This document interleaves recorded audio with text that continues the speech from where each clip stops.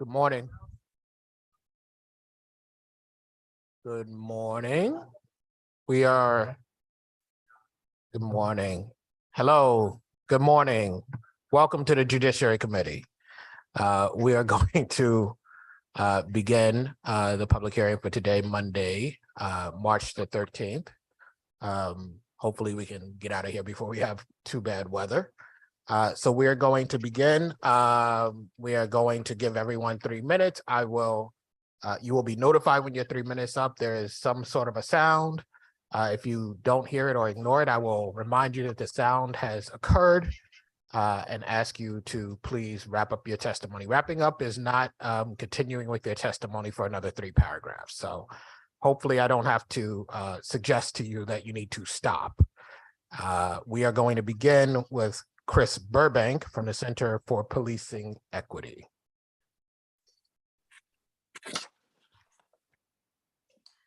Good morning. My name is Chris Burbank. I am the former police chief of Salt Lake City, having spent 9 years in that position. During that time, I served as vice president of the Major City Chiefs, an association of the 70 largest cities in the United States and Canada.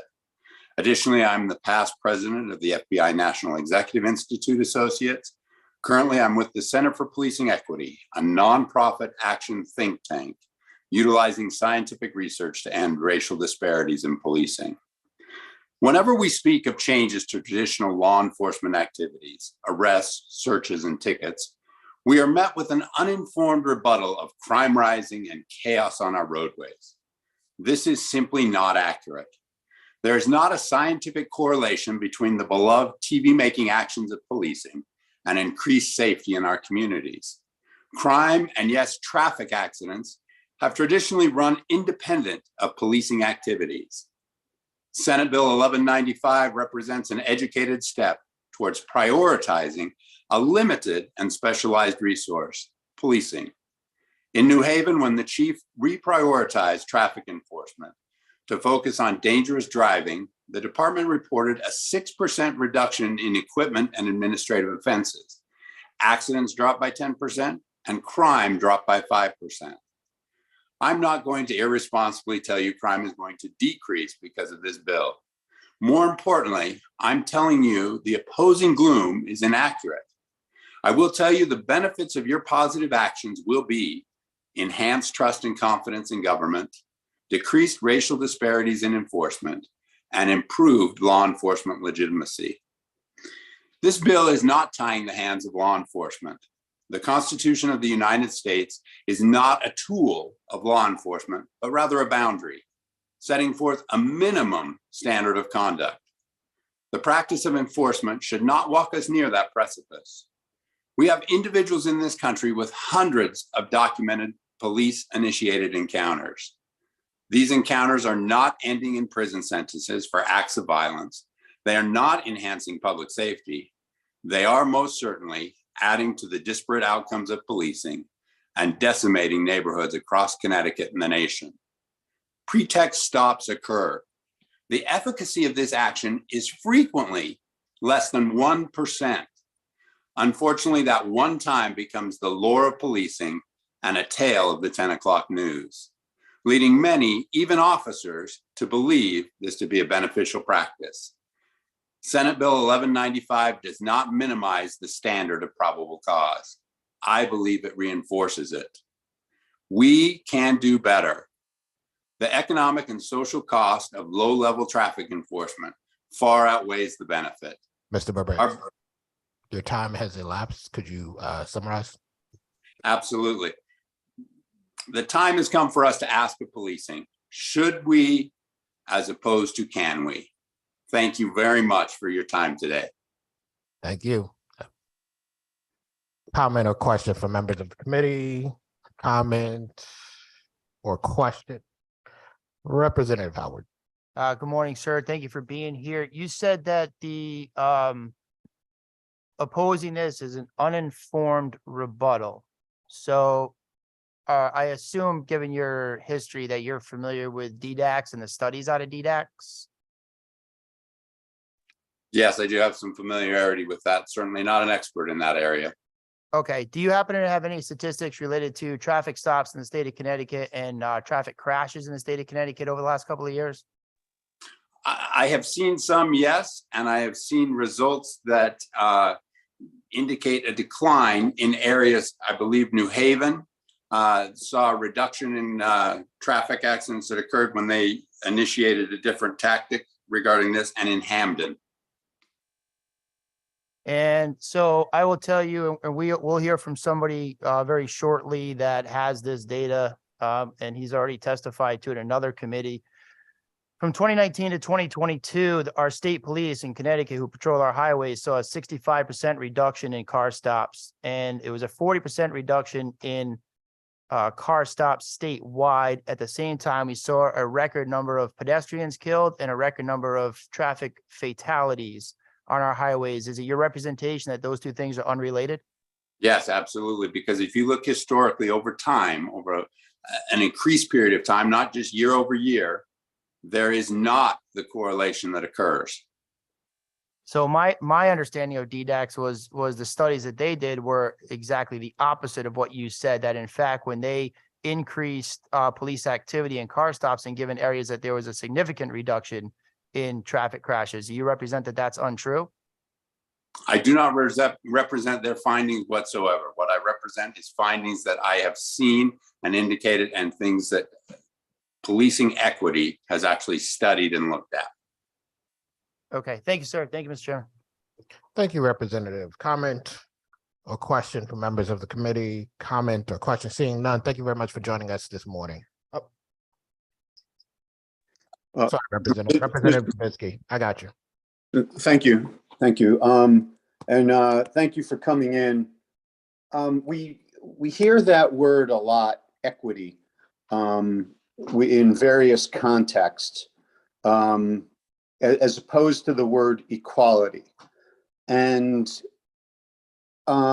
typically we hear it in the context that a given individual starts at a more disadvantaged position, so therefore needs a greater benefit in order to essentially catch up. How does that term fit within the law enforcement context? What does it mean when you're talking about law enforcement?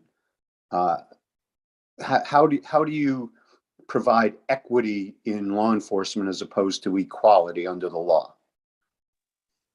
So when we speak of equity, we are speaking of how police take enforcement action. And so most of what we see is not based on individual officers being racist and going out and stopping individuals, either black or brown. What you see is the direction that they take are impoverished communities in certain areas of town. In fact, we've seen in parts of the country where down the street from a church on a Sunday afternoon, who are they targeting, or who are they specifically stopping? There's nothing that indicates that that particular roadway has increased crime. It is just a population of people that they are stopping. And we see this across the nation. So in Connecticut, as I understand from your own studies, it shows that if you are black or brown in Connecticut, you are almost 2 times more likely to be stopped by the police.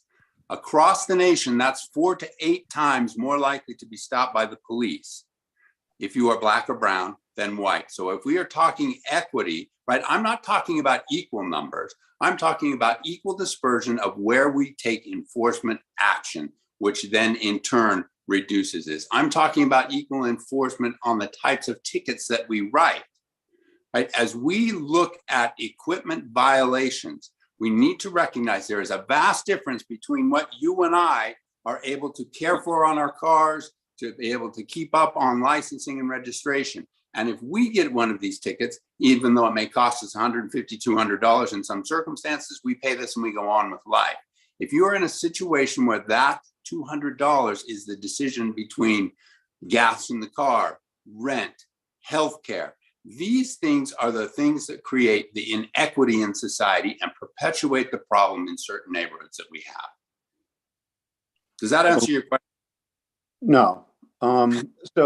So you're saying that people should not be treated equally they should be treated differently based on whether they can afford to pay the fine? Oh, no, absolutely not. We should make equitable decisions on where we conduct traffic enforcement activities. Okay, shouldn't that be equal as opposed to equitable? I don't think equal is an appropriate term when you talk about. So you're talking on any given neighborhood, on any given roadway. If you do one traffic stop, you need to do that on every other roadway if you're talking equal. What I'm talking about equality is what you think about. A good example for this, and it takes it a little out of the realm of traffic stops, right? We know from good science that drug and alcohol issues exist in all levels of society, regardless of race, regardless of socioeconomic status. So if we take the same level of enforcement for drug activity and put it on any university campus, we are going to encounter the same number of possession cases, the same number of alcohol problems and issues. But we don't do that level of enforcement on our university campuses. We do that in certain neighborhoods in our city. In fact, we label them as the high crime areas or the problem areas, those areas. And that's where the inequality comes into play. I'm not talking about equal numbers. What I'm talking about is an equitable distribution of the activity that we engage in as police officers. Are you suggesting that all geographic areas have the same rates and the same numbers of crimes, and that police should be focusing equally on all areas as opposed to concentrating their focus on areas that have more crime? No, I'm not saying there's an equal distribution of crime. Absolutely, there are areas. But I'll tell you, when you respond, if the problem in your area is, let's say, violent crime, what does conducting low-level traffic stops do for violent crime? There's not the correlation scientifically between that. It does not increase the safety in that neighborhood. But why do we continually, as police and as community members, right? I'm not pointing the finger necessarily at the police, but our expectation of community is that they engage in those types of activities. And so what we're doing is we're creating a bunch of arrests or a bunch of interactions for things that are not actually related to the crime. And we base this on this notion of pretext that I will engage in that activity, find something else that will then lead me down the road to increased activity. And that's where I referred to the 1% efficacy of effort. So 1% of the time, that is an accurate way to do business. And when we talk about a limited resource, as we address across the country, the need for policing in certain areas, the need for policing in certain types of crime, right? It is a limited resource. Why are we then putting that resource towards a 1% efficacy rate when we can absolutely focus on other things? So do I interpret it correctly that that you're talking about essentially the broken window theory of policing, that and how does that work into this bill that you're testifying on? Would that prevent low-level enforcement that you believe will have no effect on higher-level crimes? What I believe that your effort on this bill will do, right, is reduce the disparity based on low-level interactions, right? Equipment violations, lighting violations, licensing violations, right? They're still on the books. They're still available to write as secondary offenses, but they are not the primary offense in order to engage in activities. So in order for me as a police officer, as I'm driving down the street and I look and I say, there might be something that I want to engage in, right? I'm doing good, active police work. I don't just take the easy way out and stop somebody for an equipment violation when they may or may not. There's nothing else. What I start to look for is good probable cause as to why they're engaged in activity that actually is leading to the crimes I'm trying to prevent. So I'm now becoming a much more effective police officer by disregarding or not using those as primary offenses. So that's where I believe that the effort, right, then starts to focus on what the problem is.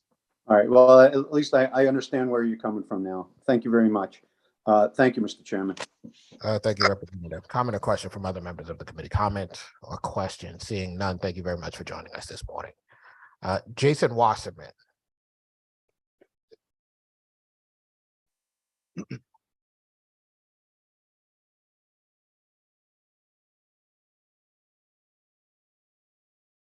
Good morning. So I'm going to, before you begin, we don't do displays in here. And if we do them, they would be very quick displays. People are not going to stand during the whole testimony. We appreciate the fact that there are people in here backing the testimony. We don't want to get into a back and forth between different groups. So thank you very much for that. You may begin. Senator Winfield, thank you, Senator Winfield. Representative Safstrom, ranking members, Senator Kissel, and Representative Fishbein. My name is Jason Wasserman. I'm with the Restorative Action Alliance. Before I talk, I want to acknowledge the work that Cindy Prizio and One Standard of Justice have done in getting us to be talking about Senate Bill 1194, which pertains to the registry. I'll get into that in a second, but also want to thank you, Senator Winfield, for the work that I've seen you doing to get us to the point where we can even come here and talk today. So sorry, I'm a little nervous. So this bill specifically applies to individuals that were placed onto the registry, that were convicted and placed on the registry, but they were convicted prior to the registry as it exists in its current form. So it goes back to, you're talking about back to 1999.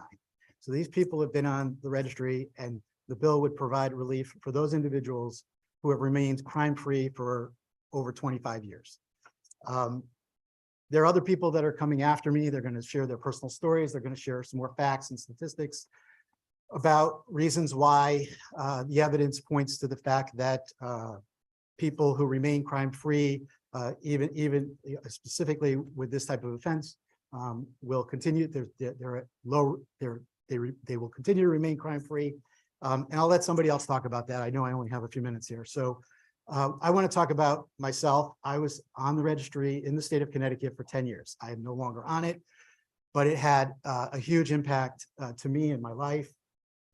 Things that you may or may not have thought about. I mean, certainly it affected employment opportunities, it affected housing, but even 10 years past the time that I was convicted, there were things that popped up in the community when I was trying to volunteer and do things that were positive for my community.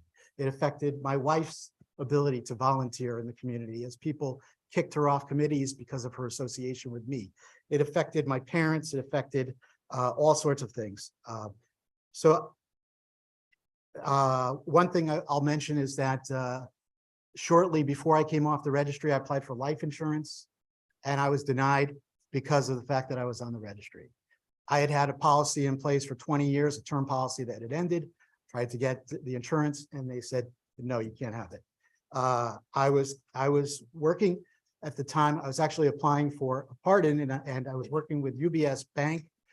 I've been with them for 20 years.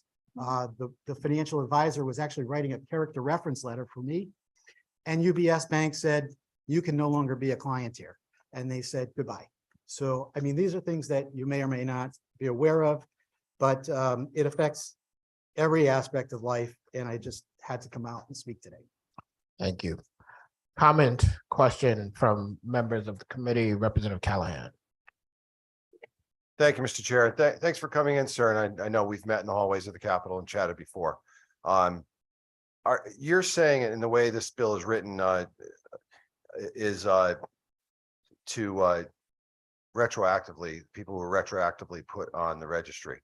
Now, would you be in favor of certain criteria have to be met, or are you looking for just, you said you've been crime-free for many years and no problems at all. You'd have no trouble, going before perhaps a board that was appointed to review these cases. Would you be okay with in favor of something like that? To answer your question, you're talking about people who have been crime-free. If they committed another crime, they're not eligible to come off now. So these are people who have lived in the community and they've been crime-free. And like I said, there's lots of statistics that show that people both age out of crime, and specifically with sex offenses, the risk profile for these individuals goes to the same as everybody else in the population. And I'll tell you, just from talking to a number of people, the folks that I've known who have been placed on a registry and gone through this type of a traumatic experience for all of these years, I feel safe around all of them. I would trust them with anybody that I care about. Okay, So to your answer, if you're asking, do I think that we should create a board to evaluate the risk? The fact that they've remained risk-free is the fact that they have not committed an offense in all these years would suggest that they should be allowed back into the community without registering. and if I may, Mr. Chair, one follow-up, is there, having sat in sex offender therapy groups for many years and watched evaluations take place, okay, if someone's remained crime-free for all the years, great. But what about subject to a final evaluation to make sure there is no risk?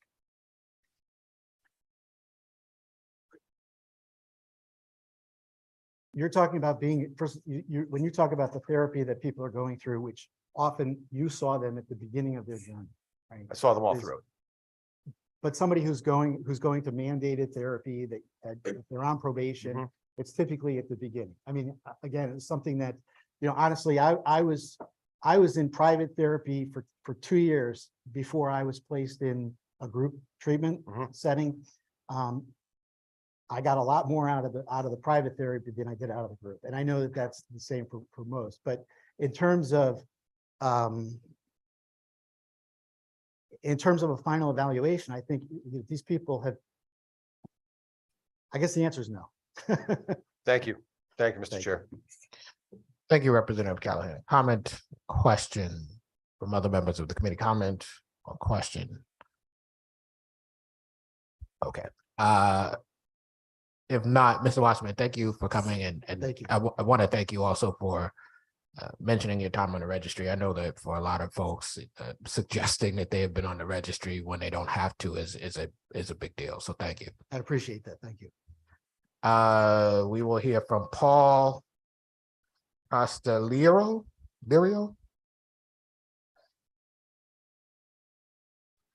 Hi, good morning. My name is Castellero. It's difficult to pronounce. My name is Paul Castellero. I'm the legal director of Centurion Ministries, which is based in Princeton, New Jersey. Centurion was formed in 1981 and is the first innocence organization in the United States devoted to freeing innocent individuals who are wrongly convicted of crimes they did not commit. I'm here to testify in support of Senate Bill 1071. I represented Richard LaPointe from 2000 to 2015. And Richard was convicted of capital murder in 1992 in Hartford, Connecticut, but he was spared the death penalty by the jury. Mr. LaPointe's conviction was based on statements that the police coerced from him by threatening to arrest his wife and to take their young son away from them.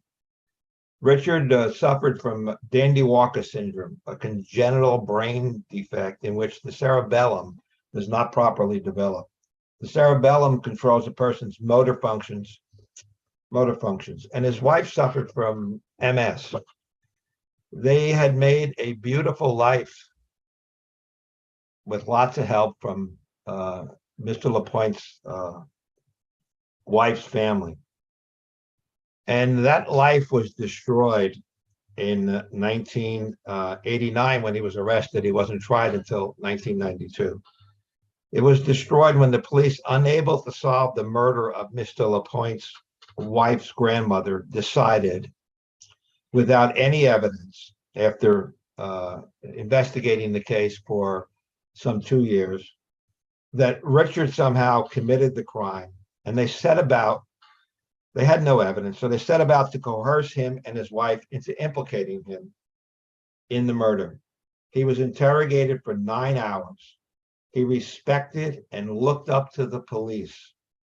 And under threats, he ultimately succumbed to their threats, giving the police 3 separate statements, none of which matched the crime scene. One of the statements was, "I hit her and strangled her. If the evidence shows that I was there and that I killed her, then I killed her. But I don't remember being there." Mr. Lapointe, fearing that his wife was going to be arrested, fearing that their son, which was the essence of their lives together, would be taken away from the family, he confessed. And it was only because of threats, despite continuously over 9 hours, and despite his, congenital brain Attorney defect. Castellaro, Pardon? your time has expired. Okay, it took 15 years to free and exonerate Richard, and that was based on the state suppression of evidence. A killer walked free, and families were destroyed, all in the name of justice, all based on improper Thank you. coercive police tactic. Thank you. Comment, question from members of the committee. Comment or question from members of the committee. If not, thank you very much for joining us to shed some light on the bill. Next, we will hear from James Williams. Good morning, Mr. Williams. When you have an opportunity, you may testify. Good morning, committee. My name is James Williams. I'm with the Republican Town Committee of West Haven. I'm here to express my support for Senate Bill 1071, an act concerning deceptive interrogation tactics. My reason is as follows. When one of our great police officers in the state of Connecticut is interrogating a potential suspect of a crime, it seems to me they're more worried about pinning the crime on a suspect than trying to find the right suspect who is actually the guilty party. Police officers often lie to the suspect by promising to them less time if they tell the truth, in which we all know a Connecticut judge only has the power to decide how much time an individual gets if found guilty of a crime. The officers will also lie about the amount of evidence they have on the individual and even use intimidation. This had led to innocent men and women of all racial backgrounds to be falsely imprisoned. Also, if in the same instant, a suspect that is actually guilty of the crime gets left free in a mistrial because of the misconduct displayed in the suspect interrogation interview by the police. The point of a interrogation is to find out the facts or close to the facts of what happened at a crime scene at any given time. Police officers must understand the minute you charge a Connecticut resident of a crime, that's the minute their legal trouble starts, in which the suspect can lose their job, their home, and their freedom. There needs to be a language guideline in which the police use to interrogate a potential suspect so the right individual is arrested and charged for the crime. Thank you, and great timing. Comment, question from members of the committee. Comment or question? I don't see any. Thank you very much for joining us today. Amber Vlangas.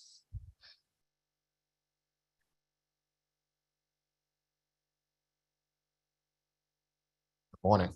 Good morning. Chairs Winfield and Staffstrom, ranking members Fishbein and Kissel, and distinguished members of the Judiciary Committee. My name is Amber Vlangas. I am a resident of Sherman, Connecticut, and I currently serve as the Executive Director of Restorative Action Alliance. We are a group of anti-carceral crime survivors, individuals impacted by the criminal legal system, and restorative advocates and practitioners. I'm here today as a survivor of military sexual assault and a survivor of the registry in strong support of SB 1194.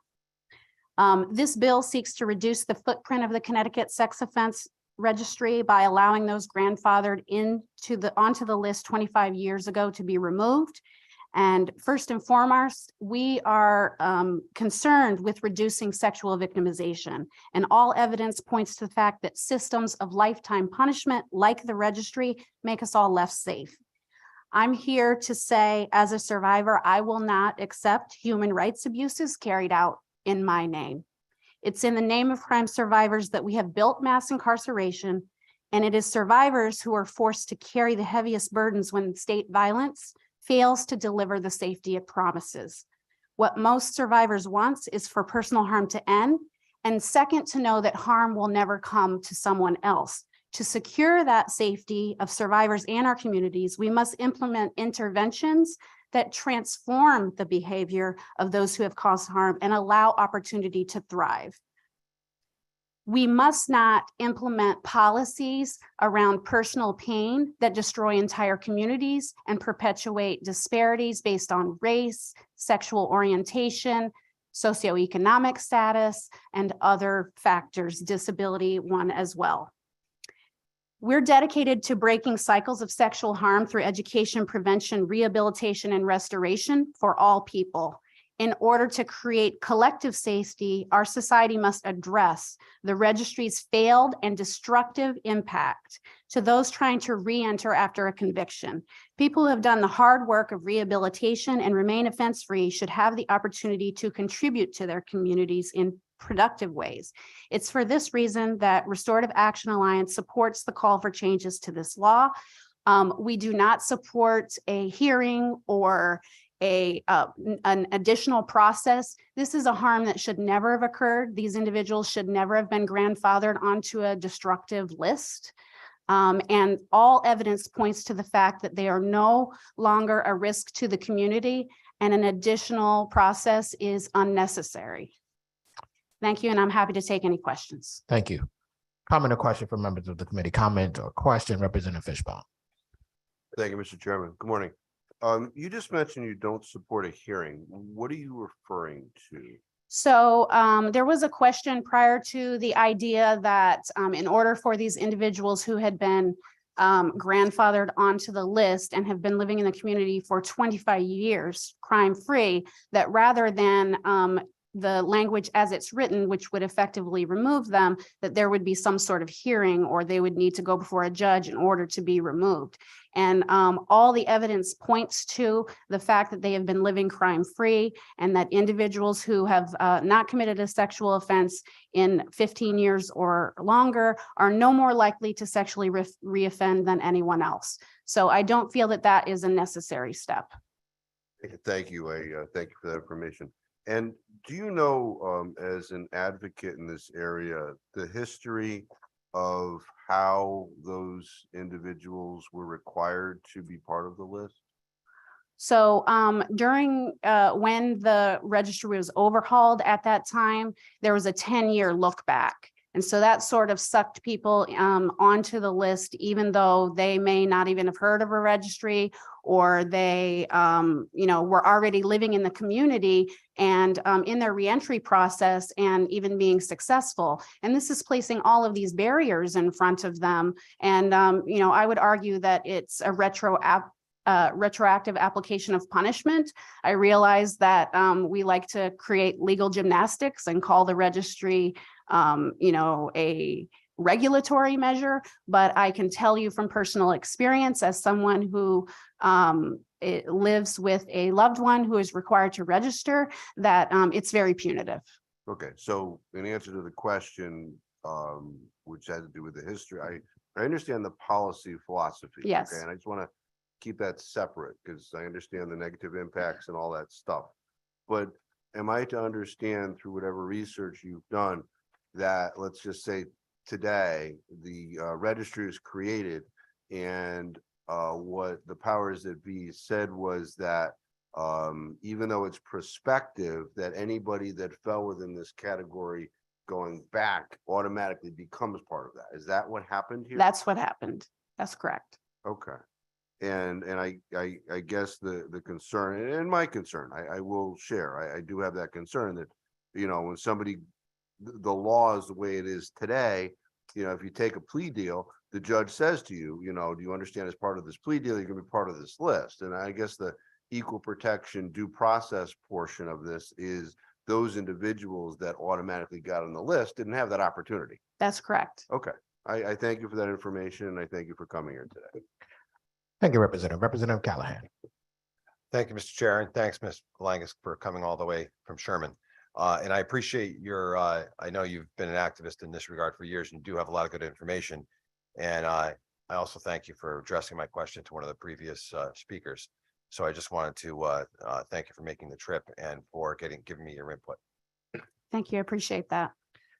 Thank you, Representative. Comments, question from members of the committee. Comment, question from members of the committee. If not, thank you very much for joining us. I'm sure we will see you again.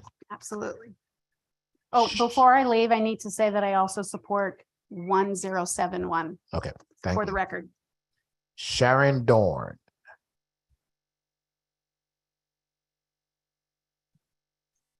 Good morning. When you're seated, you may testify. Never used a microphone. How's this like this? Good morning, Senator Winfield, Senator Stratsford, distinguished members of the Judiciary Committee. My name is Sharon Dorn and I reside in Southbury. I'm speaking today in support of SB 1194 as it regards the removal of citizens forced to register on the state sexual offense registry for convictions prior to October 1st, 1998. If passed, this would right a wrong which forced citizens to register after completion of their sentences prior to it becoming law in 1998. Many pled the Alford Doctrine at the advice of counsel and did not have any idea that accepting the plea would lead to additional punishment. Had they known, many of them would have thought the price too high to pay and would have elected to go to trial. How do I know that? Because over the last 6 months, I have spoken with and met with over 50 of those registrants. What impressed me most was the gravity of how registering affected the outcome of their entire lives. Just as they were re-entering their communities after completing their sentences, they were blindsided with learning that they would be on a public registry for life. I cannot think of another conviction that adds additional punishment after the fact. That's just one harm done to them that needs to be corrected. The public registry was implemented after certain horrendous crimes involving children made headlines causing public outrage.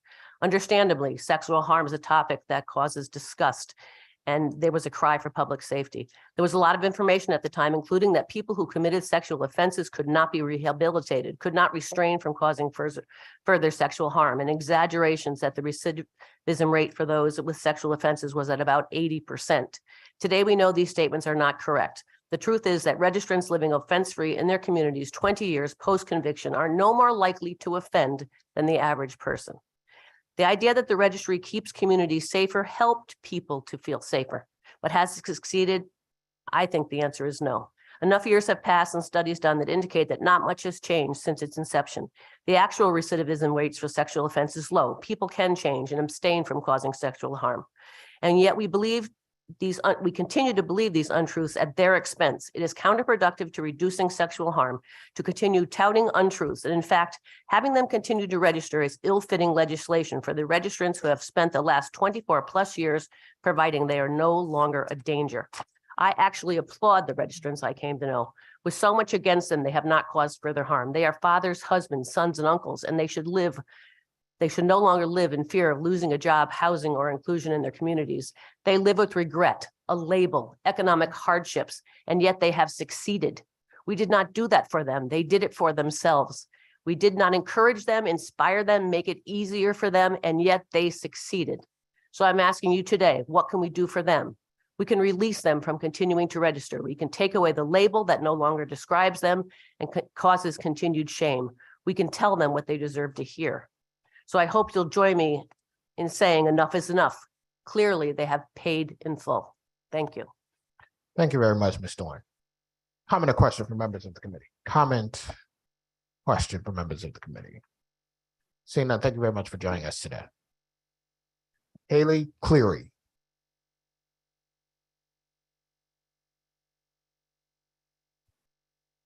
Haley Cleary.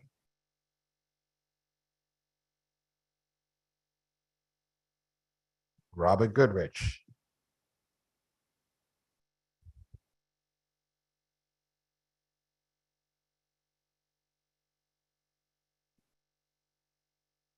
Good morning. Good morning, Senator Winfield and distinguished members of the Judiciary Committee. My name is Robert Goodrich, and I'm the Executive Director of Race an education advocacy organization in Waterbury that fights for racial equity and social justice in our schools. I'm going to give you all a little bit of our advocacy on SB 1195 and SB 1071 as it reflects Waterbury's current conditions. Despite there being an overall reduction of crime in Waterbury, especially violent crime, and for instance, in 2018, there was 460 incidences reported, and in 2022, there was only 420. Policing and military-like police presence is growing in Waterbury, including millions invested in surveillance in public spaces, roadways, and schools. Now, we value public safety and want to make it clear that policing practices must be curtailed and law enforcement personnel must have clear roles that acknowledge the biased outcomes that their over-policing always produce. Here are some facts that further support the passing of this legislation. One, the Waterbury Police Department registered the second highest rate of use of force incidents in 2019 through 2020. The Waterbury Police Department is consistently ranked as a department that exceeds the disparity threshold established in the traffic stop studies since 2017, and the second highest level of searches from traffic stops. We also have the highest school-based arrests in Connecticut at 276 last year, and the highest rate of juvenile arrest in 2021 at 352. Now, we also have the second highest rate of incarceration for adults in Connecticut at 931 per 100,000. Now, we support 1071 as a true remedy for the impact school-based policing has on our community. It is well known in Waterbury that the power dynamics that exist between SROs and students is one that is exploited on a daily basis because they're required to investigate crimes at schools that happen outside of schools, as well as to have roles as counselors in those schools as per their contract. Furthermore, we support SB 1195 as a means to create safer streets and saving lives. We all must remember that Anthony Vega Cruz would still be alive today if this law was in place, and certainly would have prevented the traffic stop that led to his extrajudicial killing by the Wethersfield police. We also support SB 1195 because it is the direct result of recommendation from a task force that consisted of multiple stakeholders, which clearly stated stopping traffic stops for minor infractions, especially ones that do not impact road safety. Now, we should affirm their work and pass this law. Finally, we believe that policing strategies that center traffic stops or traffic enforcement as a tactic negatively impact poor Black and brown communities in outsized ways. Stopping the use of low-level traffic stops creates an opportunity to address racial disparities resulting from policing practices. It is a law that can advance racial justice in our cities and state. Thank you very much, Senator Winfield. Thank you. Comment or question from members of the committee? Comment or question, Representative Fishbine. Thank you, Mr. Chairman. Good morning, sir. Looking at 1071, which is titled An Act Concerning Deceptive or Coercive Interrogation Tactics, do criminals tell the truth? That is just like a very random question. I would imagine criminals are capable of telling the truth. Yes. Okay.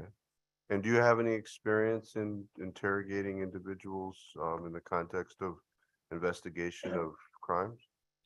So I've had interactions personally with police. Also, as an educator, I've seen school-based policing use interrogation tactics when students have been detained. Certainly. So what is the remedy under this law if a member of law enforcement in the course of an interrogation doesn't tell the truth to a individual that they're questioning? What would be the remedy? Yes. I think what happens. I think it's a process, right? There's an art to this. Once we establish roles and responsibilities and a clear accountability process, I think that police officers or law enforcement personnel should have the ability, and in this law, if it doesn't, should contain a mechanism where that some sort of enforcement action is taken against those personnel, and maybe remove them from their duties of interacting with criminal investigations. Okay, so if under this law, should it pass, if an officer says something to or asks a question in a manner that isn't truthful to the individual that they are asking the question of, they can lose their job? Is that? I think that if they're, personally, I do believe that when a police officer engages in a deceptive practice and leverages the power dynamics of their position to potentially hurt an individual, and the outcome for that individual is a negative one, they should be punished. Okay, so I guess the answer to the question was yes, they can lose their job. So what is the impact to the accused if they lied to the officer? Is it double the sentence? That would seem to be like an illogical or maybe even a false equivalency, right?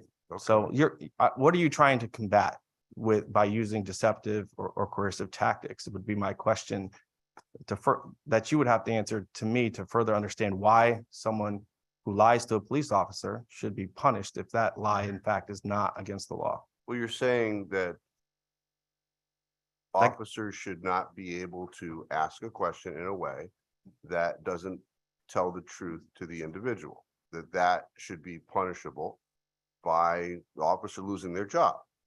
So if the officer can't lie, I would want the accused not to lie, right? To balance the equities, which we hear about in this building all the time.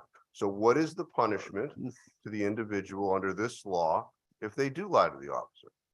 Well, I think that the paradigm that you acknowledge actually it would equivocate to equality, right? An equal response or reaction to an equal behavior. But I can tell a police officer I'm a purple unicorn, and that's not against the law.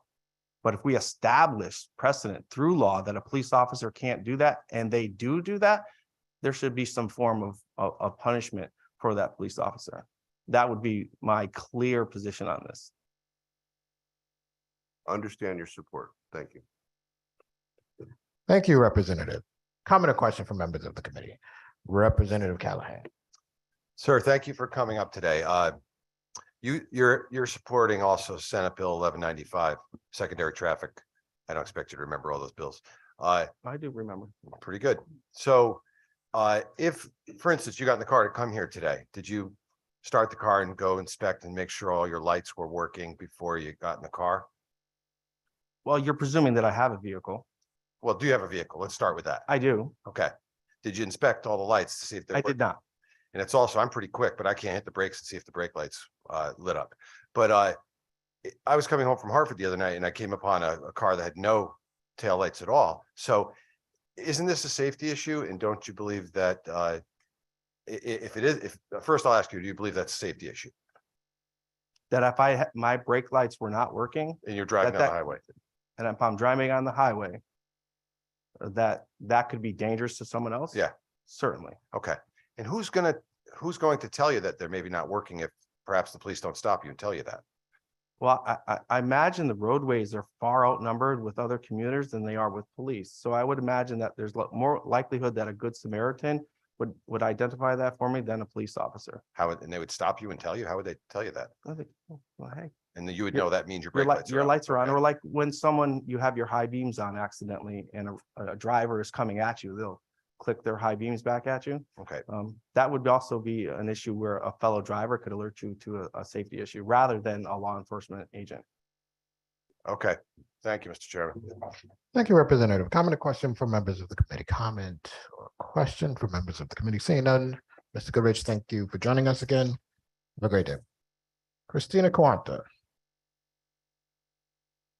Senator Winfield, Representative Stackstrom, and members of the Judiciary Committee. My name is Christina Quaranta, and I'm the Executive Director of the Connecticut Justice Alliance. We are a youth adult partnership, advocacy, and public policy organization that's dedicated to ending the criminalization of youth. Today, I'm here testifying in support of Senate Bill 1071. As you all know, this bill would end the use of deceptive interrogation tactics by police against children, and it would create a judicial check on confessions if compelled through the knowing use of deception or other bar tactics by interrogators. Deceptive interrogation tactics ultimately harm the people whom our state has made the most vulnerable, such as people of color, children, and people with mental or physical disabilities. Deceptive interrogation tactics by police frequently result in false confessions, and at least 29% of Connecticut's wrongful convictions have involved false confessions. Youth are particularly threatened by deceptive interrogation tactics because parts of the brain that control future planning, judgment, and decision-making are not fully developed until a person reaches their mid-20s.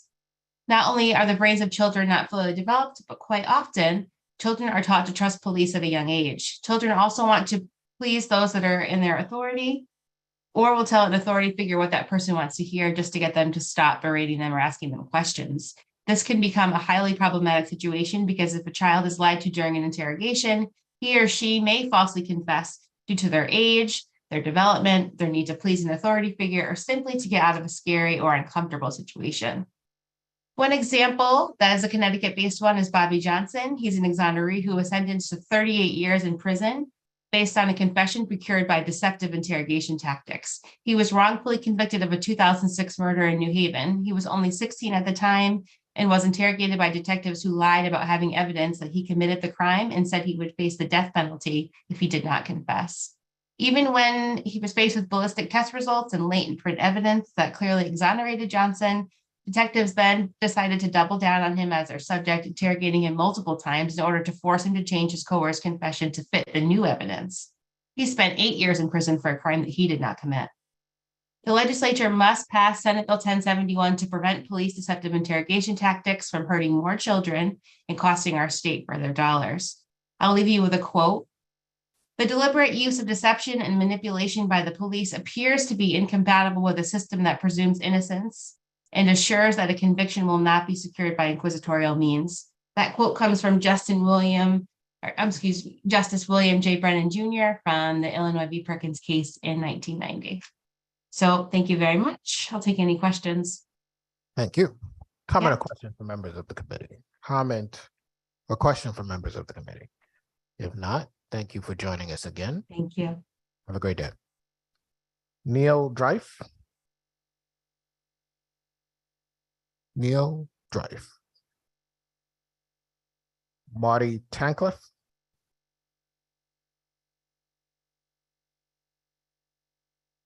Marty Tancliffe.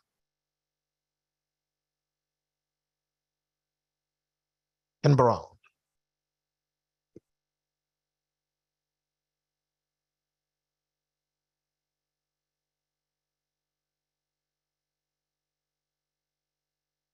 Good morning. Good morning.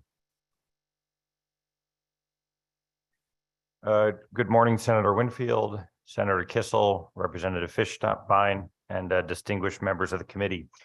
Today, I'm here to talk about two bills, Senate Bill 953, an act defining racial profiling.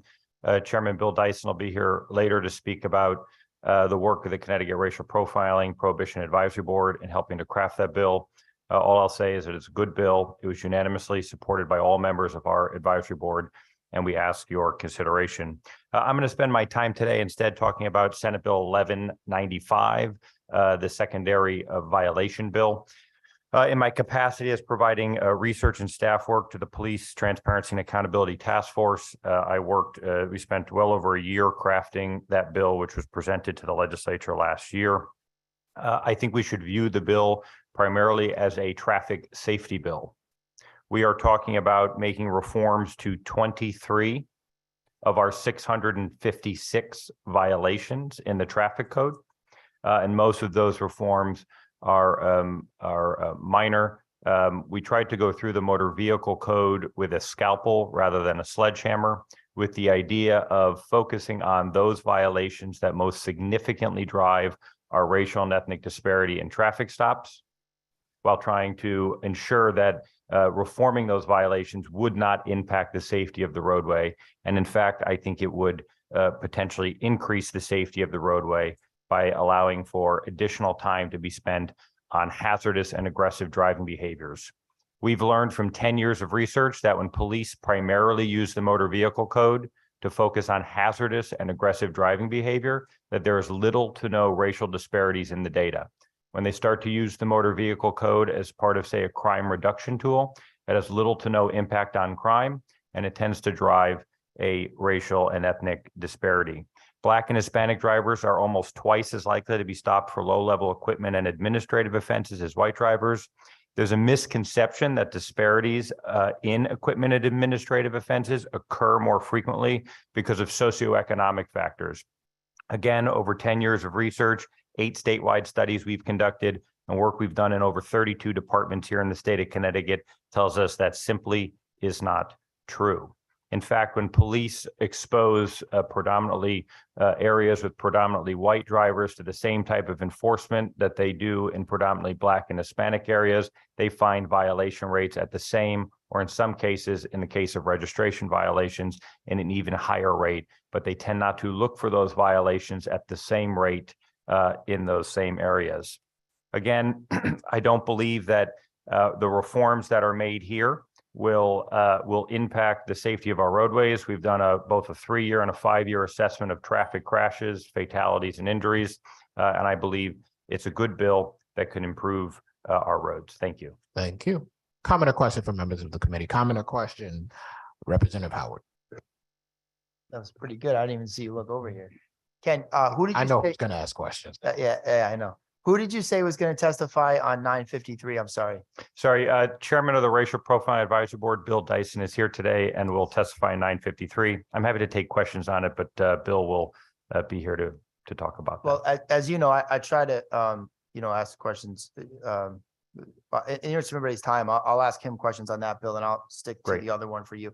So I represented to an earlier speaker, I know you were here, that you had testified earlier on the significant reduction in car stops in the state of Connecticut over the last few years, coupled with an increase in traffic fatalities. Is my representation accurate with your data?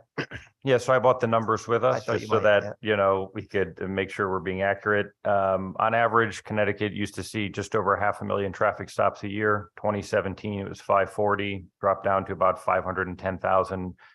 In 2020, traffic stops dropped to 242,000. It increased slightly in 2021 to 274,000. 2022 traffic stop numbers are up. They're not finalized yet, but they'll be about 3.25 this year. So it's trending up, but we're still down about 125,000 stops from pre-pandemic numbers. And I represented that according to your data, the deadliest year on record in the state of Connecticut was 2022. Is that correct? 2022 saw some of the most significant fatalities on our roadways. Yes. Right, relevant to the fatalities on the road. So I'm in agreement with you that the violations that are outlined in this bill are low level and much less dangerous to the public than moving violations. Certainly having an out tail light, as one of my colleagues said, if nobody stops to tell you, they have an out tail light, it'll lead to 2 out tail lights, and now we have a problem. The same with brake lights and so on. I think there is a safety concern there, but certainly less of a safety concern than somebody driving down Route 2 at 95 miles an hour, right? I think we're in agreement about that. If I could just, ahead. if I could just talk about lighting issues for a moment. Sure, please. Because I think you addressed it in your bill. The bill itself would make having a single headlight, Right. a single taillight, a single brake light a secondary violation. Once there's more than one headlight, taillight, brake light, it's a primary offense. I would disagree a little bit that one taillight out is potentially an indicator of leading to something more serious. The only reason why I say that is because, on average, police in Connecticut stop about 45,000 cars a year for some sort of a defective light. And they overwhelmingly, over 90% of those offenses result in a verbal warning. Now, if we wanted people to ensure that they corrected the issue, we would at the very least issue them a written warning, which would require that they go to the DMV and prove that they fixed the issue. Right. So I understand it from sort of, hey, it's a courtesy. I'm letting you know your light is out.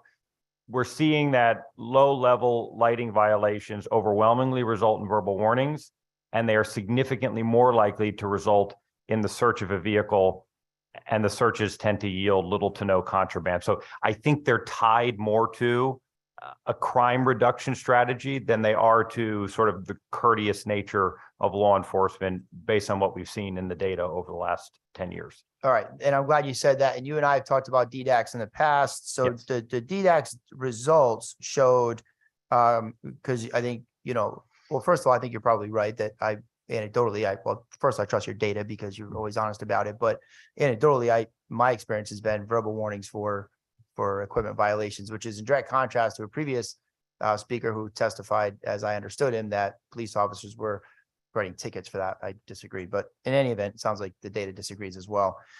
In any event, in DDAX, with a 24% increase in traffic citations, a 28% increase in officer initiated activity, so a 12% decrease in property crime, 10% decrease in violent crime, and for that 29 weeks, when those officers engaged in aggressive patrol, primarily through vehicle stops, gun seizures increased by more than 65%, gun crimes declined in the target area by 49%, Drive-by shootings went from 7 to 1 in the target area and doubled from 6 to 12 in the comparison area. You're familiar with DDAX? Those numbers I sound am. right to you?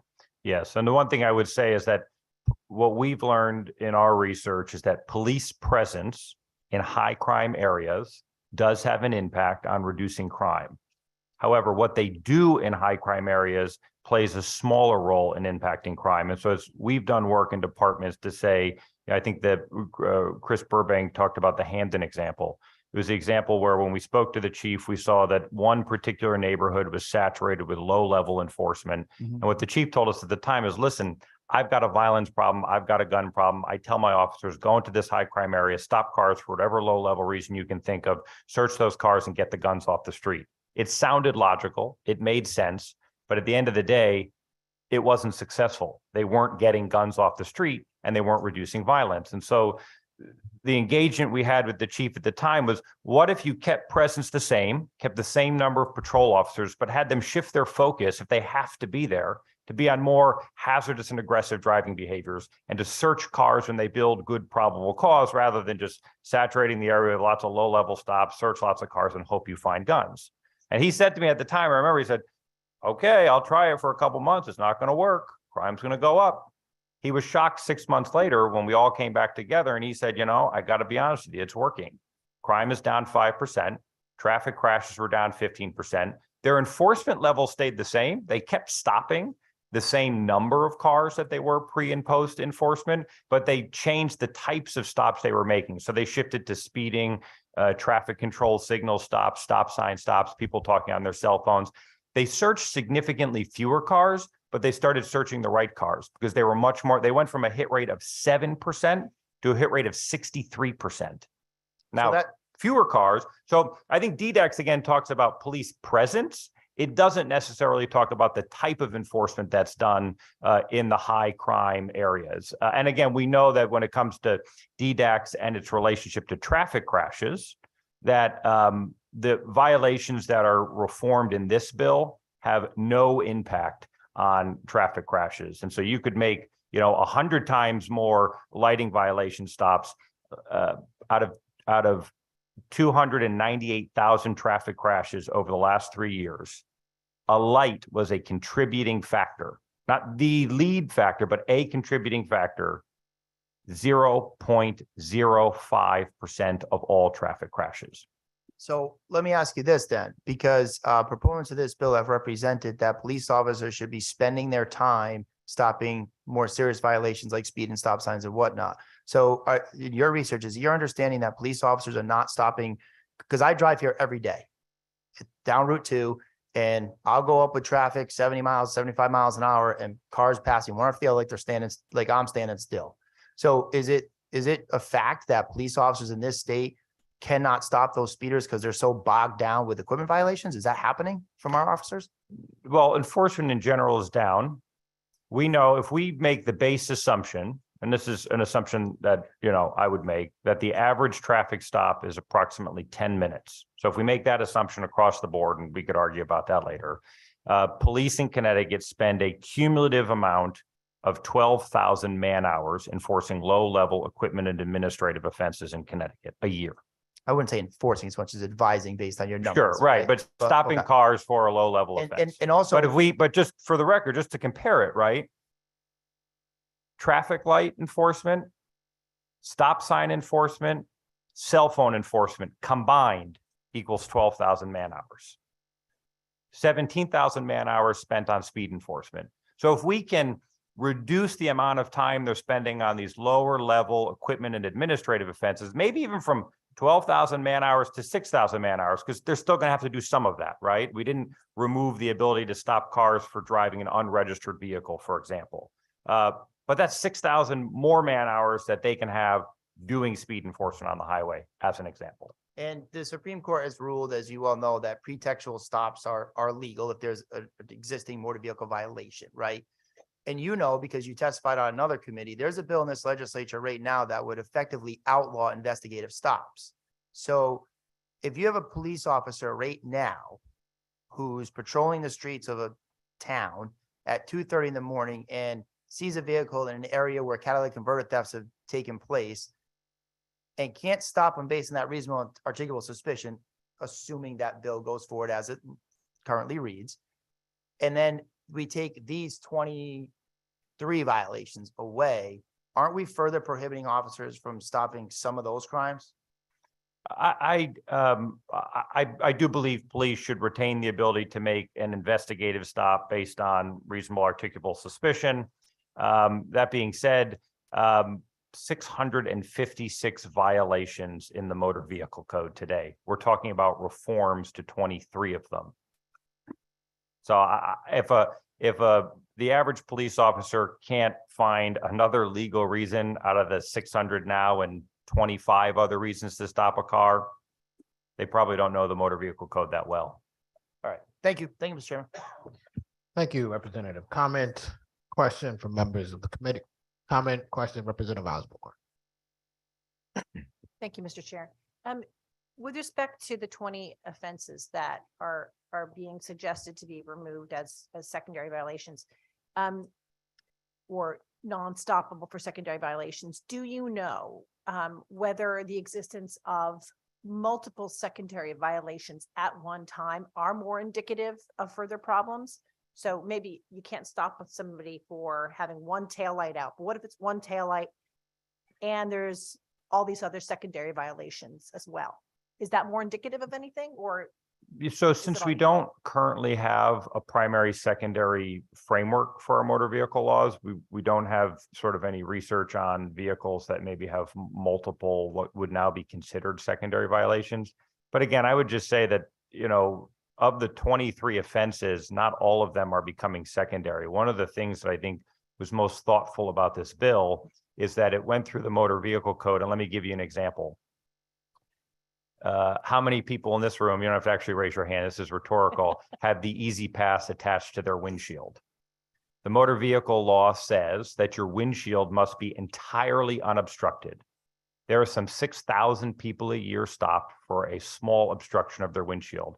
That's sort of the old, right, the fuzzy dice on the mirror sort of anecdote that you hear all the time. What this bill does, for example, is it changes the word entirely to the word substantially. So part of what the bill does is it says to law enforcement, listen, if somebody's driving around and they can't see out of their windshield because it's covered in snow or it's covered in dirt, that's really dangerous. Stop them. But don't stop the person because they have rosary beads or a mask hanging off their mirror or because they have an Easy Pass on their windshield. Let's get back to the original intent of the law. So not all of those 23 violations become secondary. Some of what the bill did was it just cleaned up the statute. And let me give you one more, because this one happens 15,000 times a year on average in Connecticut, an obstruction of your license plate. Now, it's, you know, arguably police need to be able to read the numbers and letters on the license plate.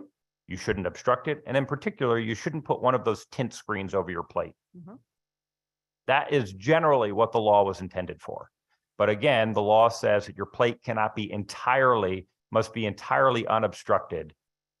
We see 15,000 or so people a year stopped because part of the plate is obstructed. And when you look at the police reports, because we've done that through research as to what part of the plate is obstructed, half the word of Connecticut is blocked from the frame of the plate advertising, say, the college you go to. Okay. Now, that to me is very clearly a pretext.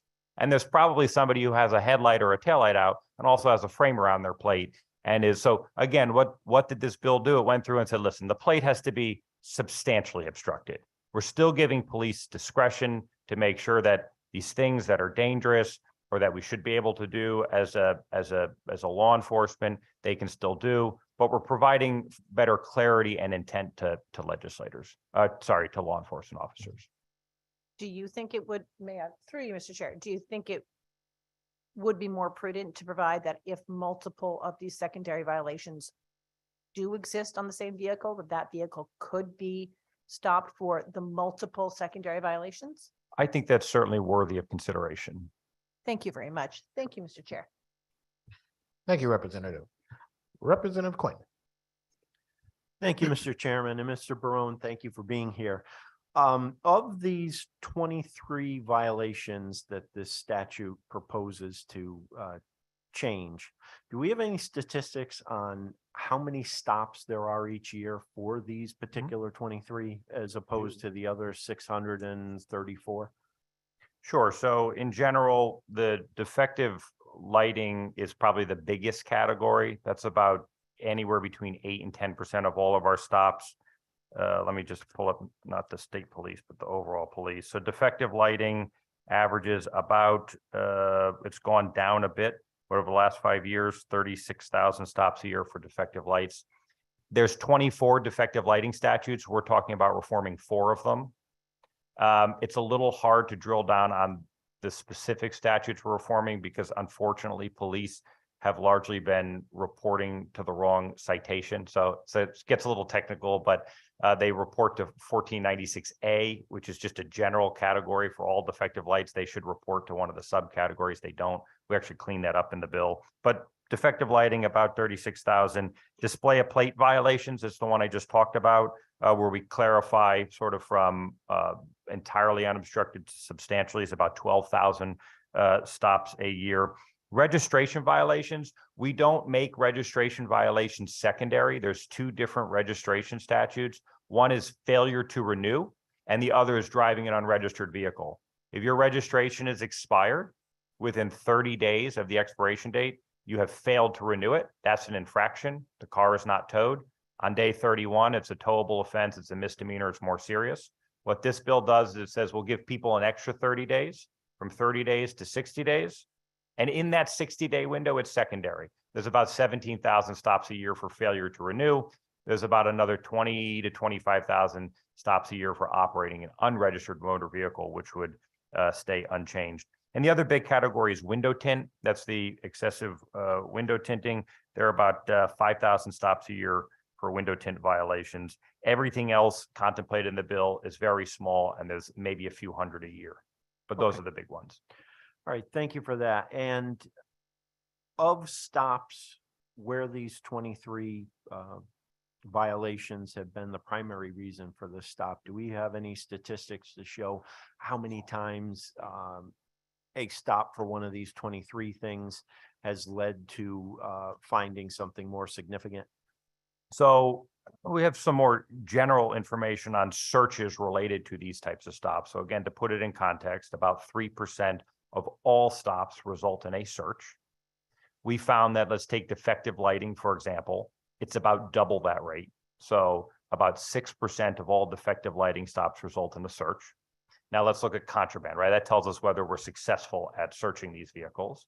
Contraband is found statewide on a search about 42% of the time. Not a bad hit rate, relatively speaking. For defective lights, it's closer to 18%.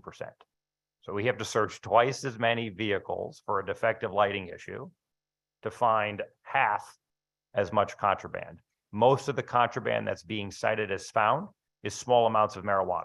We're not talking big drug busts. We're not talking, I'm not saying there's not anecdotal evidence that there was a car stopped for some equipment violation and a gun was found, but overwhelmingly that's not the case. The difference is that when police search vehicles related to when they stop a car for a safety related reason and they search the vehicle, the search tends to be predicated on probable cause at a much higher rate. For equipment violations, historically, it was predicated on consent. They were asking lots of those drivers to search their vehicle. We made changes to the consent search law, which has helped to curb some of that disparity, but some of that still exists. Okay. So you would agree then that some of these stops do lead to finding something more serious? Is there a case where an individual stop could lead to something more serious? I would say sure. No, meaning that there are times when someone is pulled over for one of these 23 things where it does lead to the discovery of something more serious. I mean, it's not zero. Sure. It'll let me give you another example, maybe related to finding a drunk driver, right? Police, for every 1,000 cars stopped for a moving violation in the state of Connecticut, 26 people are found to be intoxicated. For every 1,000 cars stopped for a defective lighting violation, 3 people are found to be intoxicated. So the number is not zero, but if the goal, for example, from a policy perspective is to try to address drunk driving, you would think we would increase stops for certain moving violations that we know are much more likely to yield a drunk driver. We could increase stops for, say, defective lighting and get a much lower return on investment, but it doesn't mean that return on investment is zero. Okay. All right. Thank you. Thank you. Representative Callahan. Thank you, Mr. Chair, and thank you for coming, Mr. Barone. And I remember you testifying on this last year as well. Just to clarify for me, I looked for written testimony. Did you submit written as well? I did not submit written Okay. testimony on this bill. So therefore, I have a couple questions. When it comes to removing these secondary violations from our statutes, are you, and I've heard you talk about that you'd like to do that because the manpower can be used in other places and more effectively. So, and if I say advocating is the wrong word, you're here advocating for that because you want the concentration of enforcement to be in another place that's more effective. I think that's accurate. Yes. Okay. Is another reason for your testimony because some of these secondary violations turn into more serious crimes? Is that another reason you're here? We have no evidence to support that. The data that we collect that would allow us to evaluate that would be the rate of custodial arrests and the rate of contraband being found. And it's significantly lower for the offenses outlined in this bill than for all other motor vehicle offenses. Okay, now my last question, Mr. Chair, is what other states have done this that you know offhand? Yeah, there's some experts that are going to testify on that later. Okay. Virginia, the state of Virginia is a big one. We actually followed that when we were doing the work with the police task force. The state of Virginia, this is sort of my opinion, took a sledgehammer to the motor vehicle code. And they kind of just took away, for example, all lighting violations. They have to go back and fix that because we know that driving in darkness with your headlights out is an indication of intoxication. We didn't want to do that in Connecticut. So we tried to be very thoughtful, very careful about the violations that we addressed here in Connecticut, not to do, for example, of what Virginia did.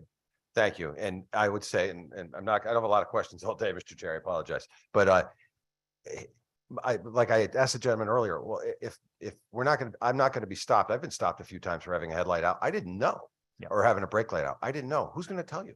I don't think a motorist waving at me is going to indicate to me that there's a light out.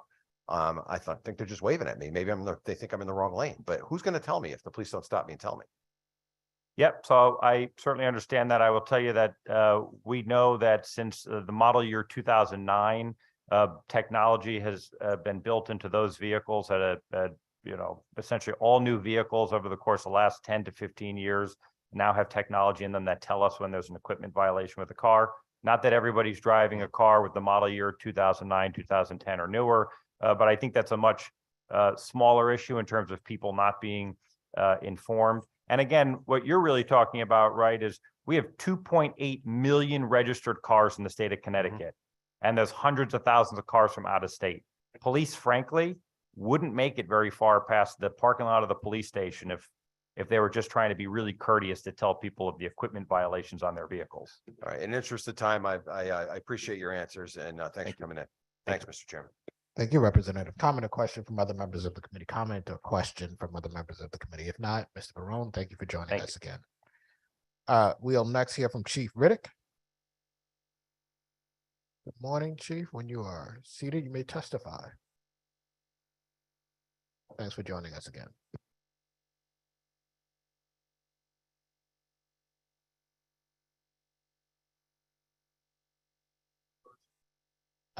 You need to turn the microphone on. There you go. Good morning, members of the committee, Mr. Chair. Good to see you again. My name is Vernon Riddick. I'm the police chief of the West Hartford Police Department, the former police chief of the Waterbury Police Department, and I'm one of the vice presidents of the CPCA. We understand from the CPCA of the intent of Bill 1071 to keep the innocent free. To that end, we've had conversations with the Chief State's Attorney, Pat Griffin, and we've offered and submitted written testimony of some language issues we'd like for you to consider for change. I'd just like to highlight just a couple in a few minutes. First, under Section 1, subsection A, 2, uses or threatens the use of physical force on a person being interrogated or on another person.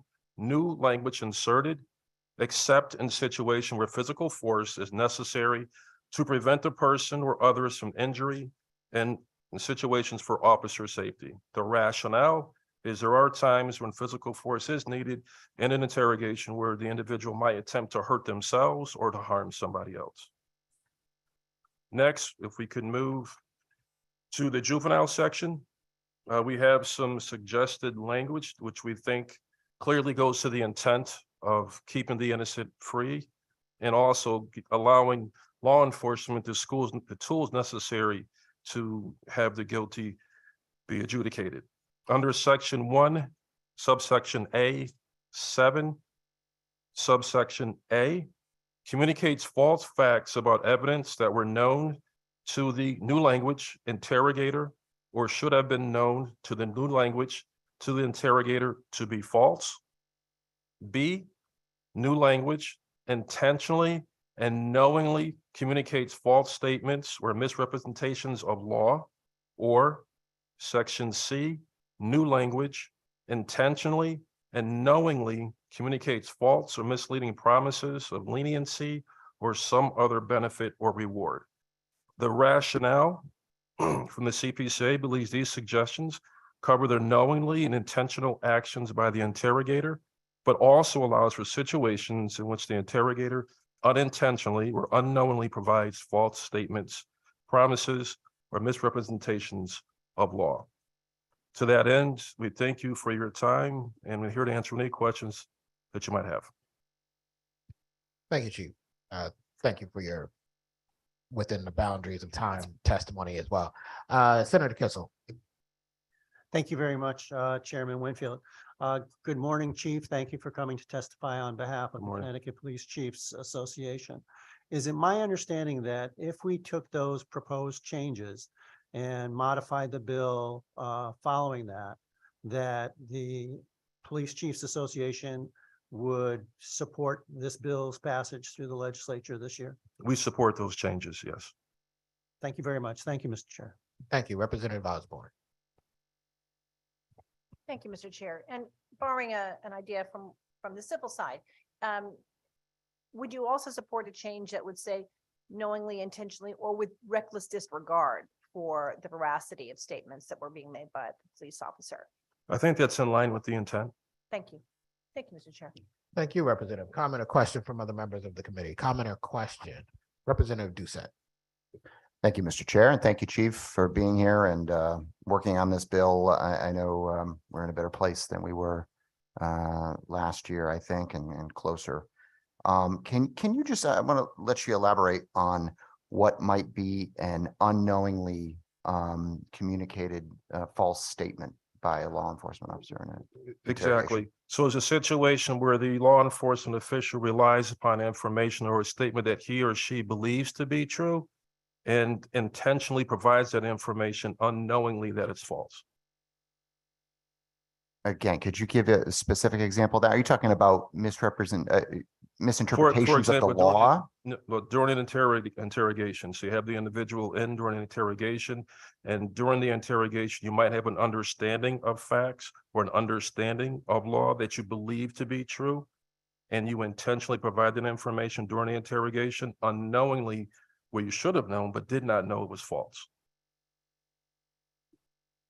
And how often would you say something like that happens? I'm trying to imagine a specific instance in which something That'll be anecdotal. I can't provide information on that, but again, we believe it clarifies the intent of the language that was already presented. Okay. I guess I'm still trying to wrap my head around that, and it's, like unavoidably, I think in this bill there are some subjective interpretations, and I'm just trying to wrap my head around that one. It does not appear to allow for opportunities for a mistake, the way the language previously was. And that's what we're trying to do. And we're more than willing to work with whomever to further clarify this, if that helps. But we believe the presented language does allow for an opportunity and mistakes to happen. Okay. And it should not be unlawful. Okay. Thank you, Chief. Thank you, Mr. Chair. Thank you, Representative Howard. Good morning, Chief. Thanks Morning. for being here. You have an extensive experience in policing. Are there been times in your career that you've done or of where investigators have used these so-called deceptive tactics, or specifically communicating false facts about evidence that led to a confession of a guilty party? I'm not aware of that. I want to make sure I'm understanding your question. the question we're trying to answer is, the issue is trying to get facts and the truth, as opposed to trying to get a confession. And we think where it goes off the rails at times is where there's a focus on just getting a confession in the absence of truth.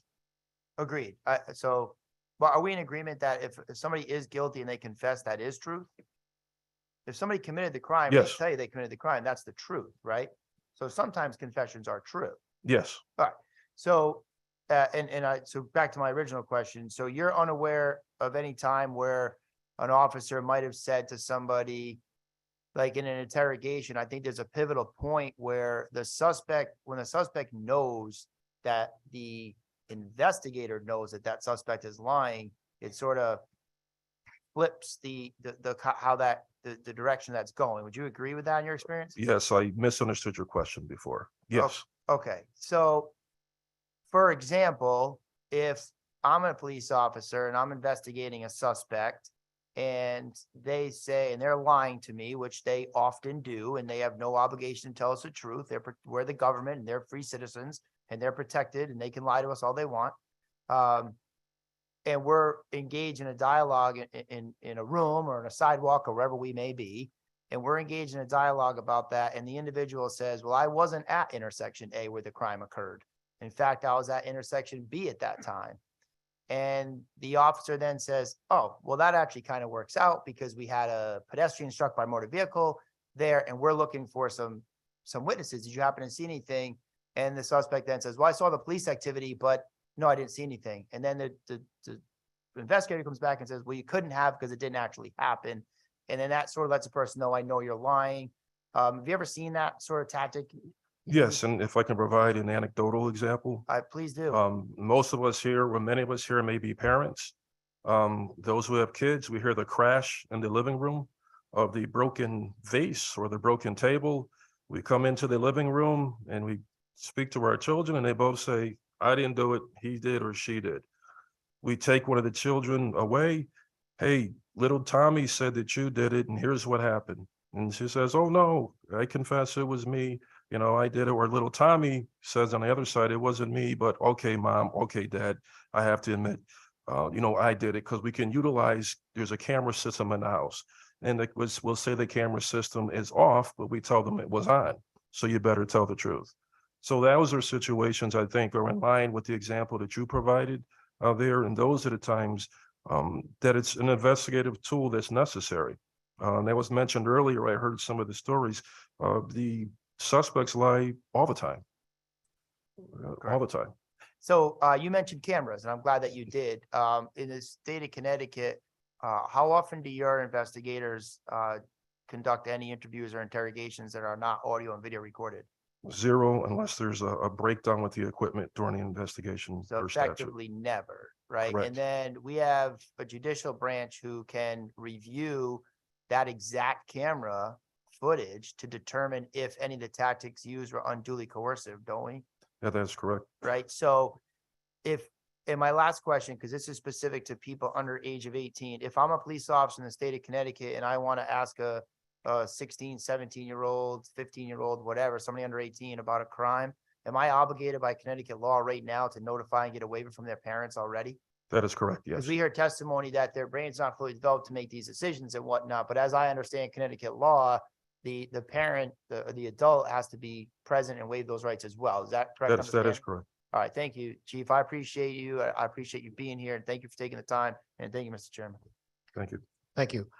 Chief, are you aware that I don't have a specific Connecticut case, but you have a long history in law enforcement. Are you aware of times when parents have waived the rights of children because they thought it was better for their children, even though it may not have turned out to be the case? That is true. Yes. Thank you. And are you under the understanding that the fact that someone lies necessarily means that they were guilty? No. So innocent people lie as well? That is correct. Usually because they are interested in protecting themselves, afraid of the situation, I would assume, right? Well, I think that's part of it. Yeah. Thank you. Comment or question from other members of the committee. Representative Fishbone. Thank you, Mr. Chairman. Thank you, Chief, for coming here today. Your anecdotal story I just want to share, when I was a young man, my parents had bought a new bedroom set. My brother and I had beds in the same room, and for some reason I decided to scratch a spider web on the bedroom on my headboard. And you know, my mother saw it, who did that, and I blame my brother. And you know, she said something like, well, I saw you. And it didn't take me very long, you know, she wasn't telling the truth. But I admit it, you know, I did bad. And I think about that a lot of times when I'm looking at this bill. You know, I think police officers should have whatever tactics available to them that don't violate constitutional rights. And certainly parts of this bill assure that. You know, certainly I'm not aware of any department in this state that denies someone medication or food or sleep, which this bill addresses, and I'm in support of that. I would expect you're in support of that as well. That is correct. And certainly it expresses that you're not supposed to threaten physical force, you know, but you do bring to our attention the fact that at times that may be necessary for the protection of the individual who's being interrogated. And it also indicates that we're going to expressly bar violating the constitutional rights of a person being interrogated, which is subjective, really, when you get right down to it. So I thank you for coming here and testifying today, but I do share your concerns. And did you, for some reason, I can't get into the system, did you submit written testimony? Yes, there's written testimony. There's several more examples and language suggestions that are in there that we believe are in line with the intent of the bill. Okay, and then you did answer in the affirmative with regard to a question regarding reckless conduct. And it appears that you would be acceptant, you would find that addition to be acceptable. Why is that? Well, the term was reckless, but I would probably use reasonable. There has to be an element of it, even if it's intentional or unintentional and unknowingly, there has to be a reasonableness to this. So I thought it was synonymous with the recklessness along that line. So I think that makes sense. Okay, well, I will represent that, you know, recklessness is a legal term. Yeah. And it has an element of not caring about the end result. So with that in mind, are you still comfortable with that in there? Well, I think that's a standard that has to be proven. And my understanding of the question was that would be consideration, which would have to be determined what was reckless by a body. Is the same thing with reasonableness. Was it reasonable? Understanding that the utilization of this would be to perhaps preclude certain evidence from a matter, and perhaps an officer being negatively impacted in their employment. So, well, I thank you. Thank you for your testimony. Well, I think reckless behavior already is outlawed, so I think it is in line with that, even on a law enforcement perspective. And I do think there's something we can flesh out. We're not going to settle this today, but this does open the door for dialogue to cover that opening. I very much appreciate you coming here today in the dialogue. Thank you. Thank you. Comment or question from members of the committee, Representative Quinn. Thank you, Mr. Chairman, and Chief, thank you for being here. Getting back to the idea of video interrogations, I know you said your department does it unless there's an equipment issue. Is that the standard of every department in Connecticut? It's a statutory requirement. Okay. And so really doesn't that then address the issue of whether someone has crossed the line in an interrogation if the whole thing is on videotape anyway? It allows somebody to evaluate it in assessment. Yes. Okay. All right. Thank you. Thank you. Comment or question from members of the committee? Comment or question from members of the committee? Let me just check online. One point of clarification. 16 and 17-year-olds, the parents not required to be there. There's an effort required to make contact with them, but they're not required to be there. Is that correct? Well, I took the intent of your question, that there had to be a consultation with a parent. I just want to clarify because I Yeah. know. I understood what you meant. Yeah. And I want to thank you, Chief. As you know, there have been times when we put forward a piece of legislation and the answer from the CPCA has been no, without engaging in a conversation. I want to thank you for engaging in the conversation and providing us with some things to think about. Thank you, sir. Thank you very much for joining us today. Just Zach, I always mess up your name. Nino. Sorry. One of these days I'm going to get it right.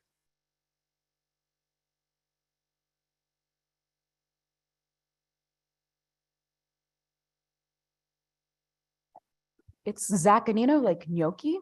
That helps out. The pasta. All right. Senator Winfield, Representative Staffstrom, Ranking Members Kissel and Fishbein, and distinguished members of the Judiciary Committee. My name is Jess Zaccanino, and I'm the Policy Counsel for the American Civil Liberties Union of Connecticut. I'm here to testify in support of Senate Bill 1071, an act concerning deceptive or coercive interrogation tactics. The ACLU of Connecticut is committed to ending police violence and racism in all forms. To build an equitable future for all people in Connecticut, policymakers must reduce policing's responsibilities, scales, and tools. Nearly everywhere, it is completely legal for police to lie during interrogation about evidence and leniency, threaten use of force, and deny physical and mental health needs to obtain a confession. Although deceptive interrogation tactics are commonplace, they frequently result in false confessions, and at least 29% of Connecticut's wrongful convictions involve false confessions. The reasons to end deceptive interrogation by police are many: an astounding lack of scientific evidence supporting its efficacy, opposition from leading experts, disparate harm to our most vulnerable residents, and Connecticut's own painful legacy of wrongful convictions stemming from deception. Deceptive interrogation has been rejected by experts, including interrogation researchers, police training organizations, police officers, and prosecutors. If some of the largest and most prominent interrogation and police training organizations are capable of abandoning this flawed practice, so too can Connecticut. California, Delaware, Illinois, Oregon, and Utah have all ended deceptive interrogation tactics as applied to children, with support from police and prosecutors, and oftentimes with bipartisan legislative support. Today, you will receive testimony about the vast harms and flaws of deception from exonerees, attorneys, experts, and legislators who supported this bill in other states. Deceptive interrogation tactics ultimately harm the people whom our state has made the most vulnerable: people of color, youth, and people with disabilities. Black and brown people are overrepresented in the criminal legal system, including in exoneration databases and instances of false confessions. Use of deception has led to an alarmingly high rate of false confessions among children. People in Connecticut have suffered directly due to the deceptive interrogation tactics by police officers, demonstrated in cases like that of Bobby Johnson. Bobby was just 16 when he was interrogated by police, where he was threatened with the death penalty and separation from his parents. Deception also results in enormous financial costs to the state. Wrongful conviction suits involving deceptive interrogations have alone cost taxpayers about $50 million. I refer this committee to my written testimony for additional information in cases. The ACLU of Connecticut strongly supports this bill as an essential step in creating a more fair and just criminal legal system and ending mass incarceration.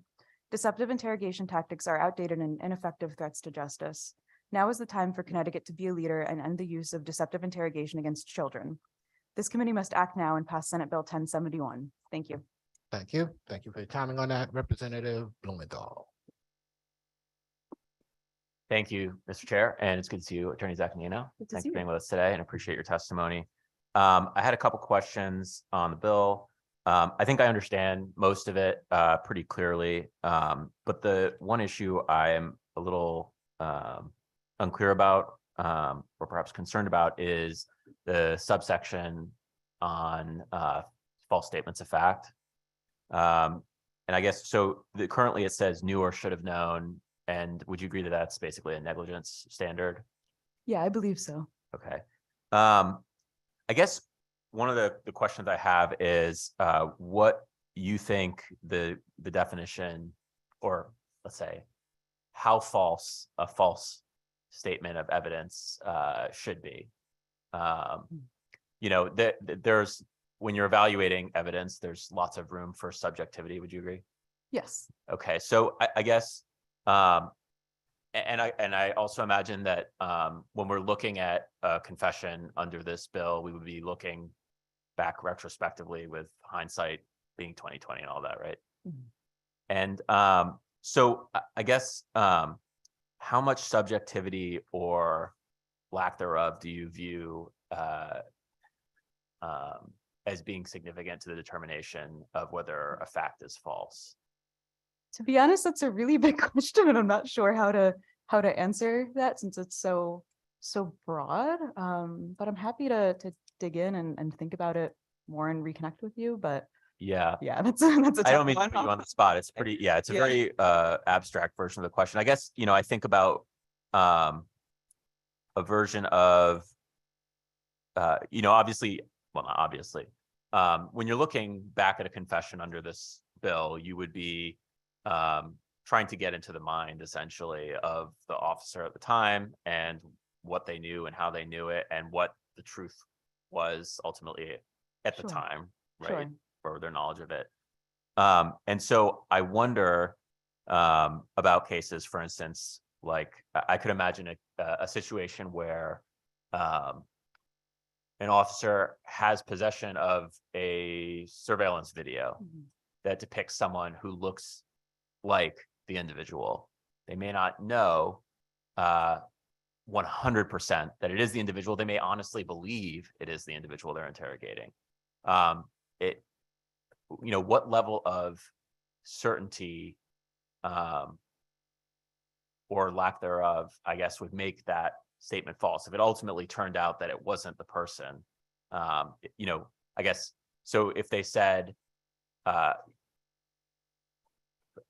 I'm not expecting you to have a definitive answer on this, but I guess how should we think about if you have a surveillance video, the officer, the person looks like the individual involved or being interrogated. The officer believes it's the person who's being interrogated and says, "We've got you on video at the scene," but it then ultimately turns out not to be that person. How should we think about that sort of situation under this bill? That's honestly something I want to think about for longer than being on the stand. But I would definitely also encourage you to ask our counterparts at the Innocence Project that too, they might have more informed thoughts. But yeah, I'm happy to keep thinking about that and connect with you afterwards. Sounds good. And something else I was thinking about is whether you imagine there being some sort of materiality requirement for a confession to be excluded because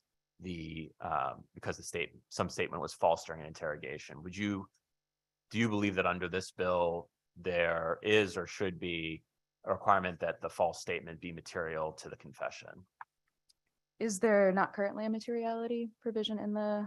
I don't believe I saw one explicitly, but I may be incorrect. Okay, honestly, I don't mean to put you on the spot. Yeah, amendments to the bill are things that I would want to think about for longer rather than going on the record now, but happy to chew on that. I know that there have been other folks that have submitted proposed changes too that I just haven't gotten to look at yet, but I'm definitely planning on digging in today. Well, I appreciate your testimony and you being here with us today. And there's a lot of things that make sense in this bill. There's some other things I have questions about, and I will definitely direct some of these questions to folks who are coming later, and I appreciate it. Sure. Thank you. Thank you, Mr. Chair. Thank you. Representative Howard. Thank you, Mr. Chairman. Hi, Jess. Hey. Quick question follow-up to Rep. Blumenthal's questioning. Sure. And I know that you've studied this at length. We've talked about it. You and I have talked about it at length, and I know you know what goes on in other states. In his scenario, if an officer says to in this case, be an individual under 18, we have video surveillance from the business, and then the individual confesses. And in fact, the officer does have video surveillance of the business, but it did not depict the suspect. Have other states considered that to be a false statement? For questions about other states' legislation, I'm going to refer you to my buddy Nate at the Innocence Project, just since he's worked very in depth on those bills. I'll hold and I will speak to Nate. Thank you. Thank you, Mr. Chairman. Thank you. Comment or question from members of the committee? Comment or question from members of the committee? Seeing none, thank you very much for joining us today. Thank you. Scott Raymond.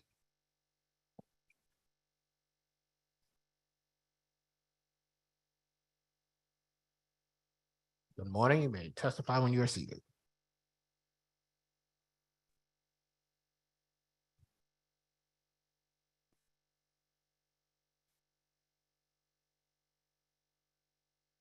Thank you, Chairman. My name is Scott Raymond. I'm a husband, a volunteer, father, and proud grandfather. I'm here today to give testimony in support of SB 1194. I am extremely grateful to One Standard of Justice and this committee for this long-awaited opportunity. In 1996, I completed my probation ordered by the court per my plea agreement made in 1993. Then years after being totally done with the justice system, I was forced to be put on the registry. When deciding whether or not to support this bill, I humbly ask you to focus on the injustice done to us. Please put aside the thoughts and emotions the ugly label the state has forced us to carry for decades brings. Think of this bill as an opportunity to let me live in peace after serving an additional 25-year sentence. I've been a hard-working, tax-paying citizen since I was 16 years old. I'm even a hospice volunteer, and I have been for over 7 years. Since 2011, I've had both hips and both knees replaced, yet I continue to work, usually multiple jobs, because finding quality work is practically impossible. So my 65-year-old wife of 23 years still carries a cocktail tray around Foxwoods to provide our medical benefits. I'm only 60. I should be the one providing for our needs. Let me illustrate how virtually impossible it is for me to obtain gainful employment. While working at Mohegan Sun for 18 years, I received numerous Employee of the Month and Perfect Attendance awards. In fact, I even received a special recognition from the Ritchie Corporation. It's a secret shopper company, excuse me, that Mohegan Sun hired. And at my recognition ceremony, I was told how extremely rare the award is given, and I should feel extremely honored. Now, several of my former managers who were involved in my awards and recognitions now work at Foxwoods. They want to hire me, and Foxwoods has been struggling to hire bartenders since COVID. However, even with their management, even one member of their senior management, who all know me both professionally and personally for over a decade, want to hire me. But they cannot, because human resources will not let them due to me being on the registry. Respected legislators, please take a moment and truly understand what I am saying here. In a profession that I have proved for decades to be one of the best, I cannot get hired, not even by the same people that recognize and awarded me for my abilities. I have earned and deserve better. As of this year, we have all served an additional 25-year sentence while remaining offense-free. We have earned to be truly set free. Please help us by supporting this bill. Thank you. Are there any questions? Thank you. Just for clarification, so in your case, you were completely done. So in your case, you were completely done with the system. You Yes, didn't have- I agreed to a 3 years probation in 1993. I completed that in 1996. The registry began in 1998. Had the registry been part of my decision to whether to take the plea agreement, I probably would have adjudicated it differently. Okay. Representative Fishbach. Thank you, Mr. Chairman. Thank you, sir, for coming here today. I know it must be difficult because, you know, we're on camera and it's a public forum. But I will tell you that your testimony is helpful here. I want you to be able to leave here today with that knowledge. I'm totally sympathetic to the situation. My procedural concern, though, we're having this issue with, you may have heard about the clean slate legislation, which is going back and erasing misdemeanors and felonies. And evidently the electronic system for the judicial branch only goes back to 2000, and it started 2010. So everybody pre-2010, as part of this erasure, we're having them submit something to flag it to the judicial department to have those things erased. And I fear that we're going to run into something similar here. So would it be appropriate, would you find it to be acceptable? Because I want you to get the remedy that you're looking for, that you would be required to, and anybody else that falls into this, to submit a document that the powers that be create, like a one-page document. You know, this is my name, this is generally what my case was, make it go away. Would you be adverse to that? Well, I don't feel it should be necessary, sir. I never should have been on the registry in the first place, and I've jumped through enough hoops. I don't think I should have to jump through any more. I'm just looking to get through the procedure. So I understand your answer, but we found, at least with the clean slate legislation, that while we did say certain things are going to happen, computers are a lot more up to date these days. So if we open this gate, I want everybody to be potentially eligible. I also, and I hear that you've been, as far as we know, crime-free since this incident. I guess a concern on my side of the aisle is that you've got a pending charge out there or something like that. Certainly in those cases, I think we need to look at those cases a little bit differently from my perspective. But I thank you for coming here once again and your testimony. Thank you, Mr. Chairman. Thank you. Representative Dubitsky. Thank you, Mr. Chairman, and thank you for coming in. Must be difficult for you to come and testify in public like this. I've always been a kind of tentative supporter of the registry to begin with. I understand its usefulness, and I certainly want to make sure that anybody who commits a serious sexual crime gets the punishment that they deserve. My concern, though, is for people like you who already served your sentence and already made decisions with regard to your sentence and with regard to any agreement before the registry even existed, and for the state to then come back and say, oh, never mind, we have a new penalty.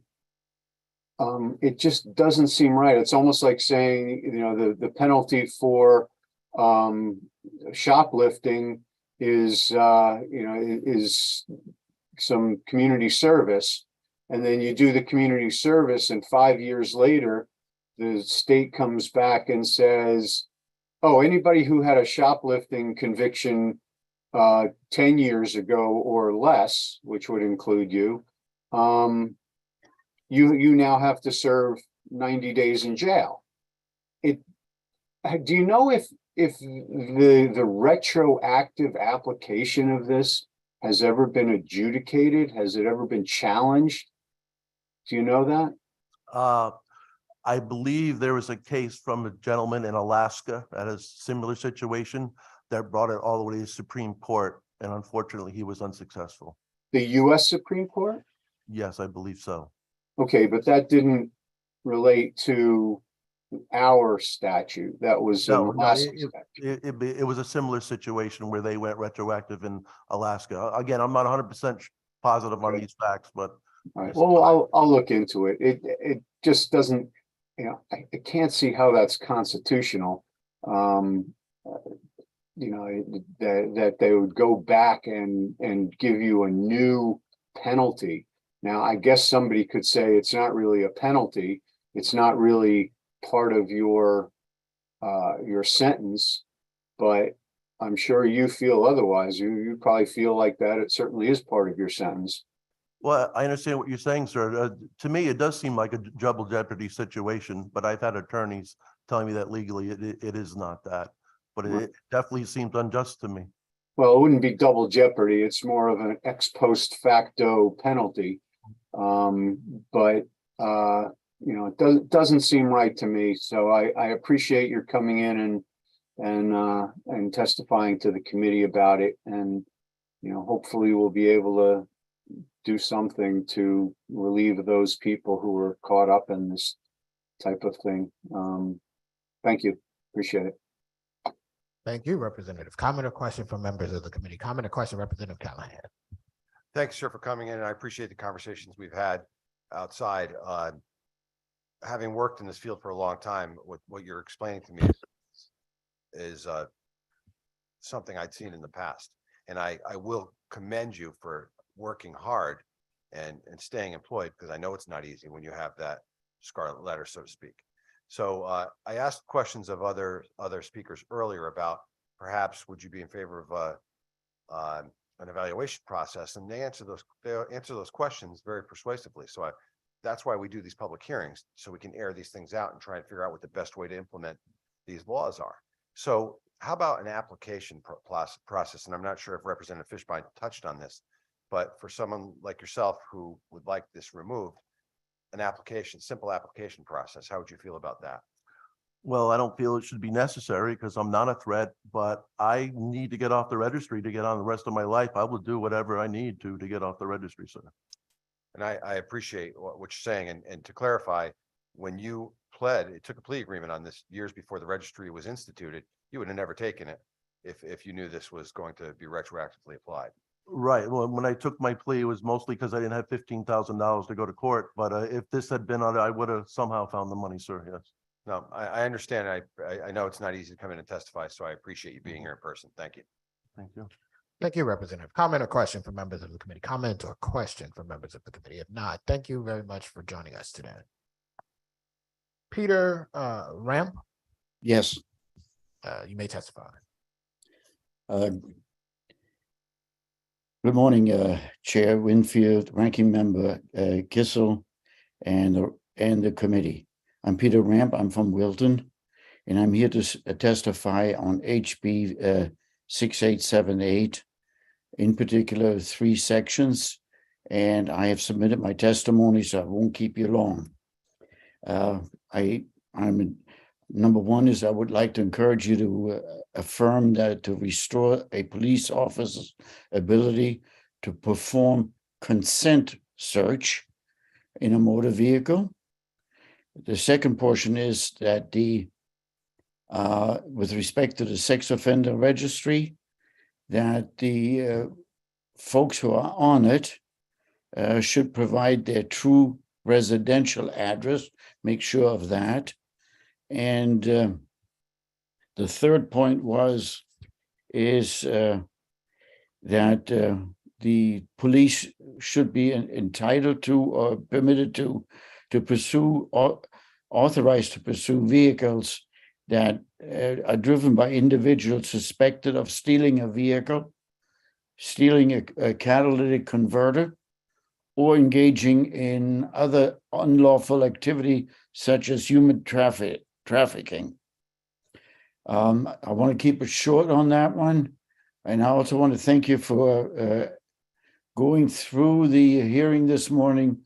I was very much educated about some of the legal issues that are facing the community in Connecticut. And I promise you that my testimony the next time around, if there is one again, will be a little bit more informed than on other issues as well. So I want to thank you for listening, and thank you for the consideration that you've given my testimony. And last but not least, also thanking you for your service to Connecticut and the legislature, which is a Herculean effort. Thank you. Thank you. And let me just say this to begin. You can be informed or not informed of anything that you want. It's your choice what you testify on. You are not required to testify to all the bills on our agenda. Thank you for joining us. Comment or question from members of the committee? Comment or question? If not, thank you very much for joining us today. Christine Cohen, Megan Scanlon.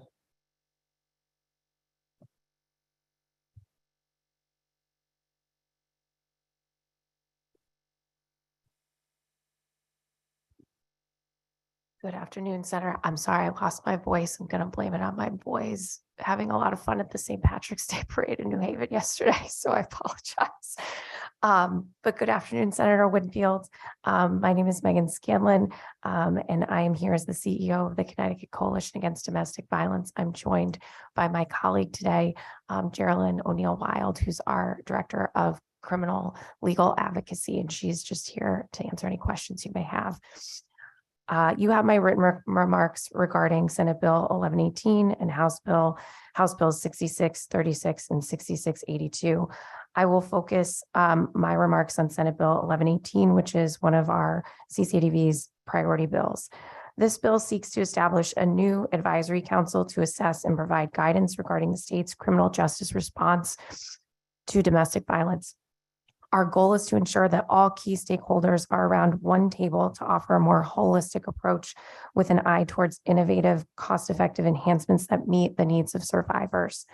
Each year, nearly 40,000 survivors seek our services across the state through our 18-member organizations, while an average of 14 people are killed by intimate partner violence annually. In Connecticut, domestic violence cases account for 1/3 of all of our criminal court cases. The prevalence and potential lethality of this crime warrants establishing an ongoing advisory council to consistently strengthen protections for victims. The council will focus on recommending uniform policies and procedures as appropriate and evaluating the feasibility of statewide implementation of and expansion of existing best practices.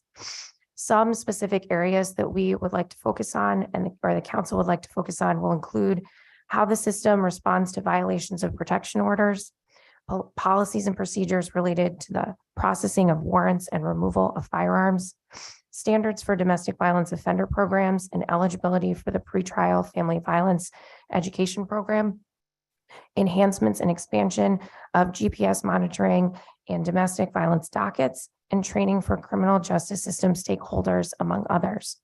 Two existing councils, one which focuses solely on law enforcement model policy for responding to family violence, and one which focuses solely on domestic violence offender standards, would be repealed and their responsibilities incorporated into the new council. Connecticut has been a leader in establishing a strong systemic response to domestic violence, but recent homicides have highlighted that much work remains to be done. The strongest system will come when all the stakeholders have clear and consistent communication with one another. The proposed council gives us the opportunity to eliminate the silos and create cohesive, coordinated response that prioritizes victim safety and strengthens offender accountability. And so we urge your support. Thank you very much. Comment, question from members of the committee. Comment, question, Representative Dubinsky. Thank you, Mr. Chairman. And thank you for coming in. I was wondering if you had any opinion about the provision in SB 1194 to allow those sex offenders who were added to the registry after they had completed their terms or after their release. Do you have any opinion on that one? So all I'll say to that is obviously domestic violence doesn't happen in a silo, and there's certainly sexual violence and an intersection there, but I would want to defer that response to my colleagues at the Alliance for Sexual Violence, because I think they probably have a stronger opinion on that piece of legislation than we do. Fair enough. Thank you very much. Thank you, Mr. Chairman. Thank you, Representative.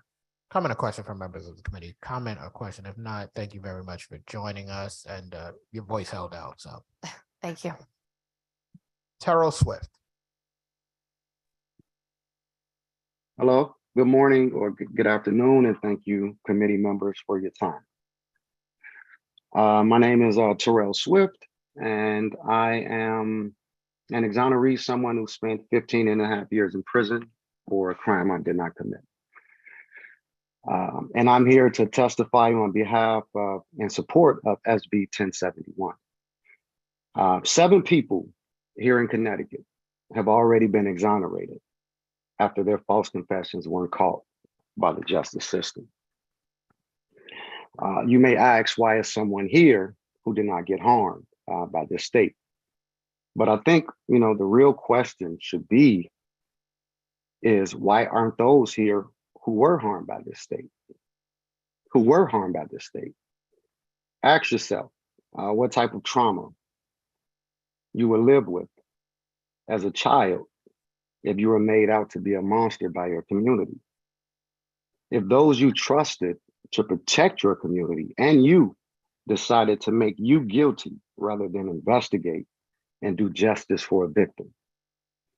Ask yourself if you could bring yourself here today to shoulder the responsibility to make it right. When I was asked to do legislative work in different states, I mean, it touches me in a way that, I mean, honestly, it could have saved my life. But the reality is what happened to me can't be undone.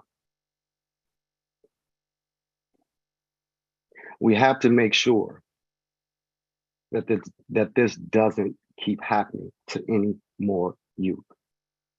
I'm here today, almost 28 years from the day where I was deceived into confessing to a crime that I did not commit. I'm here to support my exonerees who live here in Connecticut, but can't be. But I'm glad to be here today, joined by representatives in the law, where the state where I was victimized in Illinois, and the state that and also representatives here in the state where I currently reside in California. One state has far too many victims like me. The other state had a few, but both took the opportunity to act. I ask that you open your hearts in learning from them and why they acted, to do something now and not wait until more injustice comes to light. Thank you. I thank you for your time. And Thank you. Comment or question from members of the committee? Comment or question? If not, Mr. Swift, it's certainly good to see your face again.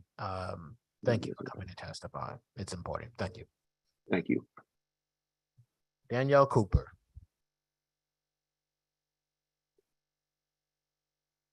Danielle Cooper. I don't see her. Oh, wait, I see you online. Good morning, and thank you very much to this esteemed committee for this opportunity to speak in support of Senate Bill 1194, an act relieving certain registrants of the requirements of the sex offender registry and clarifying registration requirements for persons transferred into the state and who reside in congregate care settings. My name is Dr. Danielle Cooper. I'm a resident of New Haven. I'm also an associate professor of criminal justice at the University of New Haven. I'm a member of several national as well as private organizations that have given me access and opportunity to learn and experience the lives of individuals convicted of sexual offenses. And so I'd like to take this time once again to speak in support of Senate Bill 1194. I think when we ask ourselves what the opportunity is presented in front of us, I'd like to bring up specifically the language of social capital, individuals who are incarcerated, but especially individuals who have experienced punishment that they were not aware of at the time of their sentencing, is not doing what we would hope to be in alignment with our goals of public safety, with our goals of deterrence. And so in addition to the fact that there are multiple publications, myself included, that have just spoken to what it means for individuals generally on the registry, but also specifically as people are facing collateral consequences in regard to their housing, in regard to the experiences of their families. And these are things that I just want to acknowledge that the research says very firmly the opportunity to maximize the humanity of people, the opportunity to serve people in a just way. This is how we achieve public safety. Maintaining these people who have been convicted and predominantly served their sentences to actually also deal with the registry's consequences is inhumane and unfair, not only to themselves, but to their family. And as I mentioned, does not serve the overall interest of public safety. I speak on behalf of myself personally, but also on behalf of the personal experience that I have on this matter. I thank everyone else who has taken time to testify or who will today, and I really appreciate you all for hearing out this very important bill. Thank you so much for your time. Thank you, Dr. Cooper. Comment or question from from members of the committee? Comment or question from members of the committee? If not, thank you for joining us again, and thank you for your continued work. Representative Candelora.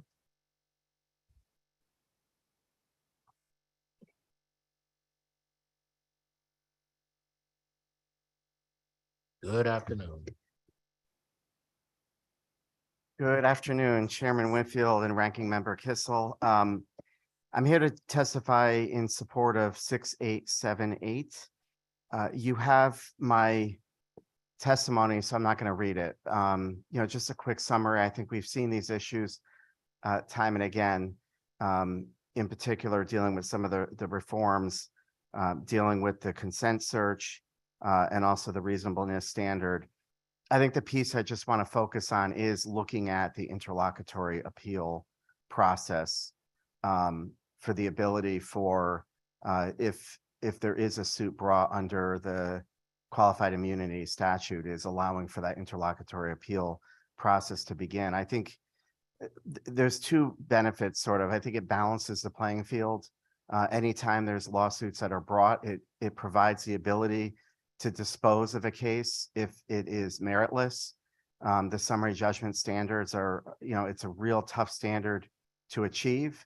But I think if that process is able to be put in and work itself out, I think it removes a lot of sort of the stigma and the concerns on the front end with governmental immunity and how that potentially could apply.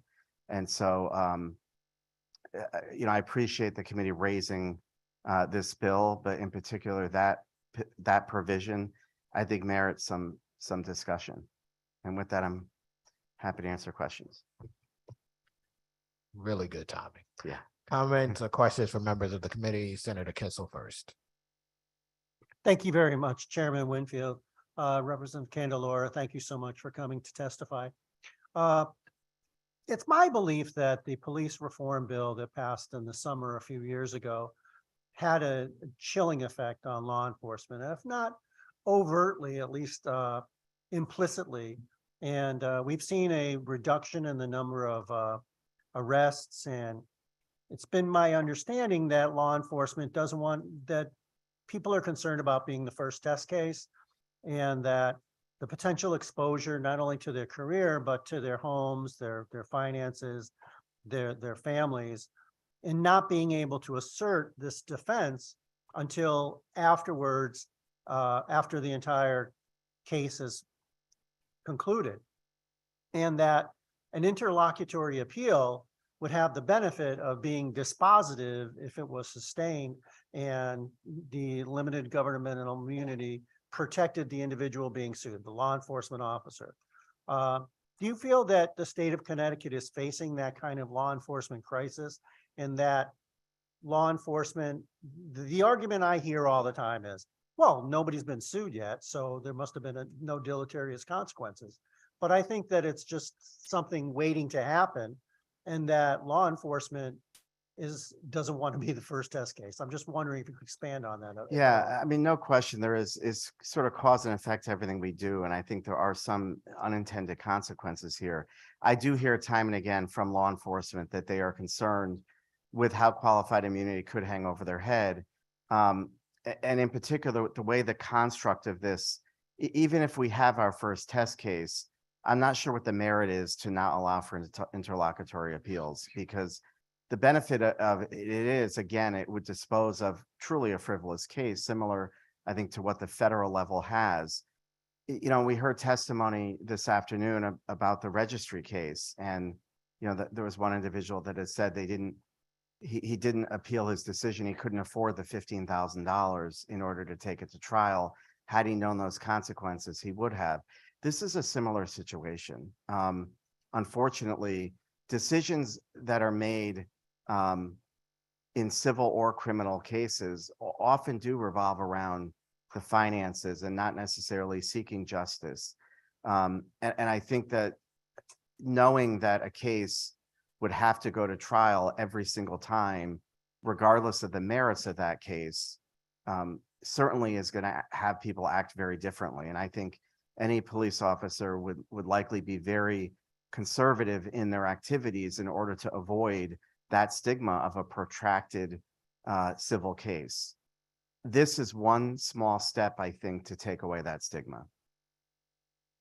And thank you very, very much. And I have to give props and kudos to my friend and colleague, Representative Howards, because I learned so much about law enforcement from him and all the work that he does being part of that thin blue line.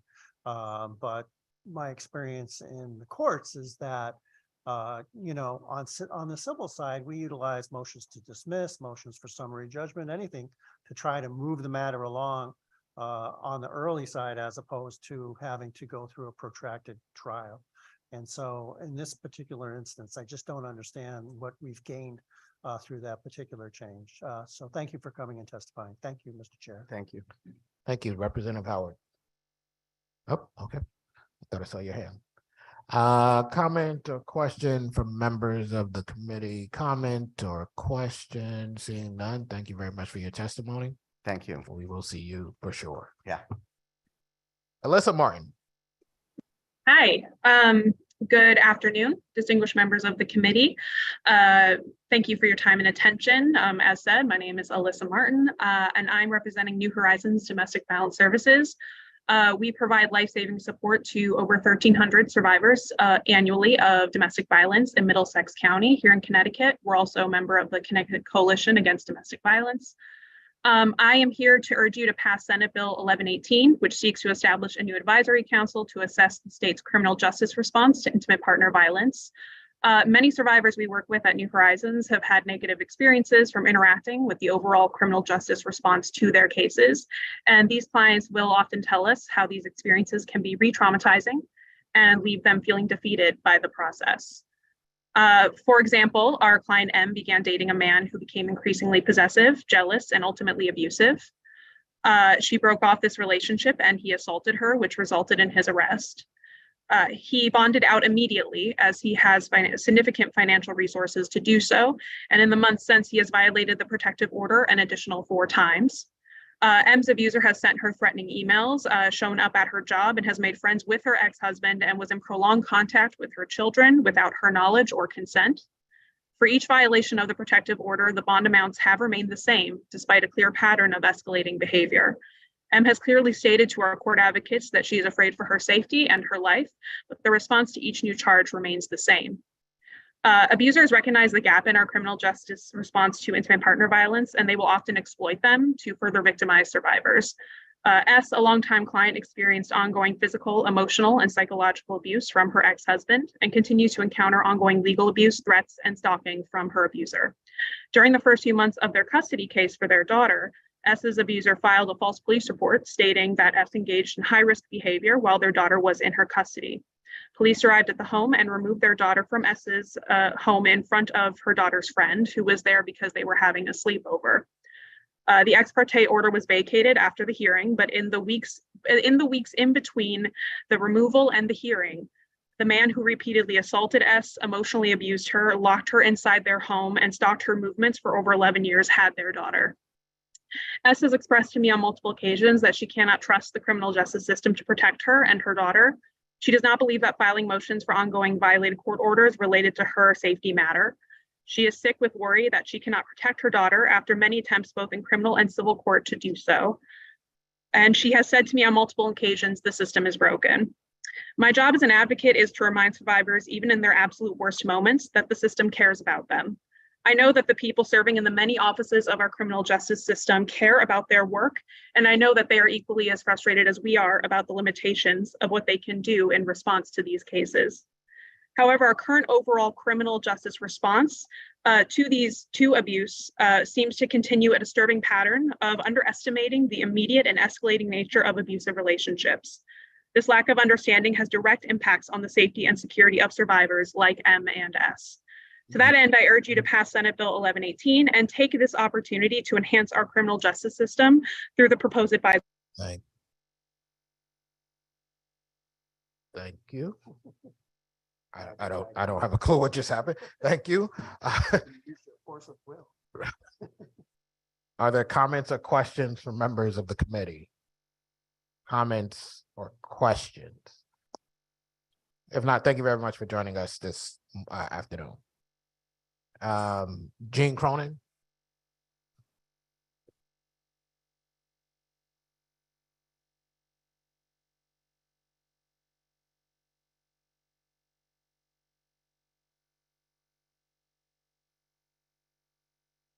Is that on? There it is. Senator Winfield, Senator Kissel, Representative Fishbein, and members of the Judiciary Committee. My name is Jean Cronin. I'm the Executive Director of the Connecticut School Transportation Association, more commonly known as COSTA. And I'd like to speak in support of Section 4 of House Bill 6878, dealing with the pursuit of suspect policy, specifically the issue of catalytic converters. COSTA is a trade association comprised of owners and operators of school buses and school transportation vehicles. Together, our members operate more than 10,000 school buses and student transportation vehicles that transport nearly 500,000 children to and from school every day. Our member companies are completely frustrated with the rash of catalytic converter thefts that have been plaguing our bus yards. Thieves will come into the yard after hours and steal the converters from dozens of buses at a time, often cutting the perimeter fence to gain access. Some of these yards have been hit 2 and 3 times in the past several years. These have disabled hundreds of buses statewide, causing them to be out of service for a week to a month or more, depending on how quickly we can get replacement converters and how quickly they can be obtained. Distribution chain issues are currently causing backlogs of several weeks, during which time those buses sit idle. There's obviously a cost to the school bus companies, as these catalytic converters can cost anywhere from $3,300 to $5,800 to replace just the device alone. And when you add in the mounting equipment, the labor costs, it can quickly increase to $4,200 to $6,700 per catalytic converter. And keep in mind, some of these vehicles have more than one converter. But the greater cost is to the school district and the students whose buses cannot be operated without the catalytic converter. The buses impacted are the gasoline-powered Type 2 vehicles, which are the smaller buses most often used to transport students with special needs. The large diesel buses are not impacted as they do not have catalytic converters. School bus companies scramble to borrow replacement vehicles from other districts, but oftentimes students seek other means of transportation or they miss school altogether. Connecticut legislation that has previously passed places restrictions on scrap metal processors, auto recyclers, junk dealers, and persons where a person would attempt to sell these items. What our school bus companies are hearing from our local law enforcement agencies is that many of these converter thefts are part of an organized crime ring operating out of New York and New Jersey, and the stolen catalytic converters are ultimately being sold out of state. As a result, the Connecticut laws will not have an impact, and something else needs to be done. Our member companies believe that the way to stop these thefts is at the front end when the crime is being committed. They believe the police need more authority to be able to pursue a catalytic converter theft. Thieves know that the police cannot pursue them, and that is part of the problem. If the police arrive at the bus yard and catch the thieves in the act of stealing the converters, the police cannot pursue the thieves if they take off in a vehicle. Police need the ability to do their jobs, and we're hoping through new technologies or increased penalties or other items that something can be done, because what we currently have in place is just not working. So Thank you. happy to take any questions. Senator Kissel. Thank you, Chairman Winfield. Ms. Cronin, Jean, great to see you here testifying. And you actually touched a little bit upon what my concern was in the past year, led in no small part by then Senator Dan Champagne, now still Mayor of Vernon, Dan Champagne, trying to get at the tail end where these converters were sold throughout the state of Connecticut. You're saying almost anecdotally that organized crime's involved, that they may be whisking these items of high value off to New York or New Jersey, completely within the realm of possibility. But your testimony is that it's somewhat anecdotal. I have not, I've been here since the beginning of this meeting, heard from law enforcement saying that that is specifically the case. So if you could either reach out to them and get something more than anecdotal testimony, just anybody from law enforcement to substantiate that they need this extra tool in their toolkit to pursue these individuals.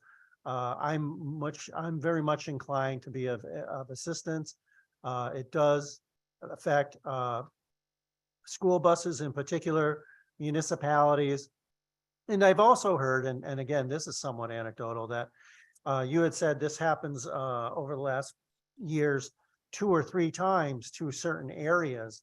And I have heard that the insurers, they'll reimburse or they'll follow through on the first, but after the first, it's very difficult to even insure your school buses should this continue to occur.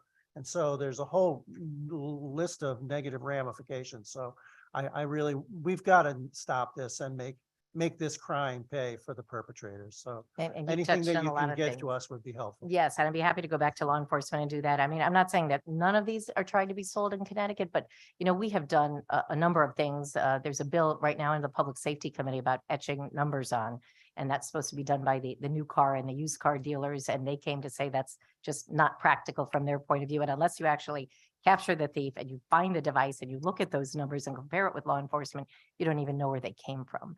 So I think the deterrent on the front end is better. We had one yard, I think it was in East Hartford, where the police actually arrived while the thefts were being committed and the person took off and they can't chase them. But we have learned there's some interesting new technology coming out, or it is out, that would allow trackers to be kind of placed on these the thief's car, if you will, from the police. It's an interesting new technology. We are looking into it. I'm happy to share what information I can find.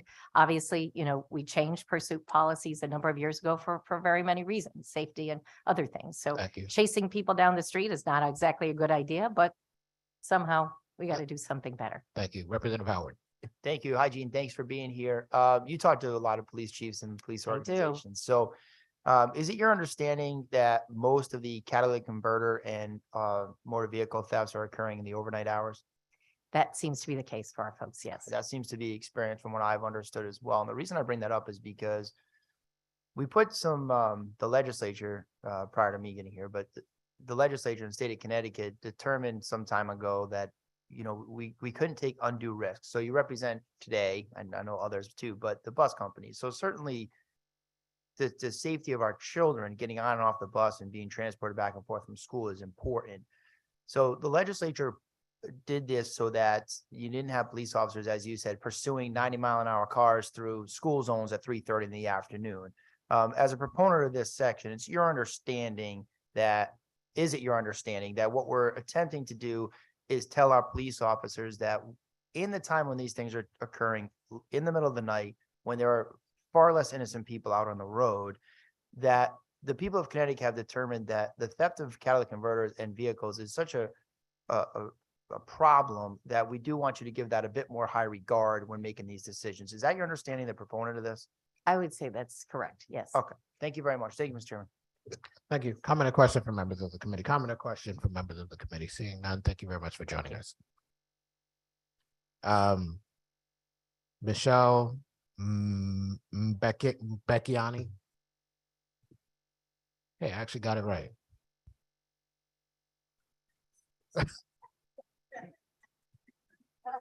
Well, then I feel good about my struggle.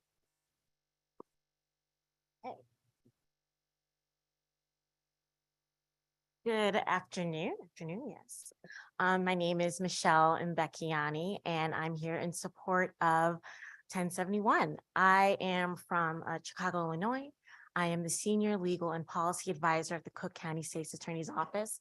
That is our District Attorney's Office in Chicago. In my role there, I have worked from Convictions Integrity Unit. I've worked on a variety of resentencing. And as an attorney, I've also seen these cases up front. So Chicago is often known as the false confession capital of the country. And that is why we led the charge to prohibit deceptive interrogation tactics against minors.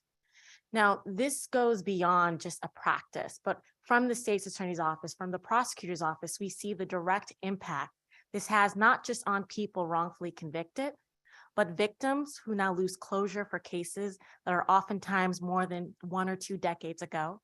From public safety, where it actually deters people, witnesses, to come forward into police custody because in fear that they can go from a witness to a suspect.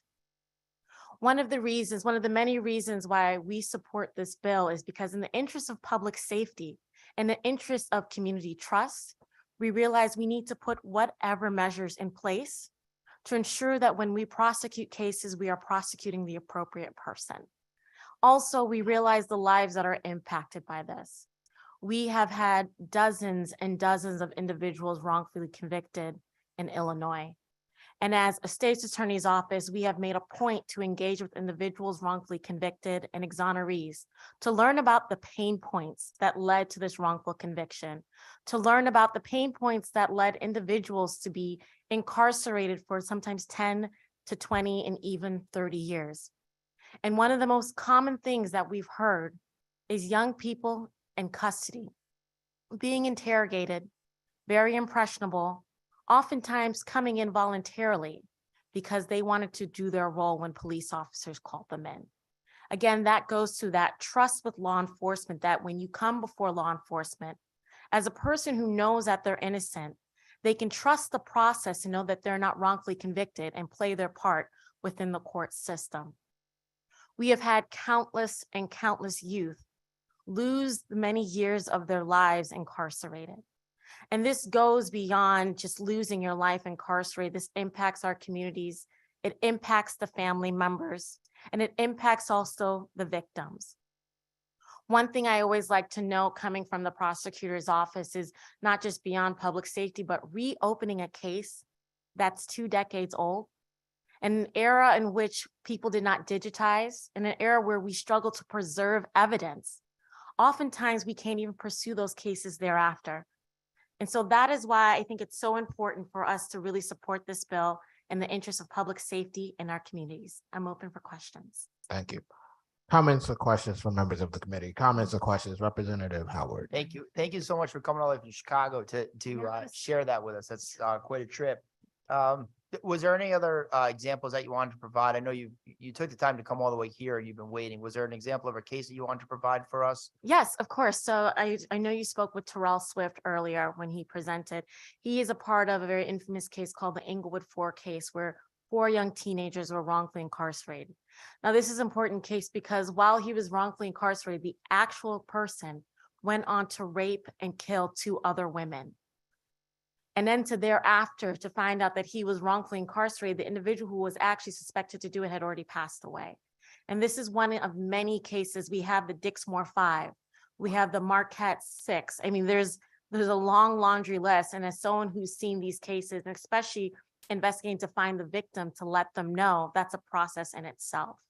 And are those cases from Illinois? Yes, Chicago, actually, Chicago, all Cook County. And do you how long ago were those cases? What year were those convictions? Those were in the 90s. We have some in the early 2000s, like some even as early as 2010. And we have our conviction integrity unit that's really diving into these cases.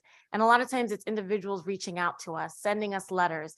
We have a whole team dedicated for DNA specialists. I can't stress enough of how hard it is to preserve DNA evidence the longer it passes. Yeah, well, that's not exactly easy because it's generally organic. But in Chicago, or I guess in Illinois, is there a statewide, we have a law here that every police officer has to wear their body cam at all times. Well, when they're on duty, I should say. Do you have that law? So it's actually very fascinating. So we have a law that in counties over 3 million, which is essentially Cook County, where the city of Chicago resides, they have to have body worn camera.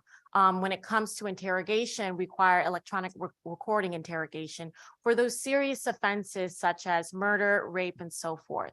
That actually came up fairly recently, that legislation, I believe in 2018 or 2019, because they recognized this need, and also came up because it also served as a measure of insurance, especially when we have cases come before us, there's a motion to suppress, at least we have the electronic recording interrogation to really speak to that, and as opposed to further litigating and have an additional hearing. I appreciate that. So we actually had the same law in Connecticut prior to 2020, where A and B felonies had to be audio and video recorded. But now by extension of our body cam requirement, they all are really, as you heard the chief testify earlier, except with some sort of systematic breakdown, but that doesn't generally happen. But in any event, so those are older cases. And those cases that you referenced, were those interrogations audio video recorded? Do you know? No, so the audio video recording legislation, I think the first one came in 2000, it was President Obama, then state senator, had passed it. So it must have been before 2008.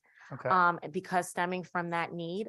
And now, right now, we are doing, Cook County actually did the largest mass exoneration this past August, tied to one detective. And again, a lot of these stem back to interrogations. And how long have you been a prosecutor? 2018. I was actually a civil rights advocate prior to that. And then coming into the prosecutor's office opened me up to a whole new different world. And I think it's important when you want to learn more about the system, you have to learn of every facet of it and a different perspective. And nothing beats the actual being a practitioner. It's very different. Yeah, I think you're exactly right. I don't know if some of the folks that you're here with told you what I do for a profession. I imagine they might have, but I think you're right. And I engage with them often for that exact reason. I think perspective is important. So do you think that prosecutors today, like yourself and in your office, your colleagues, go about cases different than they did 20 years ago? I would say we have more resources, and that's why. I mean, I can't stress enough when before we had our felony review unit, I'm not sure if that's something where you have to get charges of law enforcement has to get charges approved. So in that point of time, law enforcement would call in. With that being said, if we're just going based off a statement oftentimes written and not seeing behind the work scenes of what happened, we have all these motion to suppress. Cook County has the busiest court system in the country. So when you have dozens and dozens of motion to suppresses, that clogs the system and impacts our ability to actually prosecute additional cases. The other component that I've seen in the prosecutor's office is that, and also just state as a whole, is settlements. Settlements is a burden on the taxpayer. You can easily have one case that's 33 million. I just saw one that was $14.25 million. And that's just for the municipality. That doesn't include the actual, if there's prosecutorial misconduct, which we recently most happen to have. And then it also does include the certificate of innocence that you're statutorily entitled to when you are exonerated. So this all piles on. And so while sometimes, we had a unanimous in the House and one short of the Senate, and we had the Illinois Association of Chiefs of Police as proponents. I worked very closely with them because I work with law enforcement a lot on legislation. And that was the key thing to really identify is how can we create safeguards? So not just only not wrongfully incarcerated, not just only losing public trust in people's lives, but also how can we empower law enforcement to be in a position where there's credibility behind their cases and it's more secure? Because that just makes the whole litigation process going forward more credible. So one of the defining differences, though, from Illinois to here, as I understand it, is when you get those pretrial motion to suppress that the confession was coerced or unduly coerced or whatever with that particular suppression hearing, you may not have video and audio evidence that you and the defense counsel and the judge can look at and say, okay, we're in agreement, suppress this, drop the case, dismiss, whatever. We have that here. My argument has been, and this will be my final question. See, I don't look left because I'm going to get a stink eye like, hey, but this will be my final question. So my argument here in Connecticut has been that, and I'm in full agreement with you, our system, it's important in our system that we are more focused on protecting innocent people than we are hyper focused on convicting guilty people. It's necessary in a free world. I think we're in agreement about that. My argument here in this state has been, since all of them are audio video recorded anyways, the two attorneys and the judge and probably other advocates in the office as well can make a determination if that particular use of that particular tactic in that particular circumstance was unduly coercive.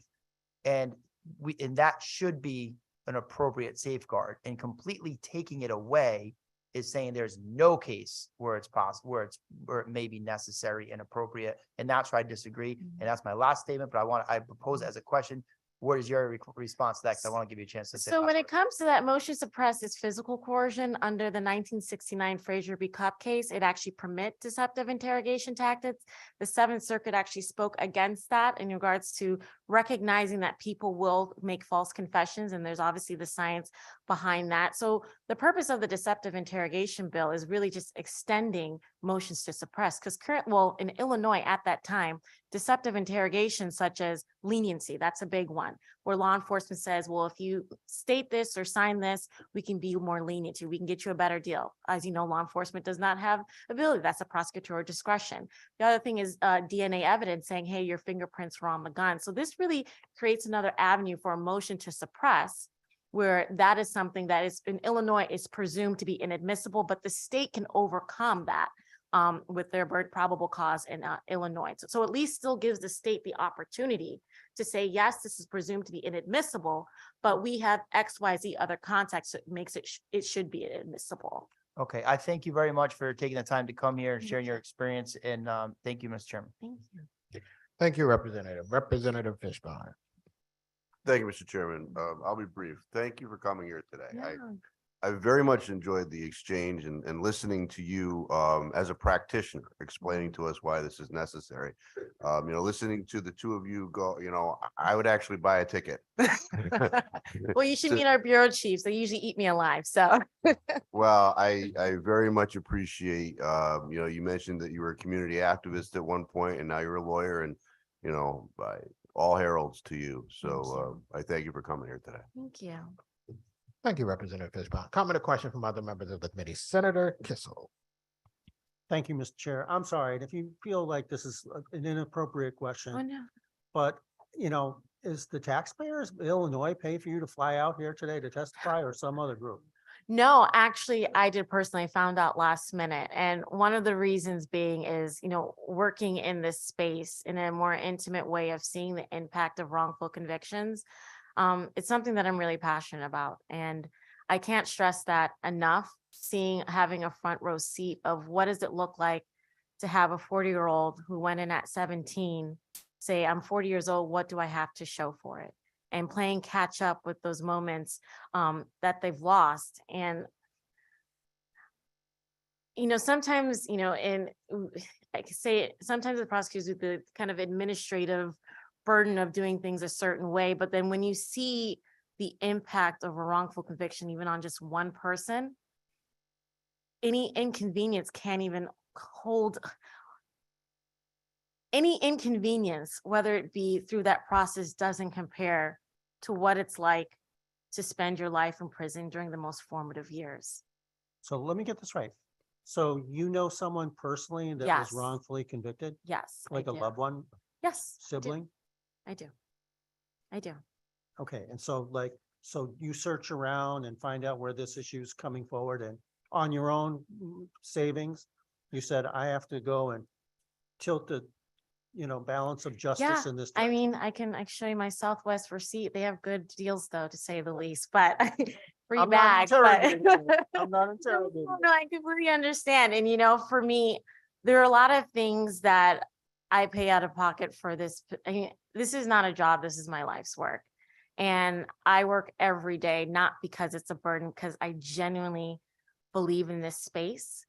And, it's a lot of people are shocked that I went from civil rights to the prosecutor's office, but it actually makes complete sense, because one thing I've realized, it's very easy in this polarized world, justice system, community, but not realize that our common ground is public safety. Everyone wants to go home, walk to school, as we've seen in Chicago, with a sense of safety. And with that requires community collaboration and trust in the system. And that's why it's so important for me. I have a policy when I pass and when I file legislation, I let our law enforcement partners know beforehand. Sheriff's Association, Illinois Association, Chiefs of Police, I'm their favorite prosecutor, I think, because I'm friendly. But, it's something that is so important, because I recognize, despite party lines, when we have conversations about our communities and the justice system, and nothing compares to tracking down a victim and letting them know that they have to go through the whole process again. Nothing compares to that. So you have two folds of someone being wrongfully incarcerated, then you also have the family who felt like they had closure 20 years ago, having to reopen a case and go through that whole trial proceeding again. I really appreciate you taking the time over the years, and I've been lucky enough to be here for several decades now. I have seen people, typically it's this family member of someone that was a victim, sometimes murdered. And we've had people from all over the country come here talking about taking DNA samples and ultimately everybody wants justice. They want the bad guys to get justice, an appropriate term, but they don't want the victims re-victimized and having to live through that trauma over and over and over, such as if there was a hearing after someone even was sentenced regarding commutation, the victims don't want to have to relive that all over and over and over again. So you're sort of testifying to a variety of issues that are percolating here in the state of Connecticut. But the fact that you took the time and you feel passionately about this, and you're raising that other aspect of the interrogation that has to do with, if we're not seeking justice and the truth, as Representative Howard accentuated, but just looking for a confession, that's the wrong goal, because people will cave just to get through the system. And if we're looking for justice and the truth, that will ultimately help us to not victimize the victims. And that's why, in some respects, people consider me very tough on crime and sort of like in that direction. But I also stridently want to break the cycle of recidivism. Yeah. Because if we can get people off that path and have truth and justice, then we're going to have ultimately less victimization too. So thank you so much. I really appreciate you taking the time. Thank you, Mr. Chair. Thank you. Comment, question from other members of the committee, comment or question? If not, thank you very much for coming all this way to testify. I mean, the weather's also better, so thank you so much. Wait a minute. Representative Cheeseman.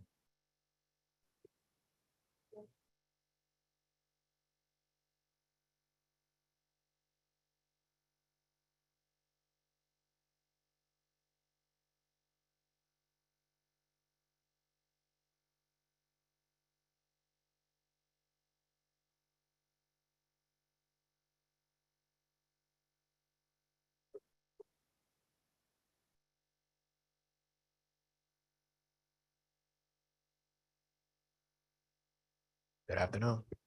Good afternoon. Chair Winfield, ranking members Fishbon and Kissel, distinguished members of the Judiciary Committee. Thank you for letting me come here today to submit testimony on Bill 6682. You have my written testimony, and I'd like to cede the balance of my time to Heather Rodriguez, who has signed up to testify because she is going to make a compelling case for this bill. Morning, everyone, or probably almost afternoon.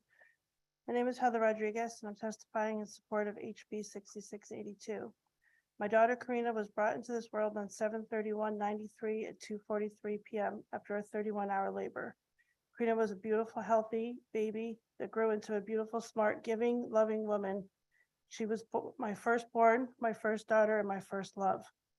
Karina was the oldest of 9 siblings and an amazing mother to 3 fun-loving, beautiful sons, who at the time of her death were only 1, 4, and 5 years old. The boys miss their mother daily, and ask about her daily. They often ask me questions that I find myself holding back the tears, searching for age-appropriate answers for them to make sure that I'm here for when they need to be held while crying for their mom. Karina's had a big personality, was fun, kind-hearted, with a smile that would always light up the darkest of rooms. On the evening of December 10th, 2018, Avery Hallbrooks felt entitled to exert final and permanent control over my daughter and her unborn baby's life, while my daughter fought so hard to save when he fatally stabbed my daughter 47 times in her neck, hands, chest, and body. Avery Hallbrooks had a history of domestic violence and controlling behavior. All Karina wanted was to give her sons the life that she had growing up. I also was robbed of the title of being called Nana because I now play the role of mom to the sons left behind due to domestic violence. Losing Karina has been devastating to our families, friends, and community. The impact is overwhelming and will be lifelong. At my sentencing hearing, Judge Strike Ben out of New London County and the prosecutor Sarah Bowman had us read our impact statements that we poured our hearts out on requesting for the maximum sentence. Little did we know the impact statement, the plea deal for 40 years was already signed off on behind closed doors. Unfortunately, it seems Connecticut courts and lawmakers are more concerned about the rights of the convicted killers than the rights of victims. Families are required to fight for justice and our rights for justice for the day that we get the horrific knock on the door telling us that our loved ones have been killed violently, and that we all know that domestic violence is personal and violent. Families deserving assurance and just, we've been basically given a life sentence, and we would appreciate it if the murderers are also get a life sentence. Thank you. Comment, question from members of the committee. Representative Fishbone. Thank you, Mr. Chairman. Good afternoon. Thank you for coming here. One of the very tragic stories that we hear all too often in the state. My takeaway from you asking to pass this law would be to increase the penalty. Is that what you're asking us to do? Yes. And are you aware of the other impact having to do with bond being issued for somebody who's charged with special circumstances murder? It's a yes or no. That's fine. We can. No. Okay, that's fine. Not with the bond. Yeah, because my what happened in your case? So the bad person, the murderer, was arrested, and at the arraignment, were they released? No. He was Okay. charged with first degree murder. And what was the bond? Do you recall? I think it was originally 1 million, raised to 2 million. Okay. And just so that, you know, one of the benefits, I think, from this law, if it would pass, is that an individual charged with special circumstances murder can be held without bail. Because I guess the concern from my perspective is, you know, you get people that are of means, or you get people who get a GoFundMe account, right? So if the court sets a bond at $1 million for somebody who stabbed someone 47 times, and somebody says I was wrongfully accused, so we got a GoFundMe, then they're going to be able to bond out, right? Yep. So that's a concern. So I sit here in support of what you're asking us to do, and I think that we need to start to take these cases a little bit more seriously. And I thank you and Representative Cheeseman for coming here today. Okay. Thank you very much. Thank you. Representative Callahan. Thank you, Mr. Chairman, and thank you, ma'am, for the bravery in coming here today. I'm sure it's a very difficult, emotional time to sit here and address this committee. It's tough enough just to come into this building, but for the bravery, thank you. And I appreciate Representative Cheeseman sitting next to you and supporting you. And I just wanted to ask you, Representative Cheeseman, if there's anything you'd like to add for the reason you're here today. Thank you. Well, when Heather approached me, her daughter Corinna was killed in my district in East Lyme. I felt public hearings are about having a conversation and about having people in our state, whatever their interests, whatever their walk of life, express their views and how important this is to her.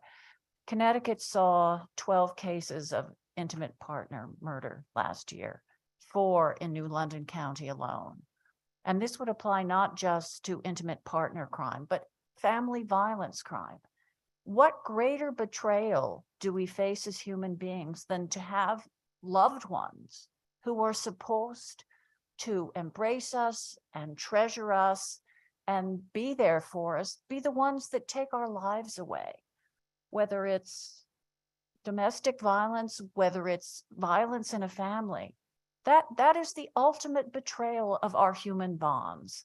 And surely when you look at the other list of special circumstance crimes, this crime of someone who should be your treasure, taking your life, and the effect it has on the families, surely this crime deserves to be included in that special circumstance crime. And because her story was compelling and because I thought it was worth hearing, that's why we're here today. And I want to thank you so much for allowing this public hearing to take place and hearing Heather's testimony and Corinna's story. Thank you, Representative, and thank you, Mr. Chairman, for recognizing me. Thank you. Comment or question from other members of the committee? Comment or question, Senator Kissel. Thank you, Mr. Chair. I just want to say thank you, Heather, for coming and testifying. It's really scary to testify, and when it's something so close and personal, it's just really a huge mountain to climb, and you're here and talking about such a horrible incident makes a difference. So thank you. It was worthwhile. No matter what the result, it's always worthwhile to come and testify before us. Thank you. Thank you, Mr. Chair. Thank you. Representative Quinn. Thank you, Mr. Chairman. Ms. Rodriguez, thank you for coming and telling us your story. Without getting too much into the details, had there been incidences between your daughter and this person before? I mean, was there a restraining order or protective order or anything like that? There were incidences, but she was afraid to get a restraining order. Okay, and I assume he hadn't been arrested where the court would have put a protective order in place. Okay. And then on the sentencing, so at the point where you read your victim impact statement, you hadn't been told by the prosecutor or the victim advocate that this deal had been worked out? No. All right. I mean, I was told afterwards, after we read our impact statements. okay. My children, it just our family got up there and thought we were making a difference, that we could have made a difference, and found out afterwards that they had already signed the 40-year plea deal. Okay. All right. Thank you very much. And again, my deepest sympathies to you and your family for what you're going through. Thank you. Thank you. Comment, question from other members of the committee, comment or question? Seeing none, thank you very much for joining us today. We'll next hear from Kathy Flaherty, and at this point, I'm going to say to the committee that we are trying not to do the open-ended, did you have anything more to say? We're trying to make sure everyone gets a chance to get through with their testimony, and considering that there may be some bad weather, people may tend to leave a little early. So please, I recognize why people do that, but ask a specific question. Thank you. You may testify. Thank you so much, Senator Winfield, Senator Kissel, and all the members of the Judiciary Committee. My name is Kathy Flaherty. I'm the Executive Director of Connecticut Legal Rights Project. I gave you written testimony on 3 bills, so I'll just state our position in favor of Senate Bill 1194 with regards to the registry, and Senate Bill 1071 that would end coercive and deceptive interrogation. But I want to spend my time testifying about our concerns regarding HB 6877, which is the risk protection orders or warrants and disqualifiers. Extreme risk protection orders save lives. They are a way to get weapons away from someone who presents an imminent danger to themselves or others. And particularly with regard to suicide, they can be exceedingly effective. However, I encourage you to follow the suggestions that come from both Loretta J. and the judicial branch about how the law should be changed with respect to minors. And I would respectfully say that adding physician emergency certificates to a disqualifier is a mistake, and you should not do it. So I actually think you should get rid of most of the bill. In Connecticut, people who admit themselves for treatment for mental illness lose access to their firearms for at least 6 months. And that's when you admit yourself for treatment solely for a mental illness. You do not lose access to your weapons if you admit yourself for substance use disorder or alcohol use disorder treatment. And that's actually an evidence-based risk factor for gun violence, but that was a decision this legislature made to not include that as a disqualifier. If you're civilly committed, you lose access to your firearms for at least 5 years. I was civilly committed my first year of law school. If I answered a federal background check honestly, would fail it because I've been adjudicated mentally defective. I've been civilly committed to a psychiatric hospital. I have no desire to get a firearm, but my husband is a firearms owner. I am a prohibited person. The reason we didn't include physician emergency certificates is there's been no finding by a court. It's a certificate that's issued by a doctor who doesn't even have to be a psychiatrist. And the law says that if the person gets examined within a certain amount of time when they're in the hospital and the psychiatrist finds that they can't be held, they get discharged. So basically, the only reason you'd include this as a disqualifier is if you're making an assumption that people with mental health conditions are automatically violent. And that is based in bias, misperception, stigma. You shouldn't do it, and I'd encourage you to fix the bill accordingly. Thank you. Comment, question from members of the committee, comment or question. If not, Ms. Flaherty, you always make sure that we are paying attention to all of the consequences of what we do. Thank you. Thank you. David Wash.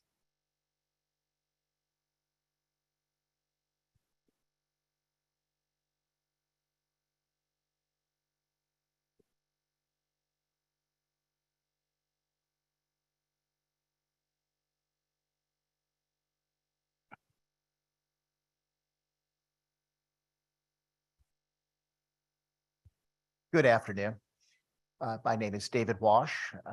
Actually, I'm here as the legislative associate of One Standard for Justice, and also here to speak strongly in favor on behalf of our organization for Senate Bill 1194. Basically, we support it for three broad reasons. The first being that the retroactively placed on the registry. When they were placed on it, it was an unjust thing to do to them.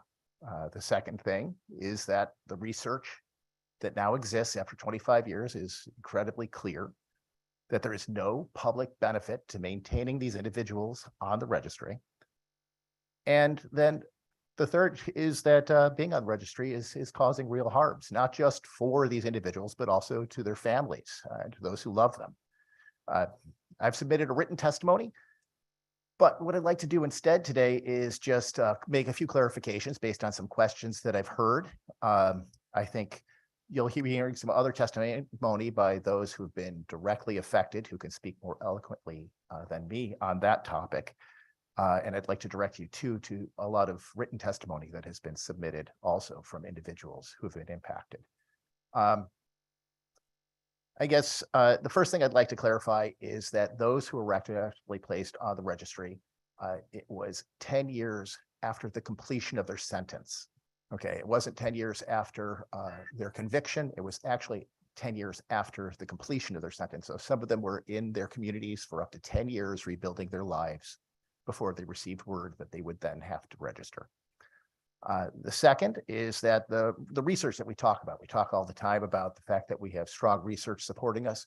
We're not just talking about a couple studies, okay? This has been 25 years now. This has been carefully looked at. We have meta studies. We have over 18 studies, research that supports the conclusions that we're making. And we're very happy to share that with you or answer questions that you have about that. But this is not just standing on one researcher or one perspective.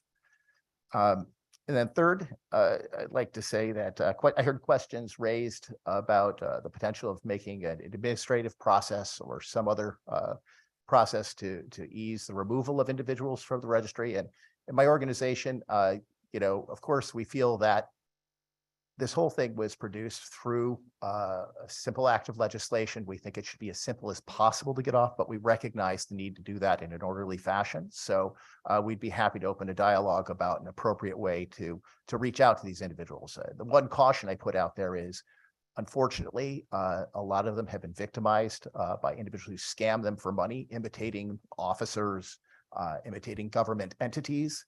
So we want to be very careful. Other than that, I'll just open it up to questions. Thank you. Comment or question from members of the committee? Comment or question? I don't see any. Thank you very much for joining us today. Sure. I'll be able to be reached if any questions do come up. Monica Ochoa.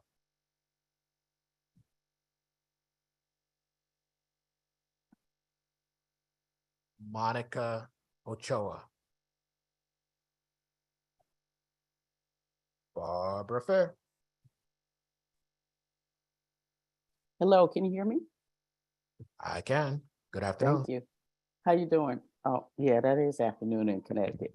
Anyway, hello, distinguished members of the Judiciary Committee. My name is Barbara Fair. I'm a West Haven resident, a licensed clinical social worker, specializing in children and family services. And I'm also a mom of 7 African-American sons who almost all have been directly impacted by the criminal unjust system in Connecticut surrounding the war on drugs. I'm testifying in full support of SB 1071 as a mother and as a born and raised New Haven resident who has faced and witnessed blatant and unchecked injustice at the hands of police, prosecutors, judges, and prison officials.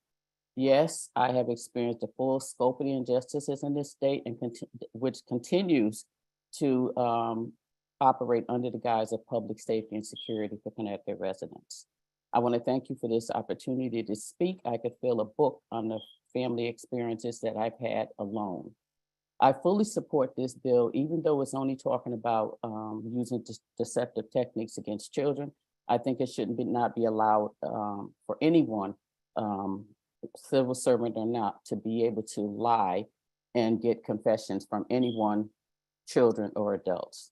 I did submit my testimony, but I wanted to make sure for those who didn't read it, that I have a son who as a young teenager, 15 years old, who was hijacked into the system because of deceptive strategies. Long story short, he was charged with a manslaughter at the hands of a witness that police brought in and took the statement from. There was no evidence that my son did anything. There was no gun or anything, just this witness. The witness gave a statement, and the very next day when the people came out, forensics came out, they said that it couldn't happen the way the witness said, and the police allowed this person to come back in and give another statement, one that might not be in contrast with what he had told originally.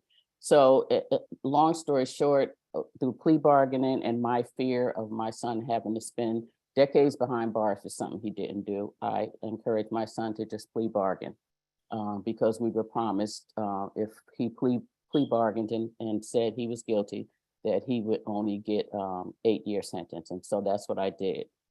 And so when we talk about deceptive practices, I know I hear the stories that people say, you know, as a child, they were lied to and, you know, got to the truth. But for me, it's not, it doesn't make it right because they did it. And so I think that it should never be an acceptable practice. In Connecticut, say just New Haven period, over 90% of the cases of plea bargain, that is a very deceptive technique that is used. And I think something needs to be included in the bill that talks about, you know, the deceptive practices that we use inside of plea bargaining. Thank you. I don't know if you heard, but the bell is wrong. So if you could. Oh, I didn't hear. I'm sorry. No, it's fine. I know. Okay, so I just wanted to say that I wholeheartedly support SB 1071. And I pray that there will be no further delays in passing this bill. It's something that should have been passed last session. And just know that when it does get passed, it's just one step toward a long journey of justice in Connecticut. Thank you. Senator Kissel. Thank you very much, Chairman Winfield. Ms. Fair, it's great to see you again. Probably given the weather via Zoom makes a lot of sense. But I really enjoyed our conversation in my office just a couple of weeks ago and bumping into you here at the LOB last week. I don't know if you had an opportunity. I'm very hopeful about this bill reaching what I would sort of colloquially call a kumbaya stage. I appreciate the fact that you're championing this. I think we're in a better spot this year as opposed to last year. And if you could, as one of the chief advocates whom I very much respect, look at the testimony offered by the Connecticut Police Chiefs Association. They had some, what I consider minor changes to make sure that we're not throwing out the baby with the bathwater here when it comes to law enforcement. I highly recommend, I highly respect the job that they're doing. At the same time, I very much appreciate the fact that you had a family member that got caught up in the justice system, and it's not perfect. It's very far from that, but it's the best system that humans have come up with in my understanding. But it doesn't mean that we can't make it better.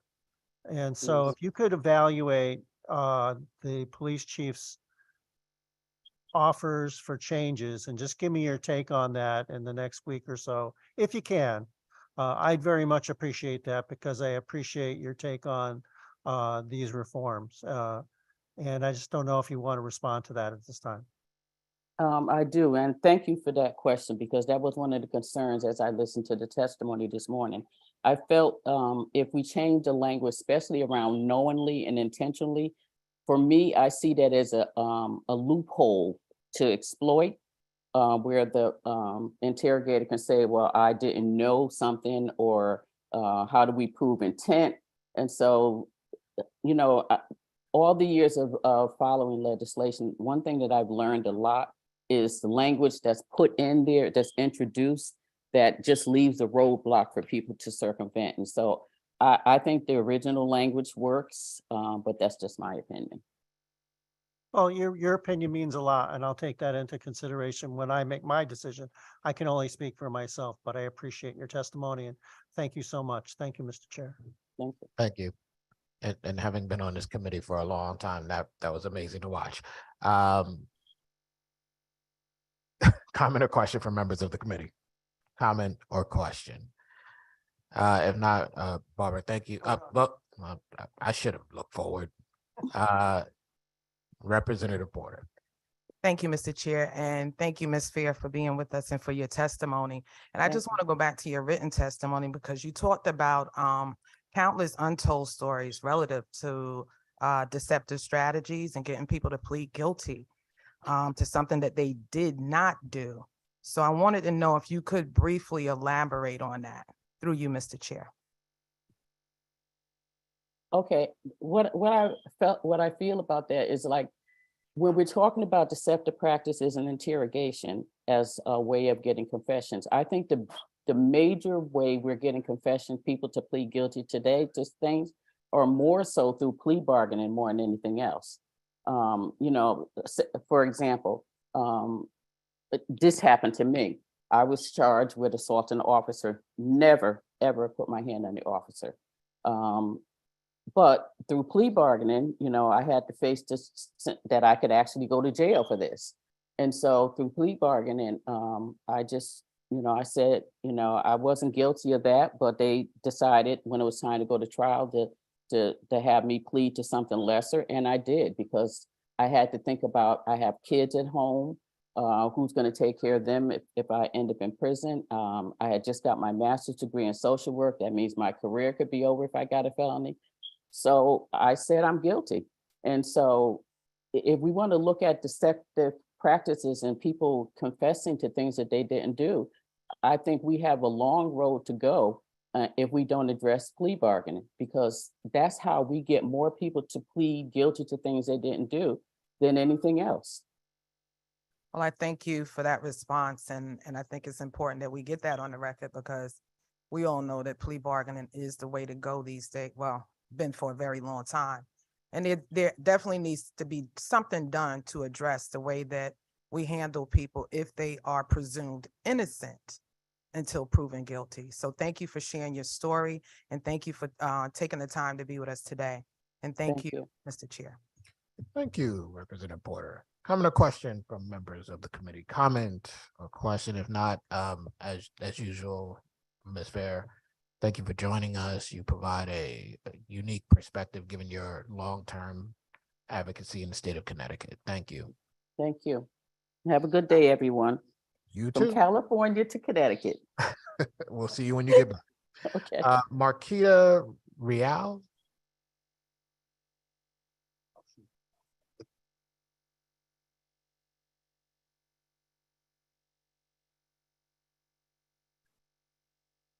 Good afternoon, Senator Winfield and the distinguished members of the Judiciary Committee. My name is Marquita Real, and I'm a resident of Hartford and a leader with the ACLU of Connecticut Smart Justice Campaign. I'm here to testify in support of Senate Bill 1071, an act concerning deceptive and coercive interrogation tactics. I am also a mother and have 2 children. My daughter is 4 and my son is 13 years old. I am sure that the members of this committee who are parents feel as I do, and there is nothing that they would not do to protect their children. Children should be safe and protected everywhere, especially when they are most vulnerable. The past 3 years have been especially difficult as we've dealt with the pandemic, being isolated at home and not being in school or able to see our families. On top of that, I have been going through custody issues with my children's father. And unfortunately, on a couple of occasions, this has involved the police. About a year ago, I called the police after picking up my daughter from her father's place. We had gotten into a domestic and I called the police to report it. When the police arrived, I talked to an officer. He promised he would help me and to tell him everything that had happened. He told me multiple times that he would help me out and eventually reached out to the police department in the town where my child's father lives. He said that he would stay with me until they came to speak with me. When the police showed up, they immediately arrested me and charged me with violation of a protective order. I had no idea that the protective order was in place, and there was no indication from the police officer that I was speaking with that I would be arrested. Like I said, he repeatedly told me he was going to help me. I ended up spending 3 days in jails because I could not post bond. I was separated from my children, I couldn't communicate with my family, and basically had my life turned upside down. The point I want to leave with this committee is that I was clearly deceived and manipulated by the police. I believe they lied to me. They did not want to help me. They only wanted to arrest me. And when they did not care about what I was going through, that I was a mother trying to be with my children and that I needed empathy, understanding, and real help. But instead, I ended up in jail. No one, and especially children, should be imprisoned because the police manipulate and deceive them into saying something that is not true. When I think about my son, who, like I said, is 13 years old, I pray that he never has to interact with the police. I am truly scared that the police will not be looking out for his best interest in any situation, and that is not how it should be. I was shocked to learn that under the Connecticut law, it is completely legal for the police to lie to people during an interrogation when they are in custody, including to threaten a use of force and deny any physical or mental health needs of the people in order for the police to obtain a confession. It is not to my surprise that these techniques would result in false confessions, and 29% of Connecticut's wrong convictions involve false confessions. Deceptive interrogation tactics ultimately harm the people whom our state has made the most vulnerable, our children, people of color, and people with mental disabilities. I urge the committee to pass Senate Bill 1071 to prevent further deceptive interrogations by police on our children. Interrogation tactics have harmed children and has cost our states millions of dollars. Thank you for listening to my testimony. Thank you. Comment or question from members of the committee? Comment or question from members of the committee? If not, thank you very much for joining us. Good to see you. Nadeji Ahern? Nadeji Ahern. Andrew Reynolds.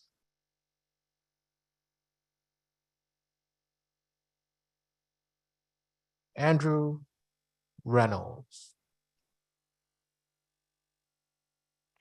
Stan McCauley. Hello. I take it you can hear me. We can hear you. Okay. Thank you for the opportunity to come forward. My name is Stan McCauley. I've submitted this testimony already, but I figured I'd read it into the record just so that I might be able to benefit from doing so. I'm here supporting Senate Bill 1195, driving equity. My name is Stan McCauley. I'm the president of the Greater Hartford African American Alliance, and the African American Alliance of Greater Hartford is an unincorporated, nonpartisan alliance of individuals and organizations joined together to share information, design strategies, advocate for actions that benefit the African American community in the Greater Hartford area. I'm testifying today on the Senate Bill 1195 because driving while Black should not be a crime. According to the Connecticut Racial Profiling Project, Black drivers are almost twice as likely, and Hispanics are 1.5 times more likely to be stopped for an equipment-related violation compared to white drivers. Black drivers are 1.2 times, and Hispanic drivers 1.3 times more likely to be stopped for an administrative offense compared to white drivers. Here in Hartford, we consistently see low-level offenses that have nothing to do with safety being used as a pretext for traffic stops. These stops undermine trust and legitimacy between the police and community. Actions by the police that are unfair or create a perception of unfairness can diminish the public's trust in the police.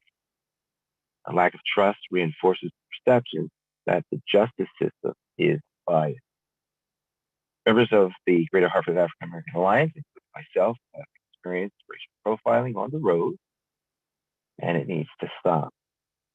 It hurts our community's confidence in the police, and the damage is not easy to repair.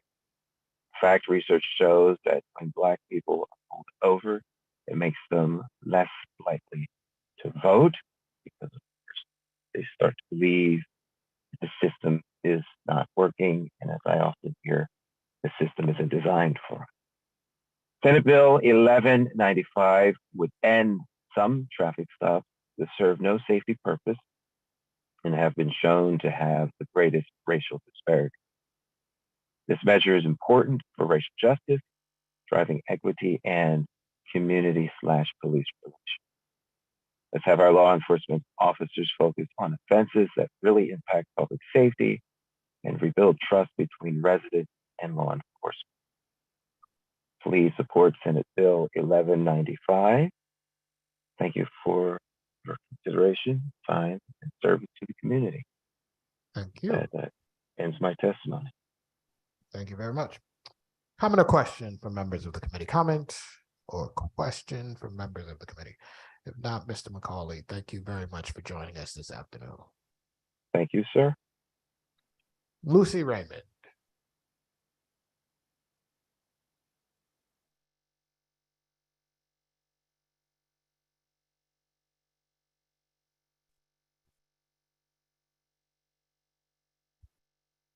Can you hear me? My name is Lucy Raymond, and I am here in support of SB 1194. I am honored to be testifying here today for my husband, Scott Raymond, and others who were retroactively put on the registry in 1998. We met in 1996 and quickly realized that we were meant to be together. Scott was the kindest, most respectful, and considerate man I had ever met. We decided to move in together and blend our families. Scott had previously opened up to me about his conviction in 1993, but at that time, there was no registry requirement, so hence no discussion regarding it. However, Scott's openness and honesty reassured me that I and my children were safe in his presence. Over the 27 years that he and I have been together, he has proven to be not only a wonderful husband, but a great father and grandfather to our 7 children and 9 grandchildren. Scott's requirement to be put on the registry has impacted all our lives in so many negative ways. Besides his inability to procure gainful employment, it became necessary that we had to discuss these issues with our children. It is also becoming obvious, unless this bill passes, that we will need to inform the grandchildren soon also. It would be difficult for them to hear negative things from others who don't know what an awesome grandfather he is. 6-year-old Maddie really loves her poppy. There seems to be a great contradiction to this current system. This registry prevents so many from working during a time that many employers cannot seem to find good help. So rather than becoming actively employed and paying taxes, many are jobless and living off SSI, unemployment benefits, and Social Security. With this bill passed, there would be more employable, tax-paying citizens available. I myself am 65 years old, and I must continue to work for at least 5 more years to help support and carry insurance for both of us. I watched my husband struggle with much depression over being branded with a scarlet letter for 25 years over one mistake that happened 30 years ago. By supporting our loved ones, collateral community members such as parents, spouses, siblings, etc., are vulnerable targets of scammers or angry neighbors. Some worry that they may even lose value on their homes. As the wife of one of the people on the registry, I want to thank you for taking the time to listen to a very small part of our enduring trauma. I speak for my whole family when I urge you to pass this bill. I am happy to answer any questions. Thank you, Mrs. Renner. Comment or question from members of the committee? Comment or question? If not, thank you very much for joining us today to offer your testimony. Vern Pearson. Good afternoon. By way of background, I've been a prosecutor for more than 30 years, including the last 16 as the elected district attorney of El Dorado County, which I will just say is by California standards, it's a pretty conservative county. I've served as in the past as the president of the California DA's Association. I'm also the author of the California Evidence Pocketbook. I personally prosecuted well over 100 jury trials. My cold case task force, which I think is one of the most successful in the United States, went back and reinvestigated and exonerated an individual by the name of Ricky Davis, who had been incarcerated for almost 15 years for a murder he did not commit. We also successfully identified and prosecuted the person who was responsible for that murder, the actual killer. I'll tell you the same thing today, the same thing I told Ricky when I came to see him in custody, to tell him that we were working to get him released because he had, in fact, been exonerated by our office. That is that this typically does not occur, these false confessions and incarceration does not typically occur because of a bad police officer. It occurs because of bad training which more than 500,000 detectives over the last 60 years throughout the United States have been trained on. This type of technique, called by different names, but it largely relies on pseudoscience in deception detection, and then a confession-driven interrogation. I told Ricky that day, as I told you, that I will work to change the way we train officers here in the United States, because we need to stop training them on this type of an approach that relies upon theme building and minimization, things of that kind. But it's not enough to just say don't do to law enforcement, particularly law enforcement who are trying to legitimately hold people accountable for misconduct or crimes they've committed. It's not enough to just say don't do it this way. We have to give them something else to use. And here in California, my office, along with the California Post, as well, over the last 3 years, we've been training investigators on a science-based approach, more commonly referred to as Orbit, which was developed by Lawrence and Emily Allison in the UK and employed by the HIG, which is report-based and fact-seeking. Of July 1st of this year, the instructors here in California, post-certified instructors, will be retrained on this approach, which is based on seeking facts and information as opposed to a confession. I don't want to take up any more time, and I'm happy to answer any questions. Thank you very much. Representative Howard. Thank you. Good afternoon, sir, or probably good morning where you are, I suppose, but. It is. Thank you for joining us. What methods are the Connecticut law enforcement officers trained in? Connecticut law enforcement officers? Yes. Well, I know it's a host of different things throughout the United States. I can tell you what the most prevalent technique that they are trained on.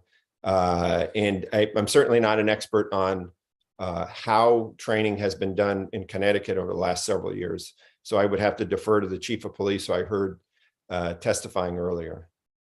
Well, because you testified, as I heard you, that it's not bad police officers, it's bad training. So, and you're testifying in support of this bill. So am I to understand that the training that's being done in Connecticut, in your opinion, doesn't meet the standard and we need this bill to do that?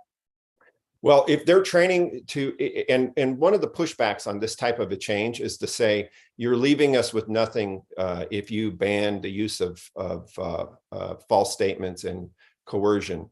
And that's simply not true. But it is the prevalent training here in the United States. I'm confident it's been trained in Connecticut. I can't specifically say without polling chiefs of police and things like that there in Connecticut what the technique is training. But if you're being told that deception is necessary in order to properly investigate a crime, then whoever's telling you that is obviously the beneficiary of the type of training that I'm talking about. Okay, thank you. Thank you, Mr. Chairman. Thank you, Representative. Comment or question from other members of the committee? Comment or question? Seeing none, thank you very much for joining us this Thank you. morning where you are. Chris O'Donnell.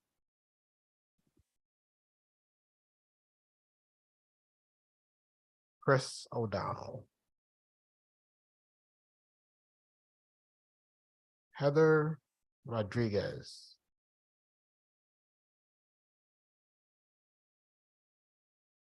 Heather Rodriguez. Bill Dyson.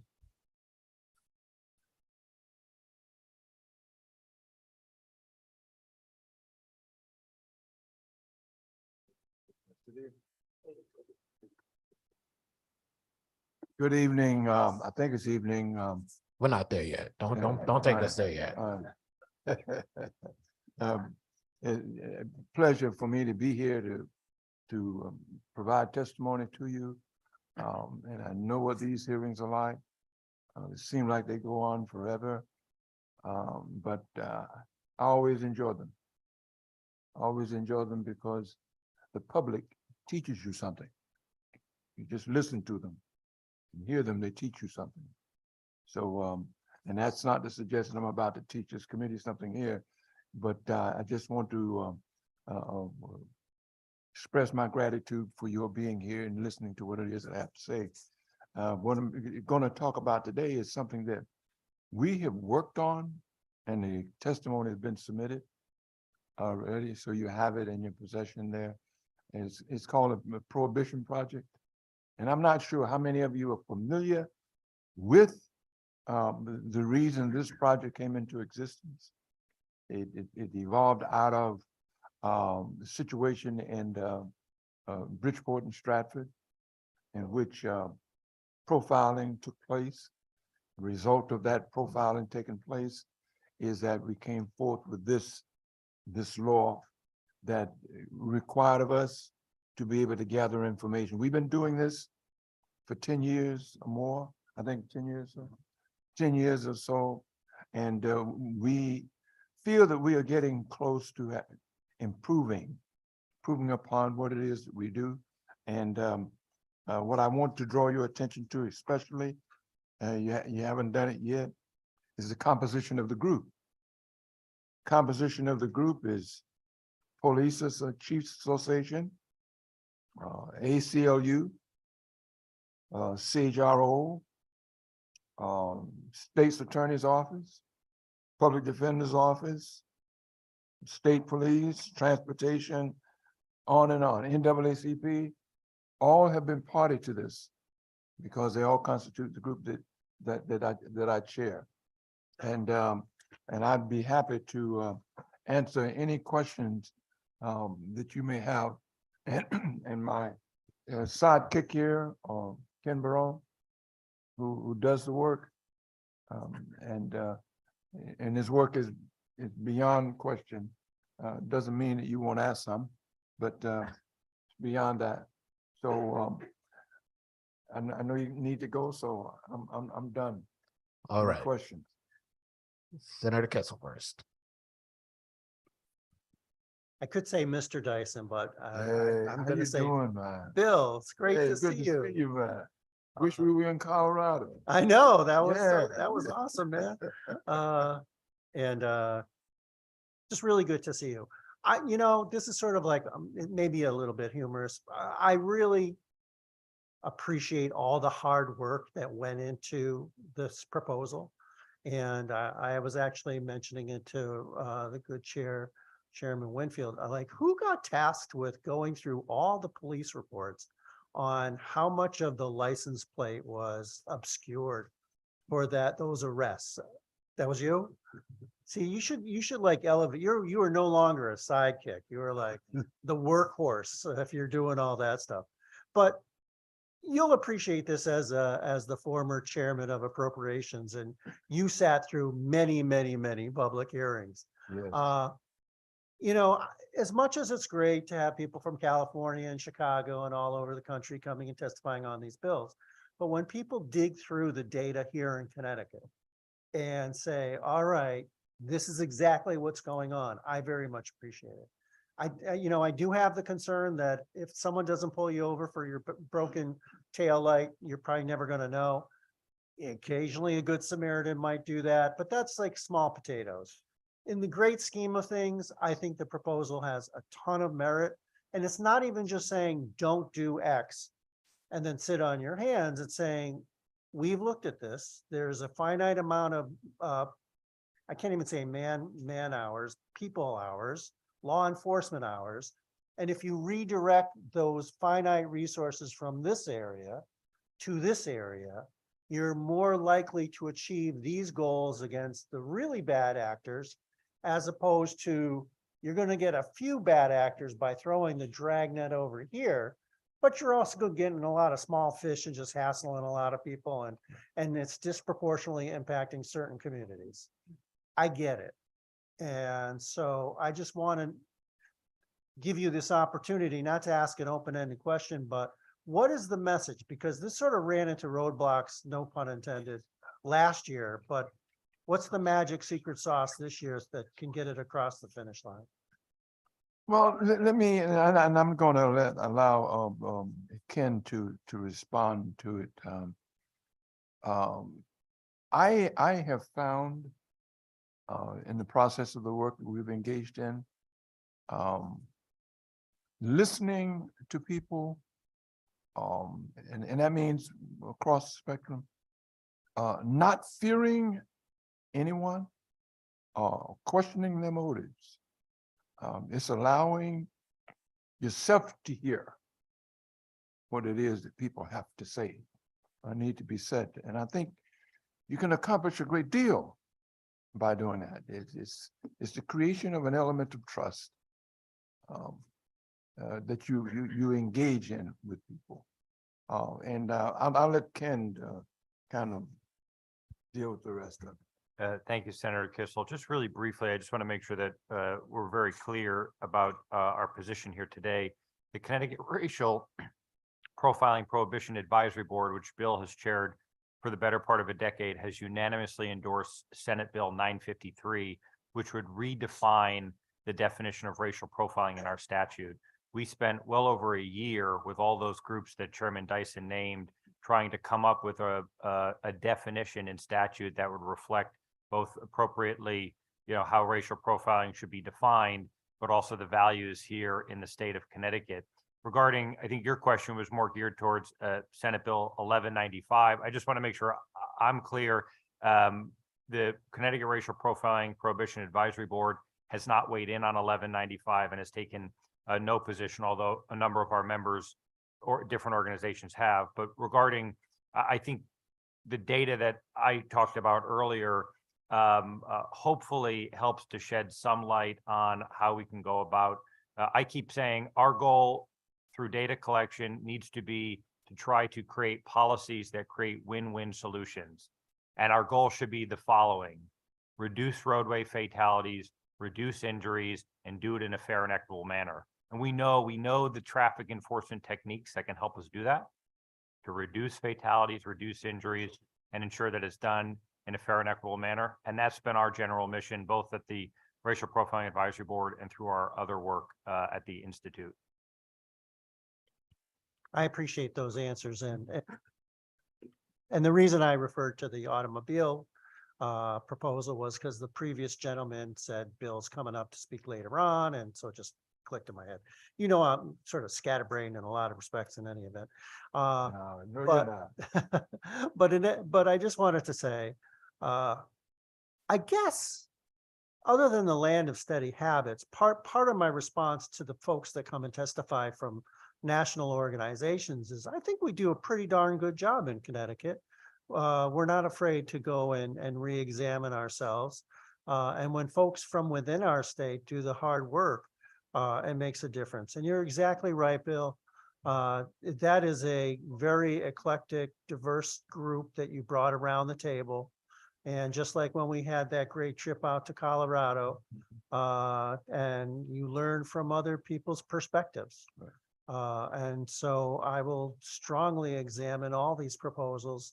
And if I haven't sent you a Christmas card in a few years, I'm behind on everybody, so I apologize for that. Good to see you, man. Good to see you too. Thank you, Mr. Chair. Further questions or comments from the committee? Representative Howard? Thank you, Mr. Chairman, and good afternoon, sir. Jumping back to this bill that you testified on 953, and I'm right, this is, okay. So Ken and I have had conversations about the remove the word solely. I'm on board with that. That makes sense to me. I understand that part. I want to pose, and I appreciate the carve out when you're trying to identify suspect who may have left the scene, looking at the bottom of that paragraph. But there's one question I want to ask you, and I hope one of you can address this. It sounds like you've done your due diligence on it, but do you think gender is an identifying factor?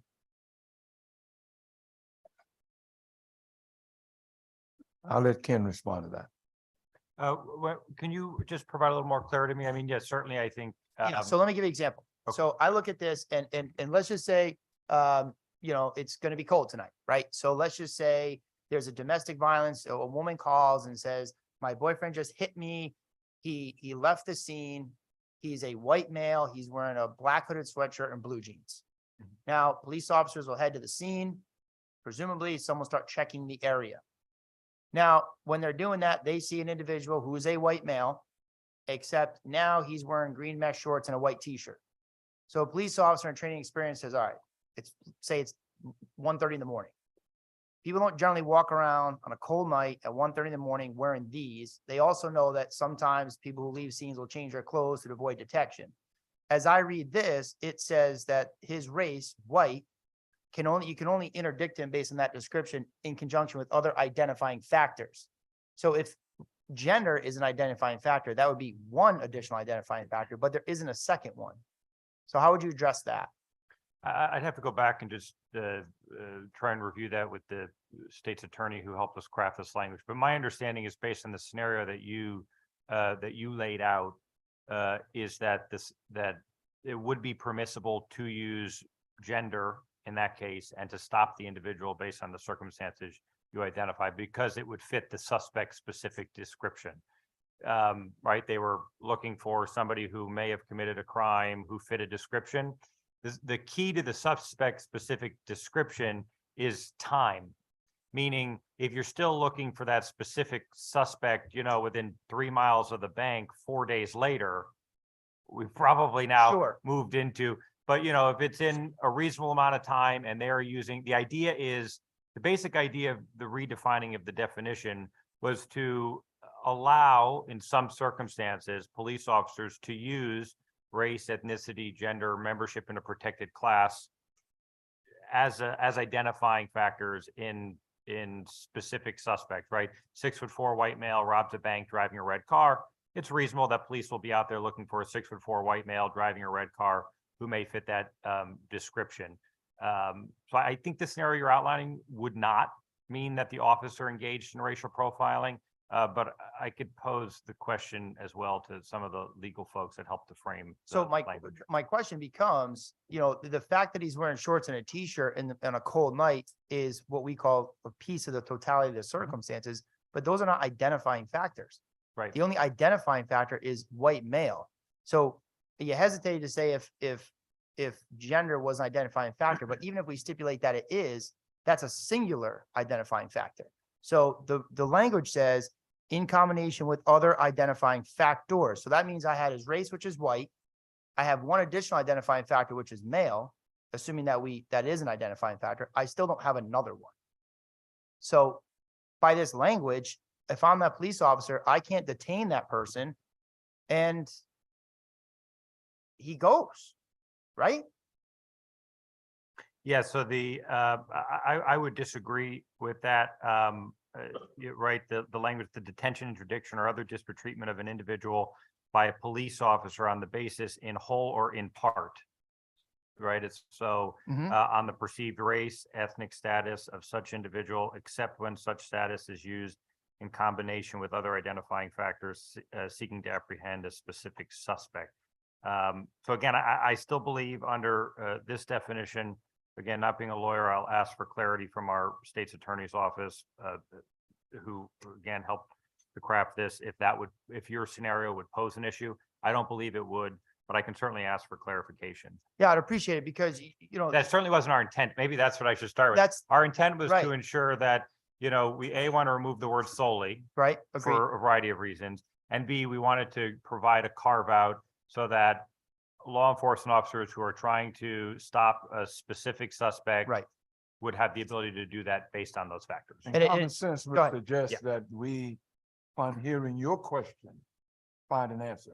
Yeah, so thank you, Ms. Dyson. I appreciate it. That's what it was clear to me that the intent was to say, okay, if you can't just go out and stop people based upon their race and hold them apart for, a consensual encounter to talk to them. But if you have a specific description, then obviously it fits and we're in agreement that, and I appreciate that that's done. I'm just not sure that the way it's worded here it creates a bit of a problem. And that's why I was asking if that had been addressed. And if not, which sounds like it hasn't been brought up. Yeah, if we could just get that back from you and get that clarified so we can hit what both of our mutual goal is, I think that'd be great. I appreciate it. Thank you, Mr. Chairman. Thank you. And I like to kind of leave this as a parting comment is that I've sat over there the entire time, my being here today. And one thing for sure is that you impress me as someone who thinks about these things, so no question about it. We'll find an answer to the question that you posed. Thank you very much for that, Mr. Dyson. Thank you. Sure. Further questions or comments from the committee? Further questions or comments? If not, good seeing you, Senator. Thanks for being with us. Thank you. Maureen Flynn.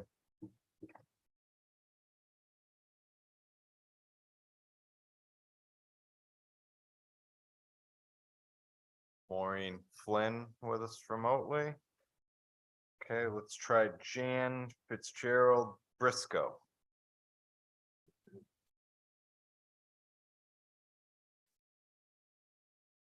Jan Fitzgerald Briscoe.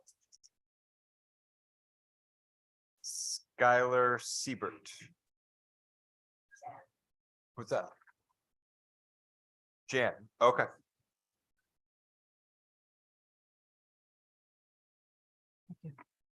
Thank you, Senator Kissel and distinguished elected officials. This is a privilege to be here. I'm just going to pull up my chair.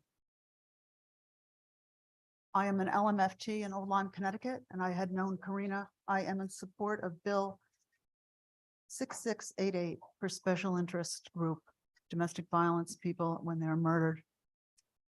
To look at the convictions, the sentencing differently. And I have known Karina since she was 12 years old, and I've known the family since she was 12. She was murdered at 25.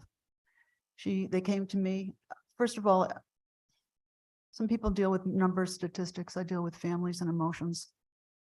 And when I look at my own life, most of us are very aware of violence in our lives. I had a father that was in the Blitz invasion, Normandy. My aunts served and my uncles all served. I grew up in addiction. So I know firsthand, this was what makes me credible with people. Karina trusted me from the very first day. She took space in the room. I was thinking about her today and I was thinking that she was like a Buddha because she would cock her head to the side a little and purse her lips a little and just look at me. She was present. She was alive. She was very artistic. She brought me sunflowers, decals to put all around my office. I put them all in the bathroom. She loved her family. She was the firstborn of 9. She and her mother were like best friends, confidants, together, laughing, joyful. It was a typical teen going through high school. I had worked at Saybrook High for 13 years and put on violence prevention weeks for 11 years with a female cop. I trained myself and went to every seminar I could on either peacemaking or violence in schools before Columbine. And so there I am in my practice with her, just listening, supporting, hearing what her life is like. And then she went down to the Bronx, I think, with her grandmother and met this guy. And the mother said in the first 5 seconds of meeting him, she knew it was bad. And I told her, your body tells the truth. It'll never lie to you. But this trying to pull her away was impossible. People in her neighborhood, they say they called the police, I don't know, something like 100 times. She would be walking behind him like a prisoner of war with her head down crying. And for some reason, nothing was ever done. You know, I have a couple of things I wanted to read that she would text me.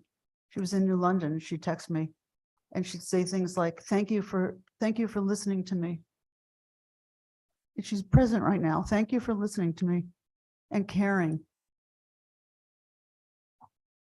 Thank you for helping me make changes. Thank you for standing by me. I'm grateful that you thought of me as a person.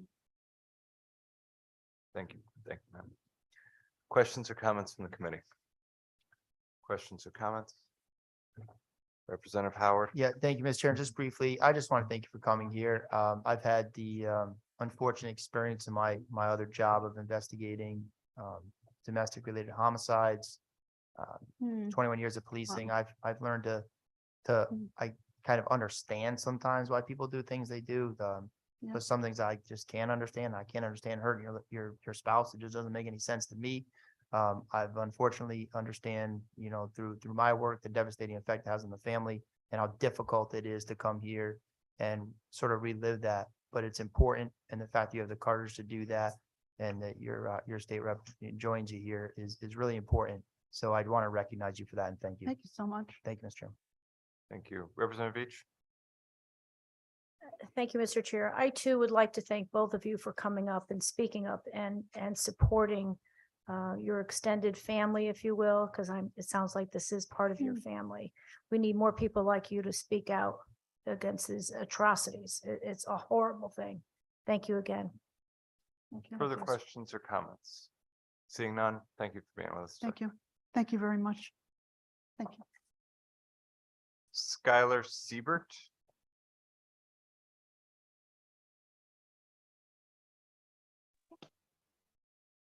Good afternoon. My name is Skylar Siebert, and I'm a law student at Quinnipiac University School of Law. I'm here today to testify in support of Senate Bill 1194, an act that would remove those individuals from the Connecticut Sex Offender Registry who completed their sentences prior to the implementation of the registry on October 1st, 1998. Under a 10-year retroactive provision, over 800 individuals who had begun successfully re-entering society were added to the registry.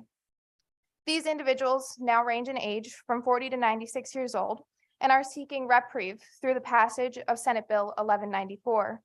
These individuals have been sexual offense free for 25 to 35 years and do not pose a threat to society. Their wrongful placement on the registry has destroyed their lives and families, and it is only right that they be removed. I would like to share a story with you of an individual on the registry. For purposes of anonymity, I'll refer to him as Steve. The police arrested Steve in his teens. After completing his 1-year sentence, he worked hard to rebuild his life. Over the next 7 years, before the registry was implemented, Steve married and had a daughter and started a successful small business. Shortly after the registry became public, the middle school at which Steve's daughter attended held a presentation showing the children in the registry and who on the list lived in their community. Steve's daughter watched in abject horror as the school put a picture of her dad on the screen in front of her classmates, her teachers, and her principal. She was traumatized. In an effort to avoid the humiliation, she made up a story that the man wasn't her father, rather he was her uncle. It didn't work. Experiencing that humiliation ended her relationship with her dad. Over the next few years, Steve lost his marriage, his daughter, and his business because the registry made it impossible to live a normal life. The community shunned him and his business, forcing it to close. Over the past 20 years, Steve has rebuilt his life as best as he could, given the obstacles that were unfairly presented to him. He has reconciled with his daughter and will soon be a grandfather. He has also successfully reestablished his business. Steve has never reoffended and is a respected individual in his community. I share Steve's story on his behalf, as due to his placement on the list, He fears being ostracized and humiliated by his community and losing his daughter, his future grandchild, and his business all over again. Steve's story highlights the significant burdens imposed on these individuals by their wrongful placement on the registry. While I'm here to share Steve's experience, I hope his and his daughter's trauma has shed light for you on all the harm these individuals have faced.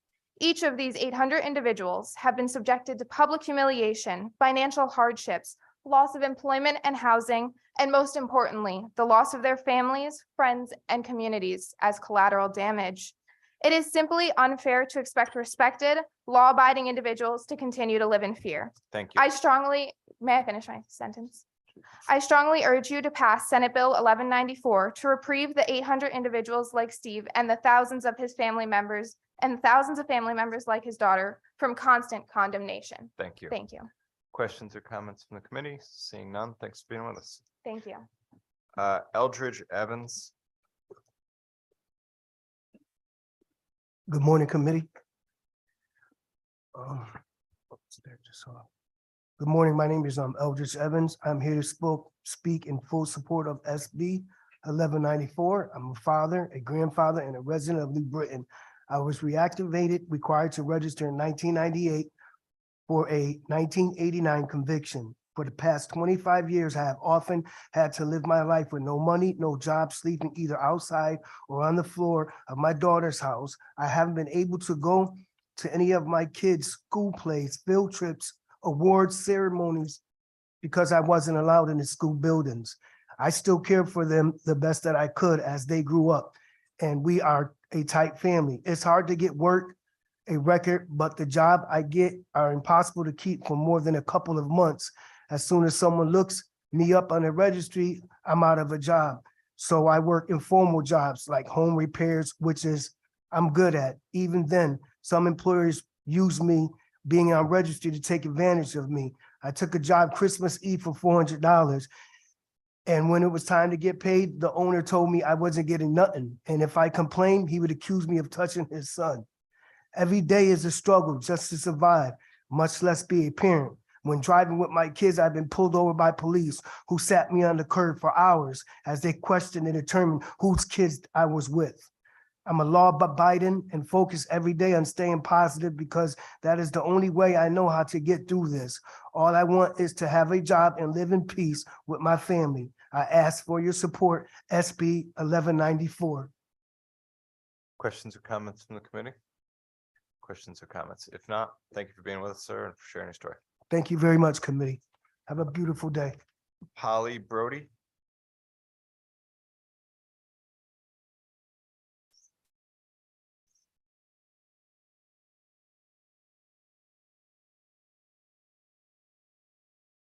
Holly Brody. Manuel Sandoval.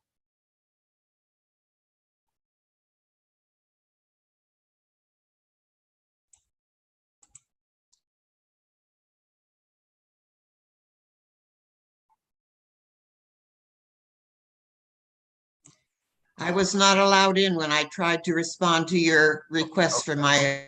All right. Hold on 1 second. So I think we have Polly Brody with us. So if you hang tight Yes. for a moment, go ahead, Ms. Brody. I already have submitted the written testimony. I am a woman almost 90 years old, living in Southbury, Connecticut, and I wish to oppose Senate Bill HB 6878, House Bill 6878, which is to restore a police officer's ability to perform a consent search of a motor vehicle and other parts of the bill. And this is why I'm in opposition to that bill as written. It would restore certain recently applied limitations as to the scope with which police officers in pursuit of vehicles and in stopping of vehicles as to what they can do. And I feel that those new limitations that were put on earlier should not be rolled back. And I don't think that it would interfere with a proper investigation of vehicles that are stopped for other causes. I feel that to perform a consent search can often be in a situation where a vehicle may be stopped for a minor thing like a brake light not showing, and can lead, particularly in certain circumstances, to an escalation of the encounter that will end in some kind of undesirable or tragic consequence. So I think in the context of stopping a car for minor situations, to ask for a consent search can lead to misunderstanding, to panic, and then reactions to panic and behavior that can lead to something unpleasant or tragic. In addition, I feel that the legislation would allow law enforcement to pursue vehicles operated by persons suspected of stealing a car or a catalytic converter. I'm worried about the word suspected. I would like to see it be more than a suspicion that would allow officers to pursue, sometimes at high speed, vehicles operated by a person suspected of having stolen the car. I think that there's ways that the police can know more determinedly whether that car is in fact a stolen car, and whoever might be driving it would be the thief. Thank you. Thank you very much. And I stand in opposition of HB 6878. Thank you. Appreciate your testimony. Thank you for being with us. Manuel Sandoval. Hello, Senator Winfield, Representative Stastrom, Ranking Member Senator Kissel, and Representative Fishbein, and distinguished members of the Judiciary Committee. My name is Manuel Sandoval. I'm a in residence, ACLU Smart Justice Leader, and a licensed clinical social worker. I'm here in support of SB 1071 and Act Concerning Deceptive Tactics. Working with ages 11 to 24 across the city of Hartford, I've learned all too well that the children are a vulnerable population. This is not news to anyone. Youth have always been susceptible to all kinds of traumatic experiences due to their level of innocence, comprehension, trust towards those who can take advantage of them. It is one major reason why we have social services departments like the DCF dedicated to focus on their care. Other organizations which are supposed to care for the safety of children are the police departments. However, this is not the tactics used when it comes to how they deal with the youthful offenders. During this time, they have lied, manipulated, and deceived if it's meant they'd get an arrest or close out their case. Stopping deceptive, manipulative, coercive tactics by police in general should be everyone's concern. For far too long, police have been seen as America's savior, assumed to be beyond reproach, incapable of committing any wrong. This has never been further from the truth, as seen on nightly news all over during the last few years. We've all witnessed their actions as well as their lies meant to obscure their intent. However, when oppression and control is the major objective, those in power will do anything to achieve their goals. In this case, lying to a child in order to close their case of creating learning opportunities that would in turn produce more productive community members.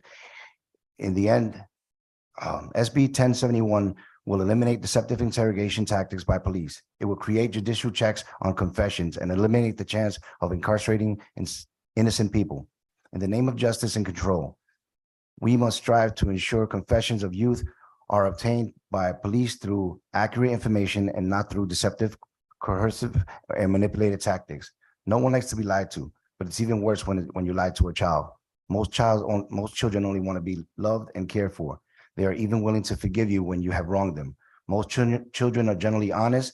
Many have no filters about their feelings, and it is our responsibility to nurture and help them grow. It is for this reason I cannot understand why police choose to lie to children. It is bad enough when they lie to adults, but to lie to a child is outright wrong. As a youth development advisor, I've witnessed police officers lie and intimidate children during regular, everyday interaction, as well as when the youth are actually in trouble. I have seen them lie to youth, say that will get them out of trouble, or things like that, when they actually weren't able to deliver. Nonetheless, youth made statements, I can assume. Thank you, sir. In brief, I want to say that I'm in support of SB 1071. I'm also in support of SB 1194. Thank you. Questions or comments from the committee? Questions or comments? Seeing none, appreciate being with us. Susan Zebo. Zabahansky, I think. I apologize, ma'am. Members of the Judiciary Committee, I'd like to discuss the proposed bills that are happening on today's agenda in a broad manner without really diving into the specific language of each. The reason being that in the recent years, legislations have been put forth or passed by this body mostly by Ma'am, I'm gonna interrupt you real quick. We seem to be breaking up on your audio a little bit. And we have to, our rules as a committee and as a legislature, we need you to testify and identify what bill you're testifying on. Okay, well, I'm probably buying SB 1071 and HB 6878. Okay. Should I start from the beginning and give me mine back? Yeah. Although we're still having a problem with your connection, your audio. So give it a shot and see what happens. Okay. So I'd like to discuss proposed bills, SB 1071 and HB 6878 in a broad sense, as I without delving into the specific language. Being that in the recent years, many pieces of legislations have been put forth or passed by this body, driven mostly by emotion and not reflective thought and reason. I heard many people testify today from other states, and I'd like to point out that Connecticut has some of the most highly trained and respected police forces, both at the state and local level, even to the point of being modeled by other states. To compare our state to places like Chicago, Illinois, should never be done. We have many different laws and procedures, and also a much, much lower, which is why many of us live here and not in Chicago. I encourage this body to really research the results of past legislation and its impact on our state police force and crime. I've personally seen extremely skilled officers retire early or state. We even have now passed legislation forward to try to boost our state police force. We have seen struggles to retain our police forces, recruit new ones, and an increase in crime like the car theft and the catalytic converter theft. I heard someone testify that sometimes in creating legislation, we use a hammer instead of a scalpel, and I agree with that entirely.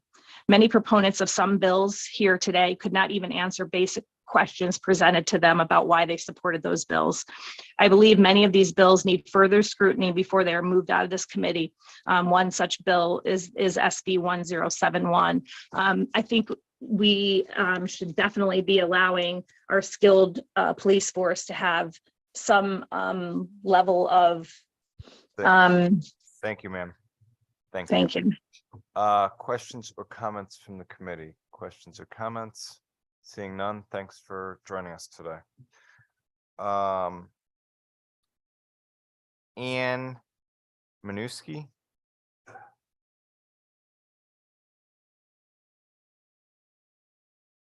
Ann Minuski with us? Yes, hello. Go ahead, ma'am. One moment. Thank you. Chairman and members of the Judiciary Committee. The Connecticut Republican Assembly is an organization which has members and friends totaling over 500 Republicans and conservatives across the 8 counties of Connecticut. We stand firm in our principles and unalienable rights under the U.S. Constitution, as well as the rights and responsibilities within the Connecticut Constitution. I am Ann Minuski, a 24-year resident and former licensed professional counselor, and I am current president of the Connecticut Republican Assembly. I support HB 6637 in improvement of protecting victims' rights within the measures of this bill. I hope that it will change what happened with the police accountability bill a couple of years ago. I think it was 2 years ago, and restore the law for our police so that the citizens of Connecticut can be protected. Thank you. Thank you, ma'am. questions or comments? Seeing none, appreciate you being with us. Thank you. Mark Fallon? Mr. Chair and members of the committee, my name is Mark Fallon. I spent more than 3 decades in federal law enforcement. I was taught and believed that an innocent person wouldn't confess to a crime they didn't commit. My instructors were wrong, and I was wrong. I didn't know any better. I do now. I am testifying in support of Senate Bill 1071. I have served as the government's chief investigator investigating the Al-Qaeda terrorist network for trials before military commission. I served as the director of the NCIS Training Academy and the assistant director for training of the Federal Law Enforcement Training Center. I'm now in the private sector, and I've been involved in the practical applications of interrogation-related research for more than a decade. I'm a visiting scholar at John Jay College of Criminal Justice and co-director of Project Aletheia, a center involved in bridging the gap between the science and practice of interrogation. As past chair of the research committee of the High Value Detainee Interrogation Group, I have worked with scientists around the world on improving the practice of interrogation. The HIG has conducted over 120 peer-reviewed research studies, which have been the catalyst for major interrogation reforms in agencies that have embraced the science and improved their competencies with science-based effective interviewing skills. Coercive and deceptive practices have been rejected, and global interrogational reforms are underway. The Federal Law Enforcement Training Centers now only instruct in science-based methods. Elite investigative agencies such as the NCIS have revised their policies and practices and now only utilize science-based interviewing methods. The American Bar Association has endorsed the Mendez Principles on Effective Interviewing, which stipulates that interrogation practice and training should be based on law, science, and ethics. What is needed is a shift in mindset and institutional cultures, an evolution away from confession-driven tactics toward truth-seeking approaches. This shift away from legacy deceptive practices will help restore and maintain the integrity and legitimacy of governmental institutions, which in turn enhances the public trust. Confession-driven practices that employ tactics like lying to juveniles lack dignity and are in direct contravention to what we now know from more than a decade of focused scientific research. Juveniles are especially vulnerable to deceptive practices and by amateurish tactics used by untrained, poorly trained, or improperly trained officers. Effective interviewing is tradecraft, not stagecraft. Deceptive practices during custodial interrogation should be banned. Science-based methods should be adopted as an alternative to trickery and treachery so that we evolve and embrace practices that are effective and have virtue. If Connecticut chiefs are unaware of these advancements, the International Association of Chiefs of Police has a model policy for the interview and interrogation of juveniles. The Mendez Principles on Effective Interviewing are available online in 10 languages and can be used as guidelines. Thank you, sir. I'll close with saying that trust must be restored between police and the public served. Policing with virtue. I think there's some questions for you. Representative Howard? Thank you, Mr. Chairman. Hi, Mark. Nice to see you again. Are Connecticut officers being trained at the IACP standard that you referenced?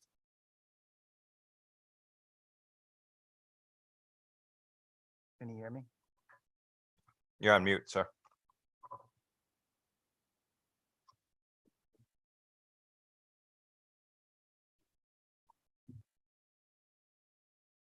Mr. Fallon, can you unmute yourself? Yep, there we go. Oh, sorry about that. Yeah, the IAC, if Connecticut agencies have adopted the IACP model policy for interviewing and interrogating juveniles, they would not be using deception. Okay. And do you were you listen to earlier testimony today? I don't know if you were in and out or. I was in the whole time. Okay, so you heard an exchange that Representative Blumenthal and then followed up by me where I had somebody where an officer may say, we have video surveillance, which is true. And then the suspect interpret that to mean they had them on video surveillance, that confession, assuming a confession was had, or that interrogation could get tossed out. What's your opinion on that? Well, I can tell you what the research shows us, and this bears out from my experience, that when you use those deceptive practices, you are likely to get a confession from the guilty person. So they are effective. The problem with those type of tactics, you're also more prone to get a false confession from an innocent person. And so that's why those that have embraced the science totally negate using that deception because of the false positives, the collateral damage that comes along with using those techniques. I understand that, and nobody wants to get, well, shouldn't say that. No legitimate police officer wants to get a confession from an innocent person. And you and I have discussed that, and we discussed it today, that the goal is not to get a confession. The goal is to get to the truth. And sometimes people don't want to tell you the truth when they've committed a crime. I think we're in agreement about that, right? That's correct. Some do, but some don't. Well, there are a lot of people, Mark, that, right, and I think you would agree, that say, why would anybody ever tell you they committed a crime? They think that nobody would voluntarily tell you they committed a crime, but the fact is they do, right? They do. However, the research shows that about 1/3 of the people, some studies have shown that about 1/3 of the people are prone to give you accurate and reliable information when you interrogate them. And when I teach and instruct in effective interviewing, what I talk about is don't mess those up with improper tactics, because about 1/3 of the people may want to talk to you.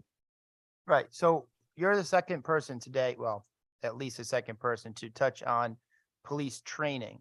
And I will tell you that I am all for training our officers to conduct business in a way that is the most effective route to justice, because justice is getting to the truth of the matter, and that is it. But what this bill does, as do many bills, they completely take away certain options that perhaps you may not need necessarily, but it opens a door where somebody could, and I'll ask you the same question again, where if I'm a police officer doing an interrogation, could say, well, I have video footage from the business. And then a defense attorney says, well, that was deceptive because you made it seem like you have him on video. And I never actually lied, but it goes out the window. You know, these are my concerns when we have, well, let me ask you another question. Do you have any idea how many states in the United States require all officers to wear body cams at all times? No, I do not. You do not? I do. I don't know that data. All right, then can we agree then that with all your experience, that if these interrogations are being done on body cam, which they must be done, that's our law says if you are doing this interrogation or any interaction with the public, it has to be on body cam, that the likelihood of a bad confession being admitted in Connecticut is less than other states, since all of those confessions or interrogations are audio and video recorded. So that makes it less likely. Is that fair? I'm not sure about that. I don't know the Connecticut legislative standards. However, the fact that it is admissible might not still be accurate. It still could be a false confession that is deemed admissible because of a voluntariness standard. However, you still may be getting unfactual information. Okay, and if you don't use deceptive tactics, somebody still could confess to a crime that they didn't commit, even absent deceptive tactics, right? Well, they could, but now we're teaching science-based methods, and we use the strategic use of evidence, which was invented by two research psychologists, Par Anders Granhag from the University of Gothenburg, Sweden, and Dr. Maria Hartwig at John Jay College. And that's what's now being taught, because if you use the strategic use of evidence, it goes into proper planning and preparation. You do an evidence matrix. And what that particular technique does is elicit more truthful information, and it helps determine deception in those that are both guilty and helps exonerate the innocent. So the training that we've evolved to now since 2010, when the Hague was commissioned under the Obama administration to try to improve the practice of interrogation, are techniques that elicit more admissions, elicit more accurate and reliable information, elicit more witness information, and elicit less fabricated or factual information. And so that's the new trend. That's what people are going to. That's what a lot of the federal agencies have evolved to. It just hasn't, that research hasn't trickled down effectively to the state and local level as of now. So some departments have evolved to it. LAPD, robbery, homicide, major crimes are doing it. A lot of agencies are doing it, but from my understanding is the departments in Connecticut have not started to yet embrace these science-based methods. Right. So I'll leave you with this. My hesitation here comes here. The state of Connecticut has significant safeguards in place to prevent police misconduct. And when we take, and you heard the previous speaker say, and I think she's exactly right. When we take and we look at what the problems that are existing in other states that couldn't happen here or are less likely to happen here because of other safeguards, and then we make those direct comparisons, it's a problem. So I know you said you're not, familiar with the Connecticut legislature. I told you it is required that we're at body cams. If that's not enough, that's not enough. But that is the case. And I thank you for your testimony. Thank you very Further much. questions or comments from the committee? Further questions or comments? Seeing none, thanks for being with us. Rolando Perez.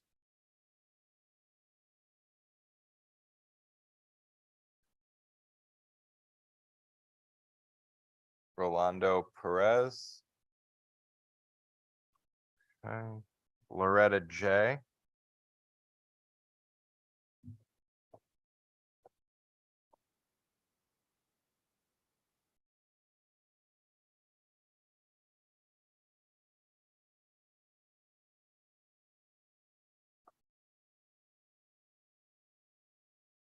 Good afternoon, Chair Winfield and Chair Staffstrom, Senator Kissel and Representative Fishbein, and distinguished members of the committee. I am Loretta J., a resident of Fairfield.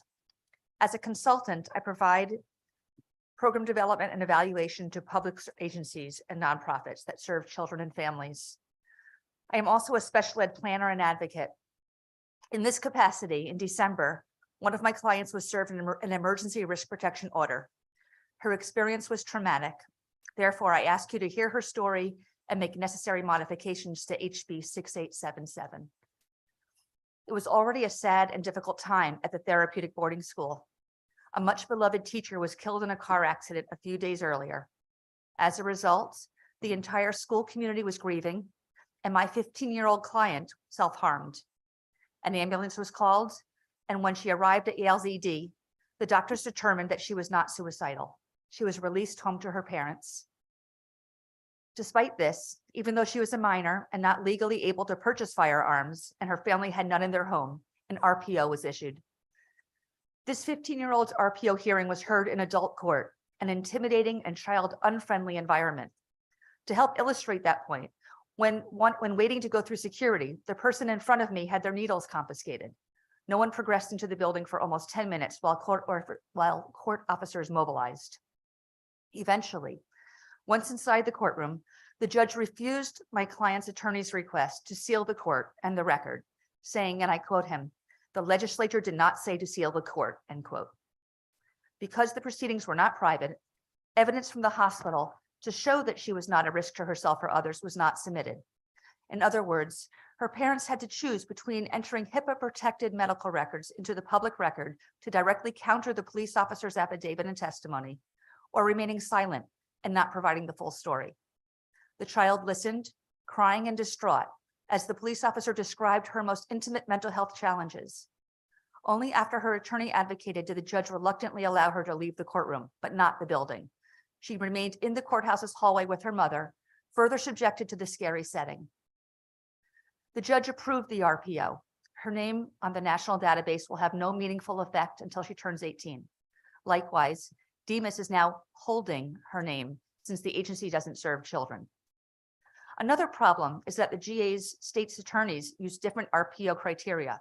Consequently, what may qualify for an RPO in Hartford may not in Vernon. Because of my client's experience, I performed research and consulted with many state leaders in the mental health, child protection, and law enforcement fields. I hope to share the specific recommendations with you.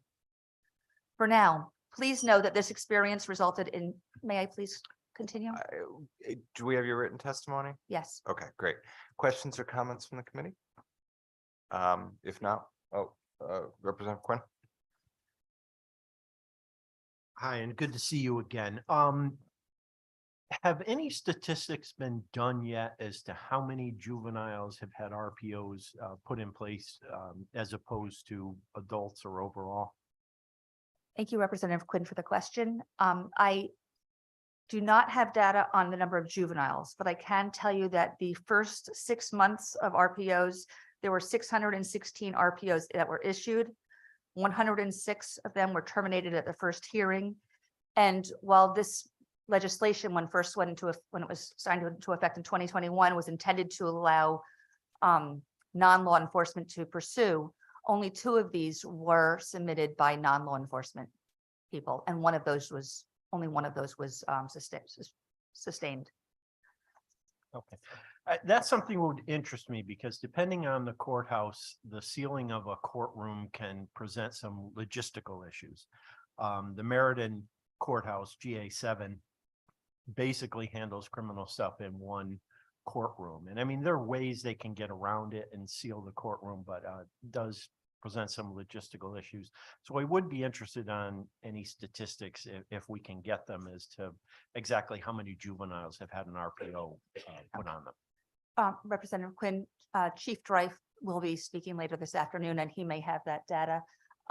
If I can share some additional specific recommendations, because I did speak with many leaders throughout the state and have compiled them. Okay. May I? I mean, your 3 minutes has expired, and we do have other folks to testify. So like I said, we're more than happy to receive those. And frankly, it's more impactful to receive those in writing, because what we do is we go back and we look at the bills, and it will be fresher if it's in writing. So prefer you send them to us that way. Questions or comments, Representative Fishbein? Thank you, Mr. Chairman.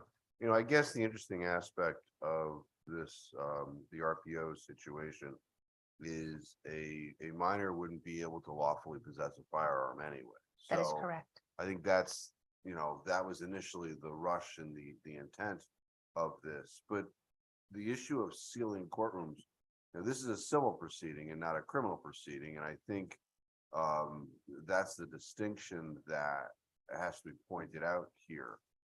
While there should be protections of a youth, perhaps if we just didn't have this apply to youths because they can't get firearms, that would alleviate the problem in toto. So I thank you for coming here and for your testimony. Thank you, Representative Fishbein. If I may, while we are very concerned for sealing the records for youth, I think that because our goal is to protect people and keep them safe, not to shame them, we really want to seal the record for everybody, adults as well, because they're going to face the same situation of having to release their HIPAA protected medical records to protect themselves. And that may be a choice that they choose not to do. And I'm gonna tell you that's of concern to me because I have knowledge in this area. I recently had a case where I have the divorce going on, and then there's a risk protection order hearing that happened involving a police officer and firearms, and that was successful. And part of the divorce became, is this guy safe to be around the kids? If the risk protection matter is sealed, I wouldn't have been able to get that transcript of that proceeding. I wouldn't be able to present that to the court. So I'm cognizant and I am sensitive to the minor issue, the issue of minors, but I don't know that these proceedings that sealing that you referenced should apply to all. So thank you. thank you. Yeah, I mean, I think to Representative Fishbein's point, I'm curious. I understand the argument on juveniles, and in fact, in a number of circumstances, we do seal juvenile proceedings for that exact reason. It's juveniles, but generally in a court proceeding, one's medical records, if they're necessary to prove the point they are trying to make as an adult, is not something we generally seal in our courtrooms. We draw a line. Yeah, you can ask, but it is often, there's not a presumption in favor of sealing in other circumstances in our courthouse. So I'm wondering why this would be any different. Well, I think that if one is trying, our purpose is to see if someone is a risk to themselves or others. And if the medical record may shed light on that and show that they are not at risk to themselves or others, but they're afraid to share that information because other aspects of their life will become What public. if it works the other way, right? What if it's the state's attorney who has the medical records and they're trying to introduce them to show the person is a danger to themselves or others? Would there then be a burden on them to seek to seal the courthouse, seal the courtroom? To seal the courtroom because Because they're going to introduce someone's medical record to prove the point that the person is a danger to themselves or others. I don't know. I think one of the things that I witnessed in the situation with my client was that there was an ongoing fear of the what if, that it appeared that the people that were involved were overly aggressive in a way because what if they got it wrong? And that seemed to be driving a lot of the activity.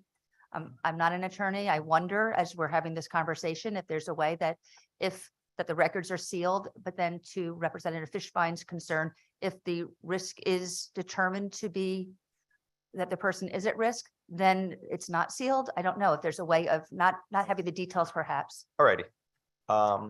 Further questions or comments? If not, thanks for being with us. And I do see your written testimony to recommendations, which in large measure mirror those of the judicial branch. And I'll just note for the record, this bill had to be drafted and heard before the judicial branch weighed in. We have since received those. It would have been helpful to have them earlier, but we will work to incorporate some of those that we can. So Thank you, Chair. Thank you. Natasha Pierre.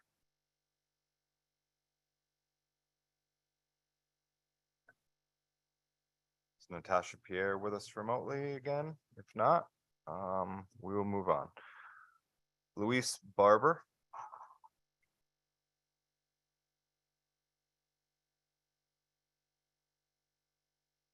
Lois, actually, I think it's Lois Barber. I'm sorry.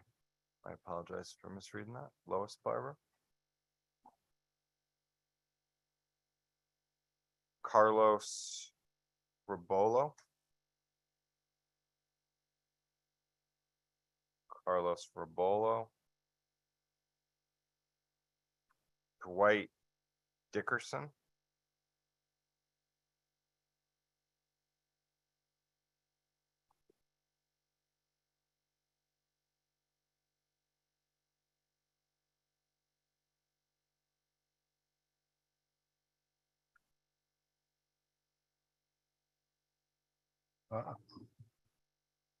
Good afternoon. My name is Dwight Dickerson, and this is my daughter, Talana Monique Dickerson. We are one of the families of many families that received a letter several years after I came home to register, and so we're here in support of SB 1194. Since I came home, my life is a little different from a lot of individuals. Our family been very successful. I've graduated from Yale University. I have a master's also from UNH. My wife and daughter and I started an organization called Tricor LLC, Empowerment Training Group. We worked with CSSD. We worked with many other nonprofit organizations with those who are returning from reentry, returning from incarceration. I'm an author, and by all means, my life has been very successful. And even though with all those successes, according to the state appellate court, it states the only reprieve I can get is legislation, through legislation. So I'm here to ask for the passing of 1194, because even when we are successful, we're still treated as second-class citizens. And there's no other reprieve I've had. And at this time, if my daughter would like to say something. Hello, good afternoon at this point. Ma'am, I'm sorry. Are you signed up to testify? No. No, We That's can't, fine. unfortunately, yeah, we appreciate you being problem. here and supporting your I'll be dad, here but we supporting can't. Dad. All right, Yeah. appreciate that. And with that, I'm just saying that even after 25 years, for all the successes that I've had, it only comes through being legislatively. There's been many people who have received reprieve from the court has done a lot less a lot less. Thank you. And Thank you, That's sir. it. We appreciate you being here, appreciate your advocacy. Questions or comments from the committee? If not, thanks for sticking with us.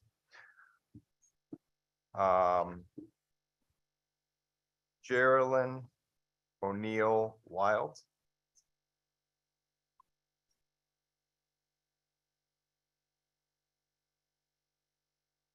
Geraldine O'Neill Wild.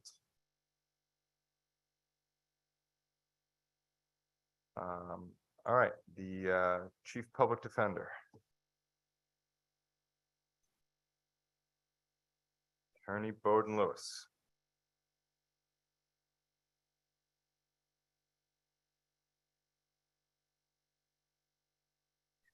Attorney Bowden Lewis, is this your maiden voyage before the Judiciary Committee here? Yes, it is. All right, well, come on down. Price is right. The price is right, Have a yes. have a seat. Good whenever you're ready. afternoon. Again, my name is Tishawn Bowden Lewis, and I'm the Chief Public Defender of the Connecticut Defender Public Defender Services. And I am happy to lead a talented group of people that encompasses attorneys, social workers, investigators, and clerical staff. Also assigned counsel too. I'm here today to support Bill 1071, which is an act concerning deceptive or coercive interrogation tactics. Our division definitely is in support of this bill. I personally have been a public defender my entire career, and that's been almost 26 years. And I've seen through clients that I've had the effects of this. Clearly, this bill deals with deception, lies, and it's important in our criminal justice system to be able to deal with facts and truth. Children and adults are affected negatively by deceptive interrogation tactics from law enforcement. A very important and prominent case that this dealt with in New York was in the late 80s and 89, the exonerated five. I'm sure you're all familiar with the five young men who were children at the time when they were falsely accused. They were coerced into actually admitting to things they did not do. And I have a quote from Dr. Salam, who was one of the five children at the time. And he has here, he's talking about when he was in the precinct, one of the other five, he heard that he was getting beat up in the next room, and he heard him saying, okay, I'll tell you. He indicates in his book, Better Not Bitter, that we were delirious with hunger. We were delirious because time was passing and we didn't know what time it was. Just a whole nightmare of the whole situation. I think what happened is after a certain point, you break. And in the breaking point, you say anything that will allow you to get out of that. There's also a very tragic case that happened in 1944 with George Junius Stinney Jr., 14-year-old Black child from the South who was coerced into admitting that he actually killed two young white children, two white girls. And he was the youngest person to be executed in the 20th century here in the United States. He was coerced, and his actual conviction was overturned 70 years later in 2014. Tactics used by police need to be the right thing, truthful. Thank you, ma'am. Senator Kissel. Thank you very much, Chairman Staffstrom. Well, I'm biased because I like references to what's going on in Connecticut. Sure. Clearly across the nation, there's been problems, but I think that we have a very good justice system. Is it perfect? No. Does it have problems? Yes. But it's the best system that I'm aware of in a free society. You were here earlier to my I was very pleased to see that the Connecticut Police Chiefs Association, rather than just coming in and saying no, they said, we understand the goals of this proposed legislation. We're in agreement with the goals of this legislation, especially as it pertains to minors. and here's our recommendations. And speaking to Barbara Fair, she had some problems regarding some of those changes, saying that it would create a loophole. So I get where she's coming from. Have you had a chance to review their proposed additional language, and are you comfortable with it? Do you need some time to go back with your staff and digest it and make a recommendation later on regarding that? Because if I can get the lions to sleep with the lambs, I'm really happy when that happens. So I'm just wondering your take on that. Sure, Senator. I did hear it for the first time today from the chief. And I think that there's room there to try to work things out.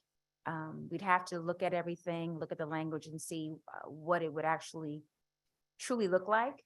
But there's always room to be able to at least come together and try.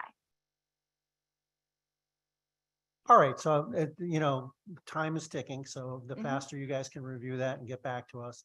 Sure. But it just so folks know, when disparate parties can come together and iron out, maybe not all their differences, but 99% or 90%, that makes our life a lot better. And it also means that there aren't going to be parties out there just looking to kill a bill, which it's hard to get bills across the finish line. It's not impossible. And it depends sometimes just on, you know, one party likes it and it's going to go if they have the numbers. But it's so much better, and it's better for the people of the state of Connecticut, in my view, if we can work out differing opinions and come up with something that gets us as a state further down the road. And so this looks like a golden opportunity. So I encourage your feedback. Thank you, Mr. Chair. Thank you. Thank you, Senator, and let me certainly echo those comments as well. Representative Howard. Yeah. Representative Howard. Thank you, Mr. Chairman. And good afternoon. Hi. And welcome to the committee. So as the senator said, I'm far more interested in what's going on in Connecticut. And certainly there's been injustices in the past in policing and in Connecticut. But we have, in my opinion, and opinion of some folks testified today, have moved our law enforcement in the state of Connecticut in some pretty significant directions for professional standards. So in your experience as a public defender in this state, which how many years do you have as a public defender here? 26. 26. All right. So in those 26 years, and you probably don't have empirical data, if you do, great. But anecdotally, how often do you see people who have confessed because they were coerced and they were in fact innocent? I don't have the empirical data, but I can give you a rough estimate. I've had several clients, young ones, children, as well as adults, who have stated to me that they were coerced into saying things that they were not supposed to say and that were not correct. And so would it be the vast majority of all my clients? No, it would not be. But as David McGuire said last week in the press conference, just one person is enough, you know? And so there have been several clients of mine who have actually said something that was not true in order to either get out of a situation with the police or who have just gone along with a deal just because of the pressure. Sure. Well, and police officers shouldn't be making any deals. The fact that the officers can't promise leniency in an interrogation is something I Right. support, even for adults. In fact, I think there's case law on that anyway. So it's already illegal, albeit not codified, but illegal, right? We're in agreement about that. Yes. So did you hear me earlier, the exchange that Representative Blumenthal and I had with a previous speaker where, and you're a public defender, so you tell me,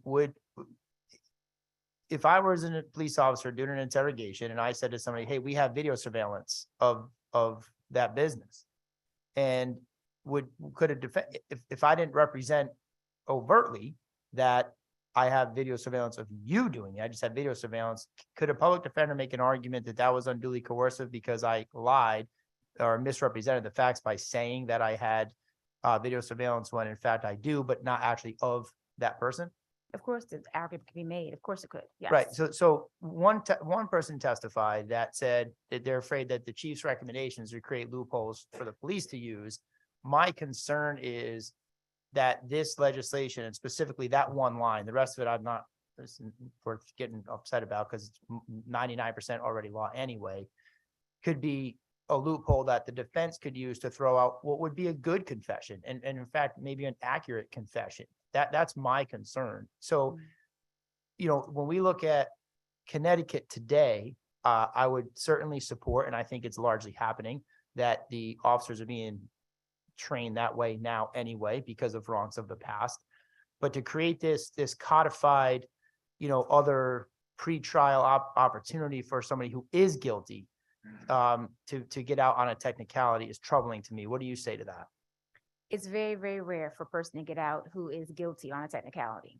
And so I truly believe that this legislation, if passed, is going to do more good than anything else for all parties, because both sides of the fence, whether it be the prosecutors or the defense, are going to want true justice, whatever that may mean, what it may look like. And so being able to ensure that a person who is actually confessing to a crime, any kind of crime, actually did it is very important. And that it's very, very, very rare for someone to just slip through the cracks. It honestly is representative. And what weight would you give to and you've heard me talk about body cams a couple of times today, and you know, there's not a lot of states that require body cams. We do. They've been largely, you know, successful. Do you find that for defense purposes that body cams are useful to you, in that you could take, in this case, an interrogation or really any police encounter and see for yourself and be able to show to the judge, this is what happened? Is that, you know, does that add a layer of protection above what other states are doing, in your opinion, for your clients? Body cams can be altered. And so, yes, there are views, there is a video there, but it's not always clear. Sometimes we're getting the full footage. It's not always clear. Sometimes we're getting what actually occurred. So there's always a room for error there. And it's not necessarily a guarantee just because I have a body cam that I have everything that I'm supposed to have. So your representation is that officers in this state are modifying their body cams? My Altering representation is that there have been instances where there have been some questions about what has been given to our attorneys, whether it's been the full video or whether it's been modified in some way. And so there are issues there that need to be tweaked. Okay, well, I appreciate, that's the first I heard of that. We'll drill down on that. Certainly, if we have officers that are altering their body cam footage, it's a problem. Thank you. You're welcome.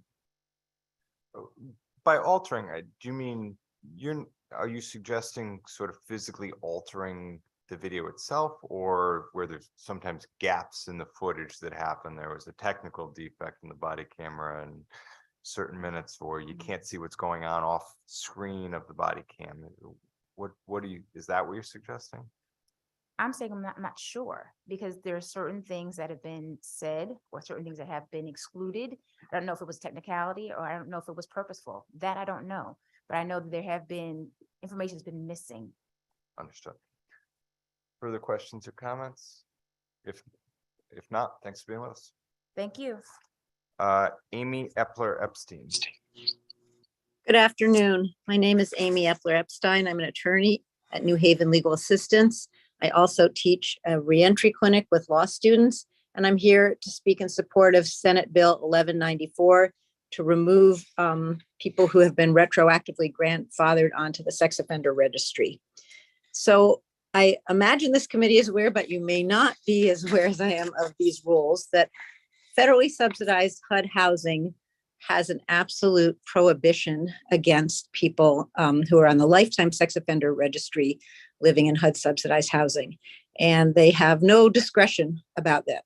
And so people, even, you know, Mr. Dickerson talked about, we've heard many people today, I've only heard some of the hearing, but many people who have been for many, many years, who have had no involvement with the criminal justice system, certainly no sex offenses, and who then get caught up in this and are at risk of becoming homeless, or sometimes become homeless or losing their housing because of being on the lifetime registry.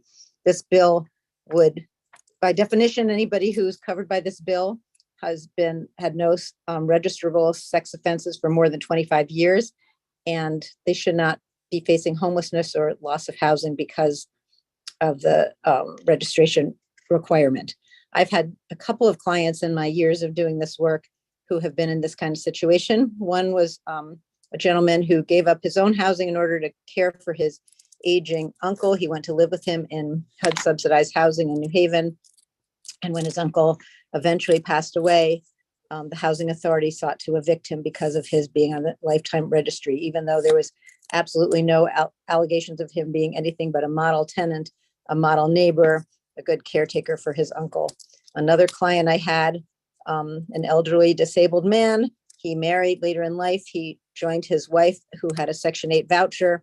And at the recertification, when they discovered that he was on the lifetime registration, it's actually the housing authority in that case was so knew him to be such a reputable person. He was a deacon in his church. He was a very involved community member. And yet he was at risk of he and his wife becoming homeless and losing their affordable housing voucher because of the registration requirement. So I hope, there are many things wrong with our sex offender registry in the state, but this is one glaring problem. The retroactivity of the registry. And I'm really happy to see this single proposal that would eliminate this unfairness. It does nothing, the law as it is now does nothing to promote safety for the public and does everything to destabilize families and individuals. And as I said, put them at risk of loss of affordable housing and homelessness. Happy to answer any questions, and I appreciate your time and appreciate this bill. Representative Fishman. Thank you, Mr. Chairman. Good afternoon, Attorney Epler-Epstein. Nice to see you again. It's refreshing to be able to exchange with somebody who has acumen in this area. I'm certainly sympathetic to the concerns here. The federal bar on housing. It's interesting that it appears nobody in our federal delegation has spearheaded this, and that's disappointed to try and get that changed on a national basis. But moving forward to where we are here in Connecticut, have you heard, I've had some exchanges with some individuals on this bill earlier today and suggested a procedure. Did you see some of that? I've only been able to hear part of it. I heard some questions, but early on, my own thought is that there's no additional procedure that would be necessary. By definition, people who are under this provision are people who have had no sex offense that would cause them to be on the registry for over 25 years, because this is only people who are on the registry who were put on it retroactive when the law was passed in 1998. So by definition, we're looking at 25 years ago. If there's been anything since then, they wouldn't be in this grandfathered category. So I don't see the need for any further kind of, I think that passage of time and lack of things speaks for itself. Okay, so I guess the answer to the question was that you have not heard all of the testimony. So moving forward. I haven't heard all, no, I'm sorry. Okay, that would be the answer. Thank you.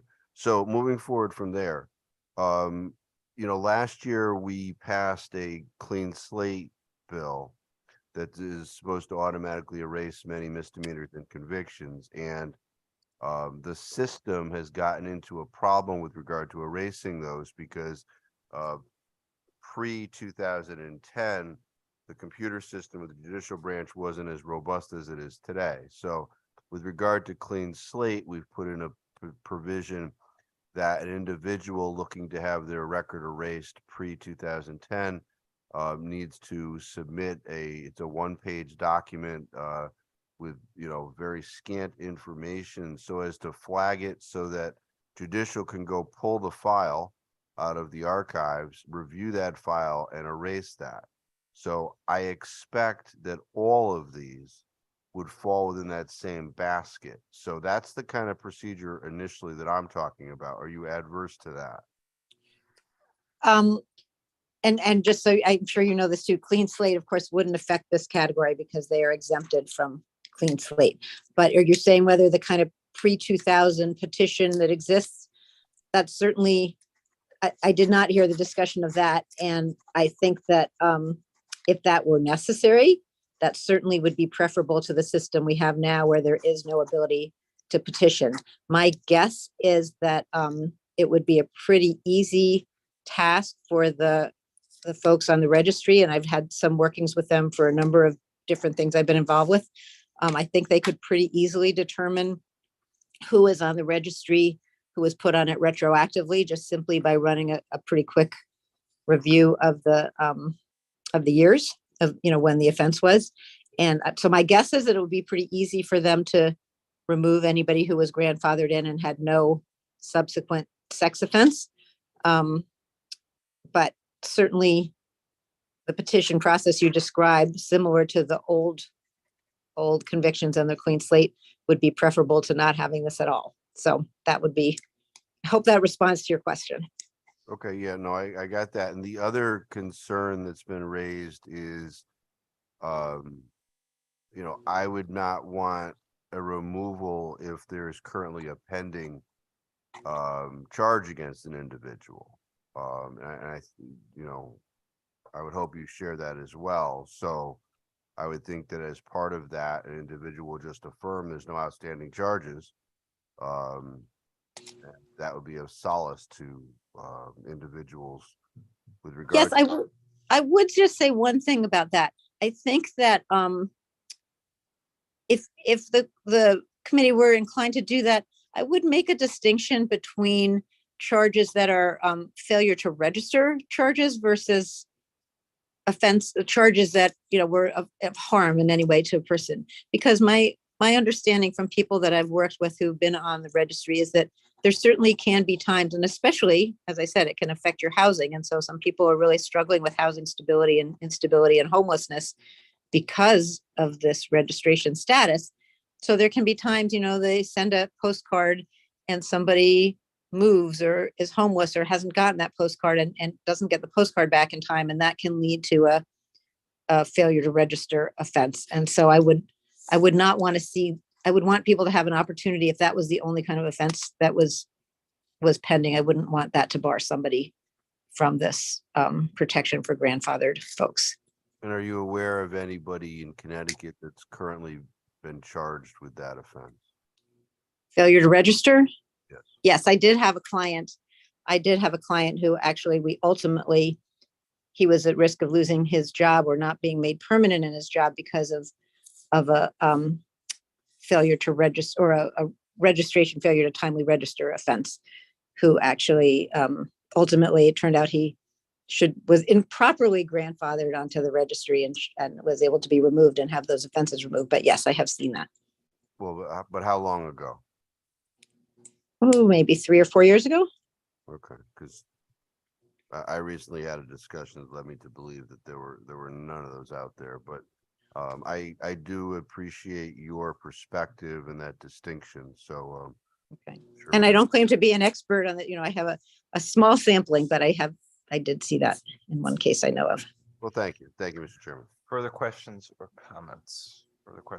Seeing none, thanks for being with us. Thank you. Max Markham.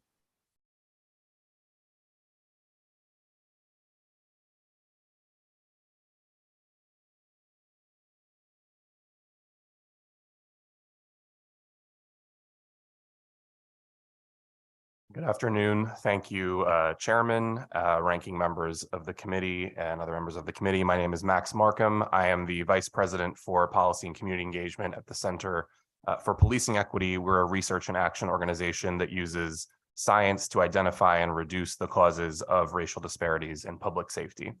CPE has worked with law enforcement agencies across the country, including Newington, Watertown, and Clinton in Connecticut, to analyze racial disparities at their request and recommend changes in police practices that address those disparities. You've already heard from some of my colleagues and other advocates testify in support of 1195. I've also submitted written testimony, so I'll just try to curtail this in the interest of time to some highlights that I think maybe haven't been mentioned yet. As you already know, Connecticut, like in many places in the country, is facing a dual public health crisis of traffic crashes and racial disparities in traffic enforcement.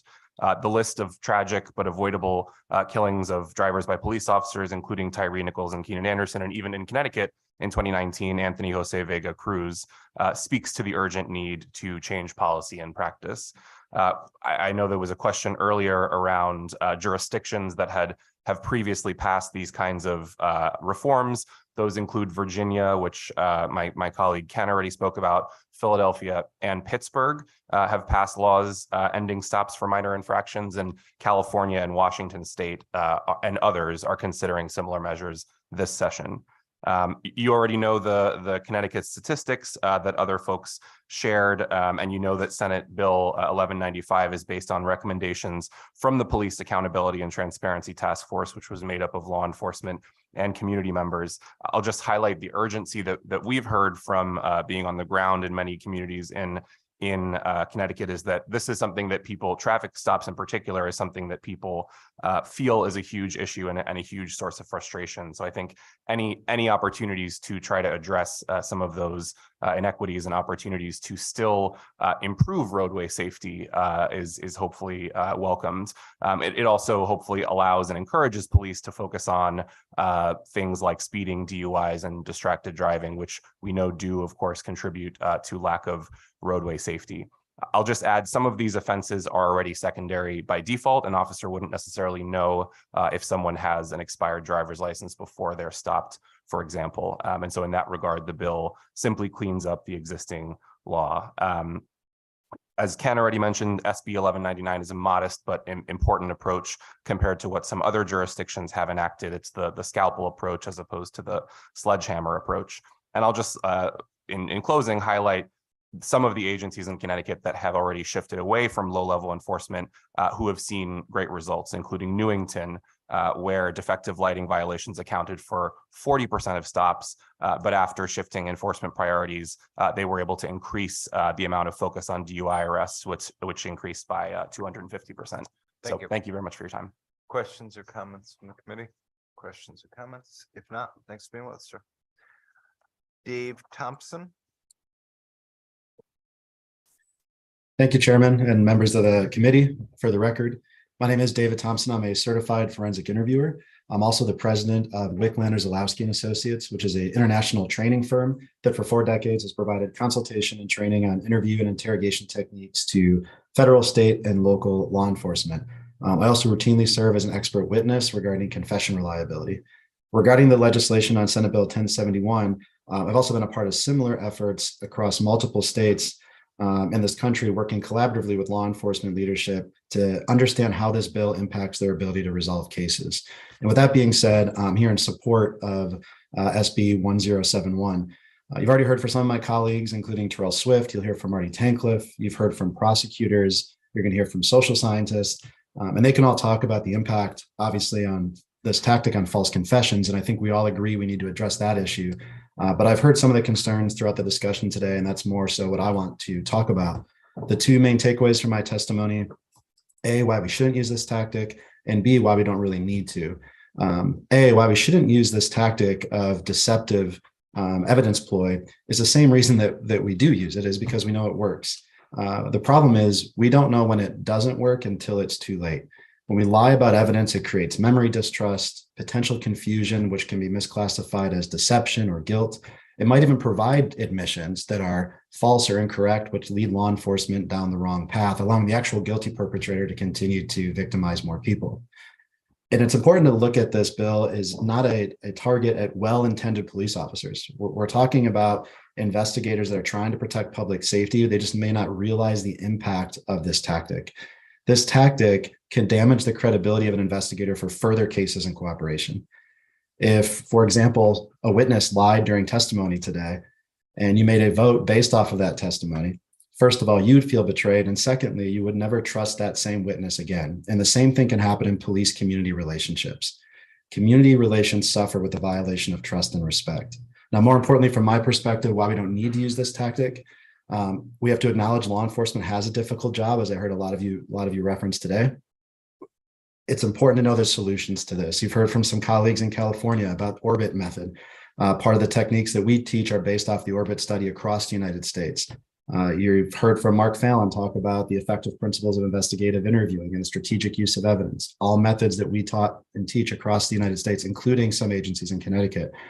You've heard from the International Chiefs of Police policy dating back over a decade ago, recommending against this technique.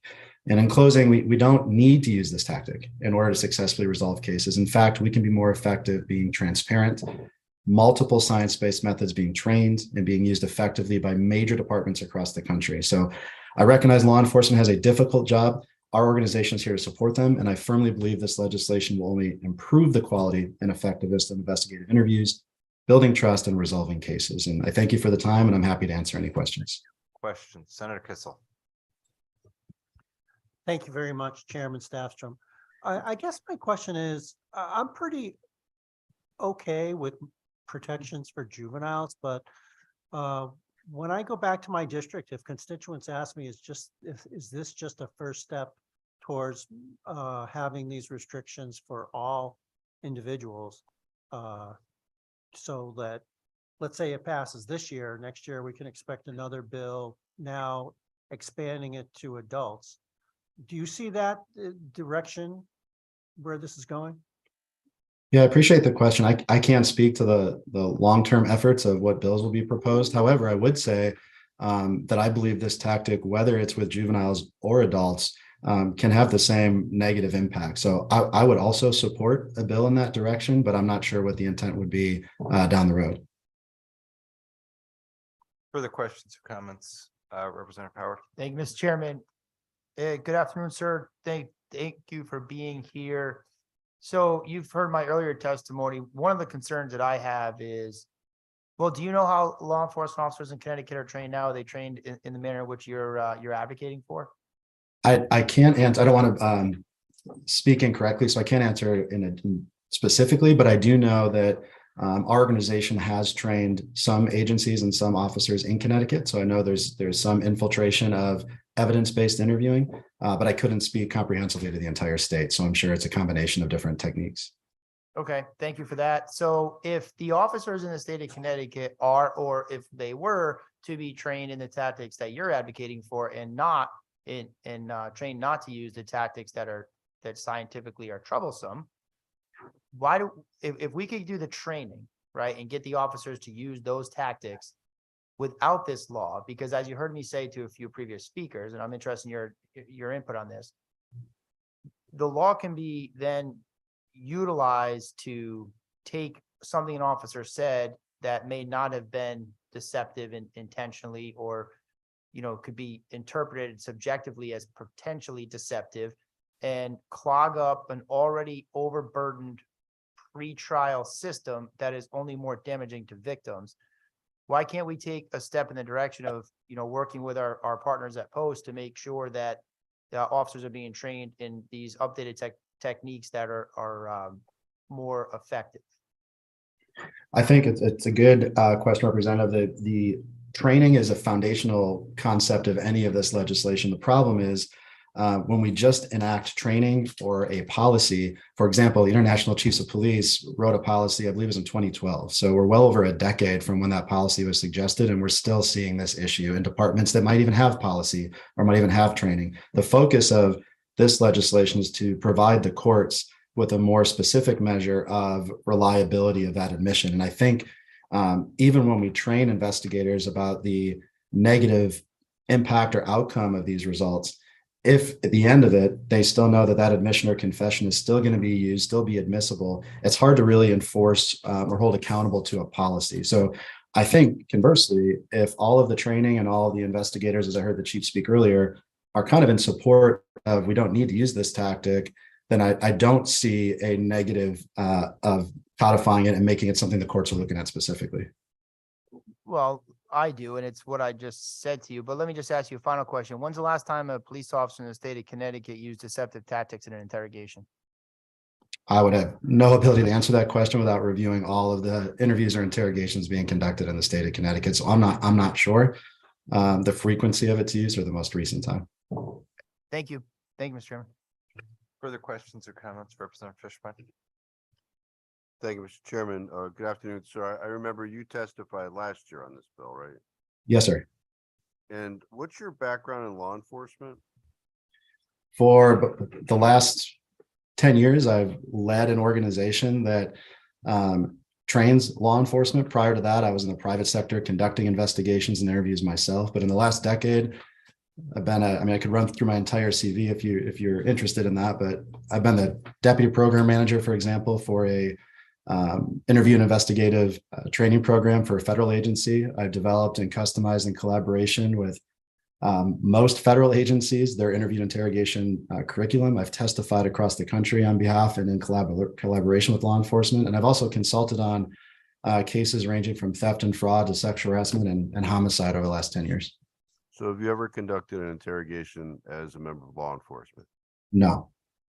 And looking at your CV, or at least a portion of it, you have had quite a bit of time in loss prevention, security in the retail world, correct?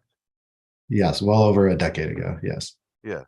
And in the course of that, wouldn't you have had occasion to use what is typically known as today as deceptive interrogation tactics when somebody's called into the office that you suspect may have been shoplifting? I've been conducting interviews for well over 15 years. And so if I look back at the first interview I conducted versus the way I would advocate for the way interviews are conducted today, I think that's evolved. And I think that's the purpose of this legislation. What we know in social science today, we didn't know 15 years ago. I can't think specifically of a time that I've resorted to a specific false evidence ploy, as you're suggesting, in an interview over 10 to 15 years ago. But if I did, and looking back today, I'd recognize that that's not the most effective way, and that's not the way we've been teaching both private sector and public sector organizations for over a decade now. All right, well, I can tell you that I did loss prevention for a period of time. There Sure. was more than one occasion where I brought somebody into the office and I said, I know you just put the lipstick in your pocket or in your pocketbook, and I was told no. And then I said something like, well, my buddy over there saw you, and it wasn't true. But there was suspected shoplifting going on. And, 9 times out of 10, that led to somebody confessing. And I know in my experience that none of those cases were ever an occasion that the individual didn't prove to be a shoplifter. So I'm just using real world, this denigration of this time honored tactic. I'm trying to figure out whether or not this makes any sense, but I thank you for coming here today. Sure. May I respond to that? I wasn't sure if that was a question or not. To that. Certainly, if you want to respond. Well, I just think it's important. There's two things to distinct there. One, we're talking about custodial interrogations here, but secondly, in your example with the shoplifter, and you suggested, for example, that you have their lipstick is in the purse or somebody saw them do that. I believe under this legislation, if you then retrieve that lipstick or prove that that was reliable information, that the state would still be able to argue that confession as admissible. So it wouldn't completely eliminate the need or desperate use of that tactic. In that example, the state would still be able to argue its reliability based on the outcome, obviously, as you suggested, the evidence was obtained. But in my scenario, sir, the loss prevention officer doesn't have the ability to physically search the individual or anything like that. So that's the distinction. But I thank you for the exchange. Thank you. Further questions or comments? Further questions or comments? Seeing none, thanks for being with us. Jorge Camacho. Thank you. Good afternoon. My name is Jorge Camacho, and I'm the Policing Law and Policy Director of the Justice Collaboratory, which is a social science research organization based at Yale Law School. The collaboratory seeks to build a more just, effective, and democratic criminal legal system through scientifically proven strategies for building strong and safe communities where all citizens can thrive. The collaboratory appreciates this opportunity today to testify on Senate Bill 1195, which would designate certain traffic offenses as secondary violations that alone could not result in a traffic stop by police officers. Instead, officers could only conduct a traffic stop for violations that directly impact public safety, such as speeding, reckless driving, and other dangerous acts. To be clear, the collaboratory is not advocating either in support or opposition to SB 1195. Instead, we seek to offer information, insights, and guidance to the state legislature to aid in its consideration of the bill. An intended impact of 1195 is to reduce racial disparities resulting from low-level traffic enforcement or enforcement of violations largely relating to the condition of a vehicle rather than the way it is operated. Connecticut's disparities in this area mirror those from virtually all other states, which is to say that such enforcement disproportionately impacts drivers who are poor and of color. Tellingly, these disparities persist even when law enforcement is unaware of a driver's race or socioeconomic status. This is because low-level traffic enforcement typically, if unintentionally, targets drivers without the means to maintain their vehicle's condition to the standards required by law, which often exceed the minimum standards for safe operation of a vehicle. These drivers are disproportionately racial and ethnic minorities at or near the poverty line. Low-level traffic enforcement can adversely impact both drivers, who may be saddled with significant fines on top of expensive repair costs despite their safe driving, and police officers, whose enforcement actions may be perceived as motivated by prejudice rather than public safety. These outcomes can severely undermine the legitimacy of the police in the eyes of the community, which can make community members substantially less likely to report or cooperate in the investigation of more serious crimes. Accordingly, a frequent consequence of low-level traffic enforcement is reduced enforcement of higher-level offenses, due both to reduce community cooperation and reduce police availability. To avoid the corrosion of police-community relations and to promote more effective public safety policy, experts nationwide, including top police executives, community leaders, and academic researchers, have promoted the adoption of procedural justice, which is predicated on the adoption of policies that are both more fairly applied and are perceived to be more fair by those subjected to them. A procedurally just traffic enforcement policy would therefore prioritize enforcement of violations that directly and adversely impact public safety while deprioritizing enforcement of violations whose relationship to public safety is revealed by available data to be questionable or undemonstrated. Such policies serve to promote public safety by redirecting police resources to enforcement actions that directly correlate to public safety and by improving the perceived legitimacy of police enforcement generally, which fosters compliance with the law and cooperation with law enforcement authorities. Thank you, We sir. therefore recommend that the Sir, legislature. sir. So I know on the remote you can't hear the bell, but apologize for interrupting you. Got a question from Senator Kissel for you. Thank you very much, Chairman Stafford. Just a quick question. You stated in your testimony just now, and I hear it sort of implicit, if not explicitly, that, oh, law enforcement, if they behave a certain way, or their behavior may be motivated by racism. And I gotta be honest, I've worked with, not like paid work, but I've had discussions and meetings with police chiefs and other officers out there. And I really haven't met one racist law enforcement officer in Connecticut. Now, that's not to say that folks don't have racist feelings out there. It's probably 3.5 million people in the state of Connecticut. But some of the things that you see across the country cannot be said to happen all the time here in Connecticut. And I'm just wondering, am I just missing some kind of report or data that says, and I don't want to know about the rest of the country, but I want to know about Connecticut. Is there any kind of empirical evidence that we have this huge problem? And it doesn't mean that I'm necessarily for or against any of these particular bills. I think we should always strive to be completely race neutral in our activities with the public. But I just, it's sort of a throwaway line. And I'm just wondering if is it just people just use it, or is there any kind of real data that supports that as an issue out there? Thank you. To be clear, we're not talking about express or even deliberate racism. What we're talking about is the fact that as applied, as enforced, these laws can have a racially disparate impact on communities. And as we've heard from others, I'm thinking specifically of Ken Barone, of Chris Burbank, and others who have testified today. The experience in Connecticut is not that we are suffering an epidemic of blatantly racist police officers patrolling our streets, but rather that the use of enforcement of secondary traffic violations has resulted in more harm than is intended by the enforcement of those actions. And oftentimes enforcement of these secondary violations is not necessarily to promote road safety specifically, but for example, can be used by law enforcement for pretextual purposes to conduct investigations into other more serious crimes. Most commonly within Connecticut and elsewhere, it would include the investigation of gun offenses. For example, we heard how the town of Hamden, for example, had previously used traffic enforcement as a strategy for reducing gun violence in certain neighborhoods in Hamden. But what the data has revealed is, as disclosed by others, is that the connection between that enforcement and reductions in commission of other offenses is weak at best, if actually completely non-existent. And the fact that traffic enforcement is used in that way can result in greater harm, precisely because it can promote the perception that officers are racially motivated, even when no racially motivated intent is intended by the officers themselves. And I very much, and some here have said, I guess that answer is no.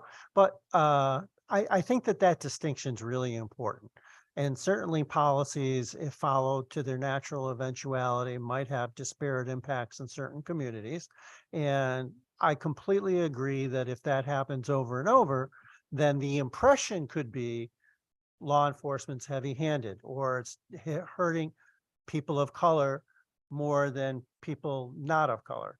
I get all that, but I think it's also very important to draw the distinction that law enforcement is not motivated by racial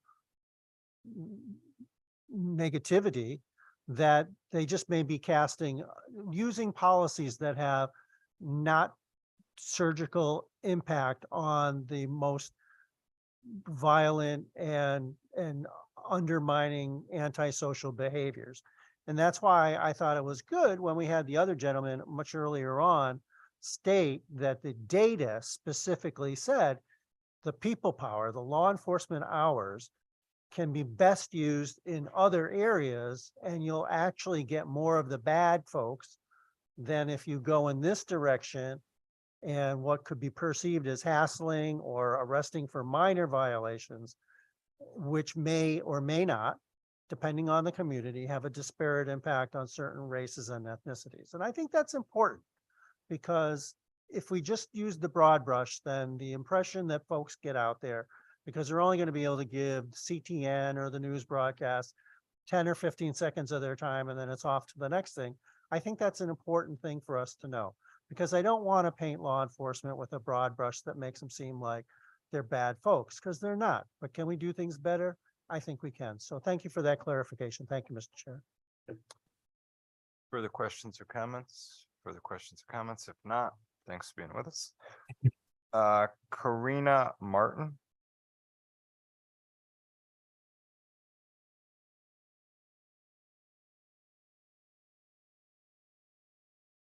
Karina Martin. Dennis McBride. Hello. Good afternoon, distinguished members of the committee. Can you hear me okay? I'm going to, good. Thank you for your time. I'm zooming in today to talk about Bill HB 6878. But first, I want to talk about taxis. I used to take taxi cabs, and my experience was often harrowing. I was frequently ripped off and mistreated, but that all changed when I started taking Uber. Uber holds its passengers and drivers accountable. If a driver loses too many stars, they can't drive for Uber. If a passenger spills a drink, they have to pay for the cleanup.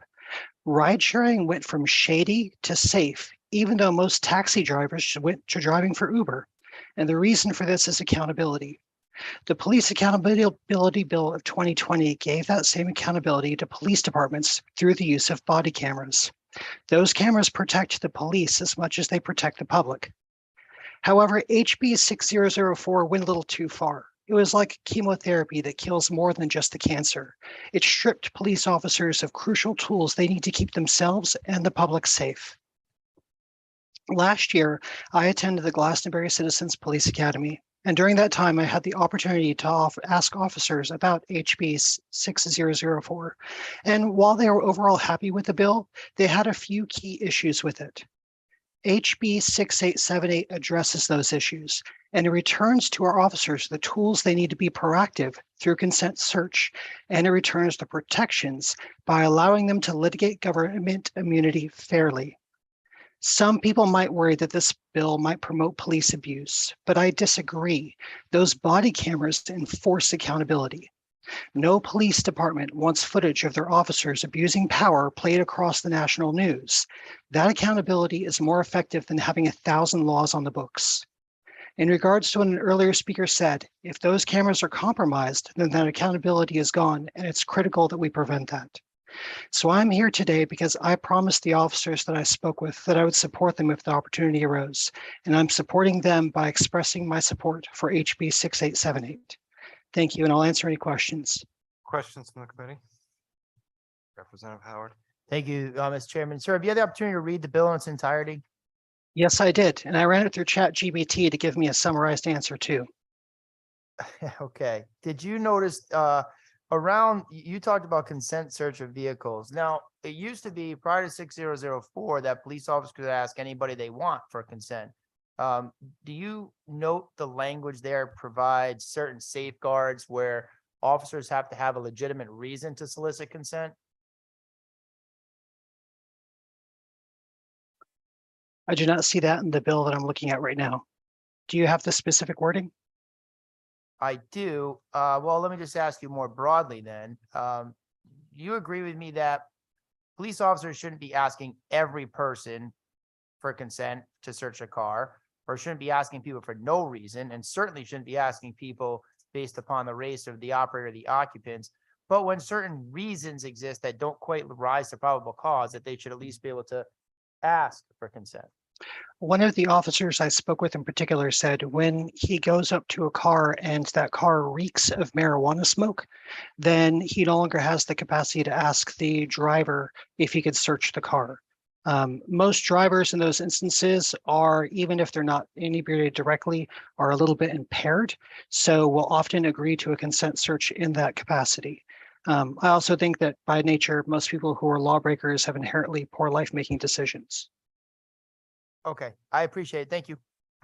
Further questions or comments? Seeing none, appreciate being with us, sir. Thank you. Michelle Voigt.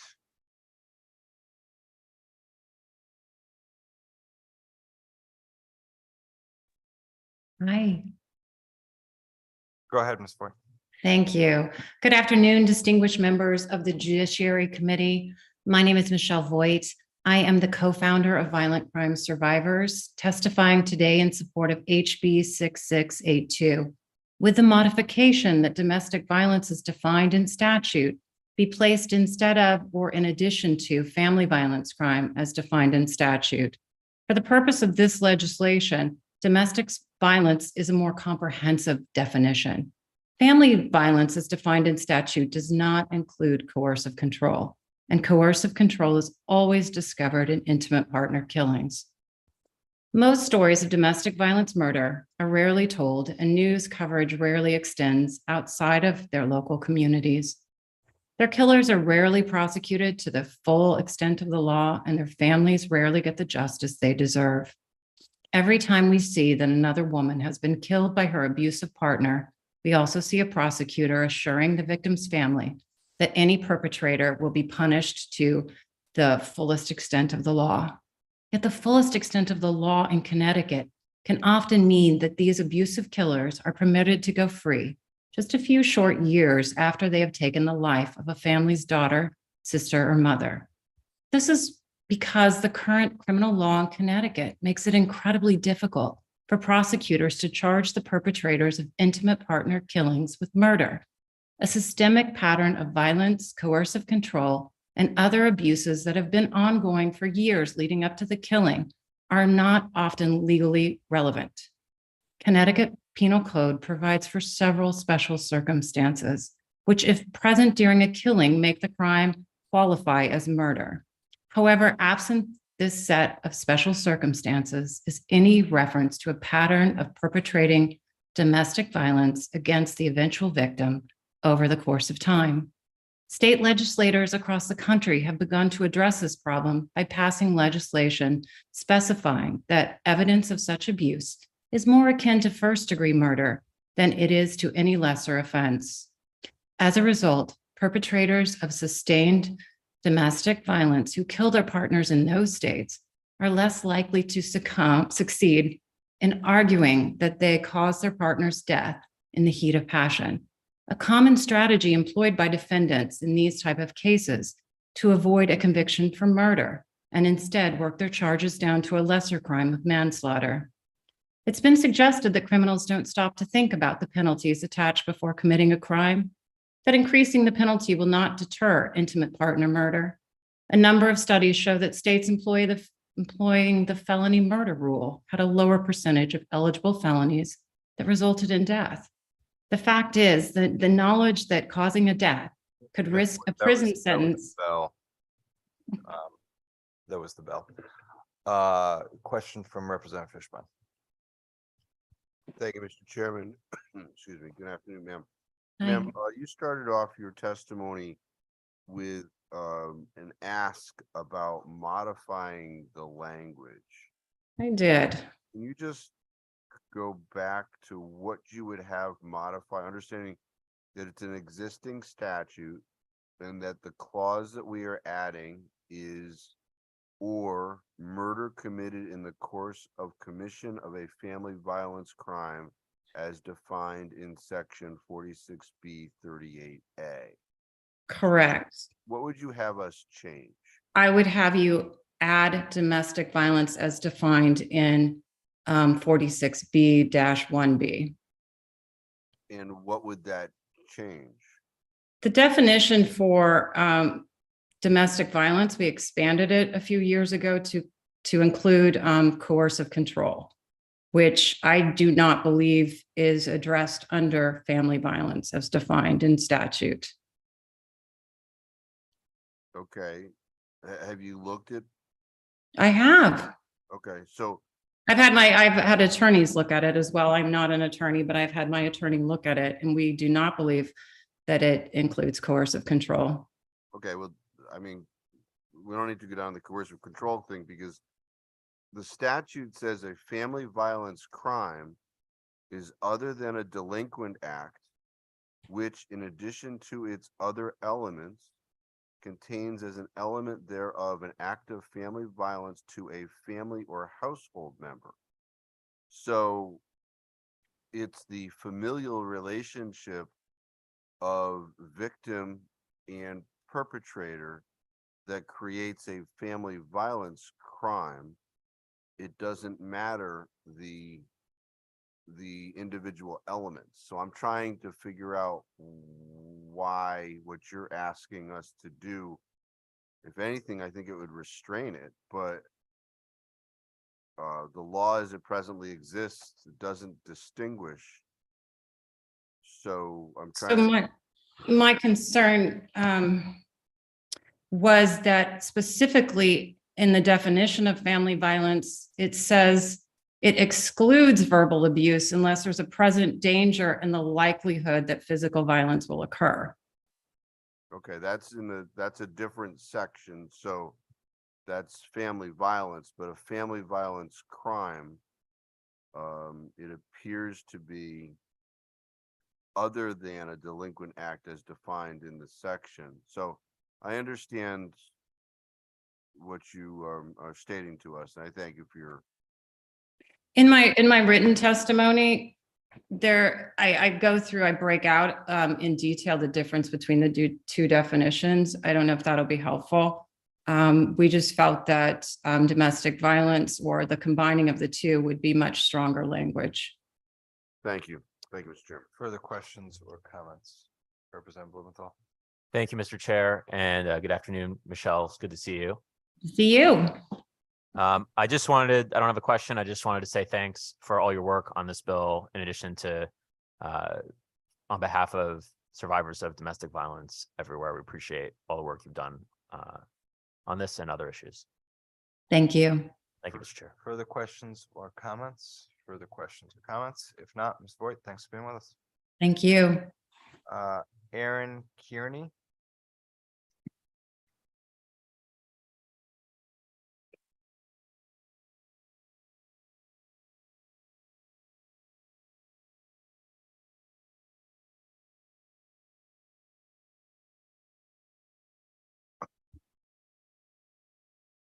Good afternoon to the entire panel.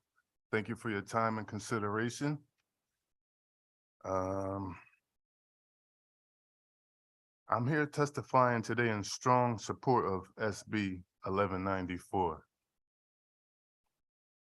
In 1997, when this all began for me, I never had the opportunity to accept or even reject something that would not only burden me, but my family for generations to come. I was always told, don't let your mistakes define you. Don't let your past hijack your future. But the way I'm currently defined and portrayed, that's not at all possible. There's no redemption for us on the registry. I was recently displayed on TikTok. And now my great nieces and nephews have been exposed to the registry and sex in a way that should have never occurred. They have seen an image of me as a monster. This cycle will continue until the day I die, thus giving me a life sentence and a death sentence. Although when first contacted about having to register, it was a big blow for 10 years. Then the sentence continued to grow and grow.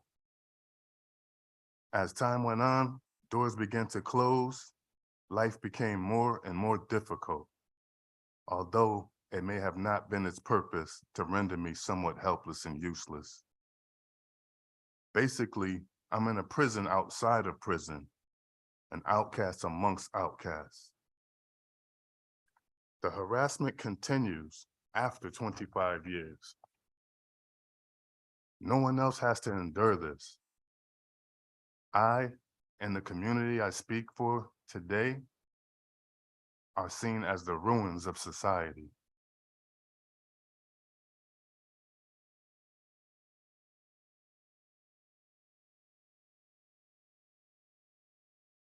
We're all subjected to a one-strike law. I have paid a hefty price already, and punishment continues. The next chapter may include my 13-year-old son or even my grandson. It started with my deceased father, who was a captain of Bridgeport Police Department. He himself was harassed anonymously by his peers. I single-handedly ruined his legacy, and I have that to live with. I have truly dearly paid the price. Thank you, sir. Questions or comments from the committee? Representative Fishbein. Thank you, sir, for coming here today. I know it's gotta be difficult, you know, with cameras and stuff like that. I just wanna, you know, I don't know if you've been here all day, but I agree. Comes from here. We're gonna get something done. If we required some sort of form, you know, you knew the actual year that this happened, would you be able, you think, to give enough information on a form, you know, when you were arrested, when you were convicted, stuff like that, and, you know, swear off that you haven't gotten in trouble, you got nothing pending? Is that something you could do? After 25 years, there's basically nothing I wouldn't do. Understood. Yeah, I wanna be able to give you that end of the rainbow, which that's really a bad term because of the hell you've been through. So I got it, right? But I want to be able to give you something you can attain to. So I know when, you know, I got arrested for drunk driving in 1986. I know it was the August of 1986, and I went through a diversionary program and I got rid of it. And I don't forget that. It was, you know, it was a bad summer for me. So I just want to be able, you know, that if we say to people, in order to get this, you got to fill out this form, that I got people that are going to be able to get, you know, cleared. So I thank you for coming here today. Once again, thank you for showing your face and explaining how this is hurting you. And thank you. Thank you. Further questions or comments from the committee? Further questions or comments? If not, sir, let me echo that and thank you for sticking with us today and being here. Thank you. Christine Simpson.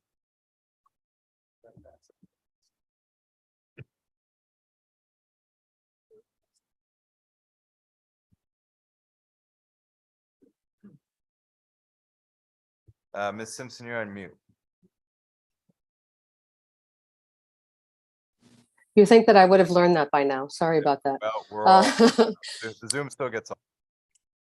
My name is Christine Simpson, and I'm here to testify about House Bill 6877.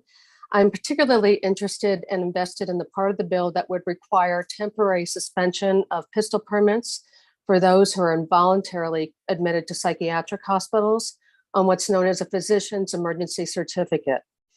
As the committee is likely already aware, the state already has a law in its books, Public Act 13.3, that requires temporary suspension of pistol permits for those who voluntarily seek help at psychiatric institutions in our state. That law, however, has a significant loophole. It doesn't require the same of those getting treatment on an involuntary basis.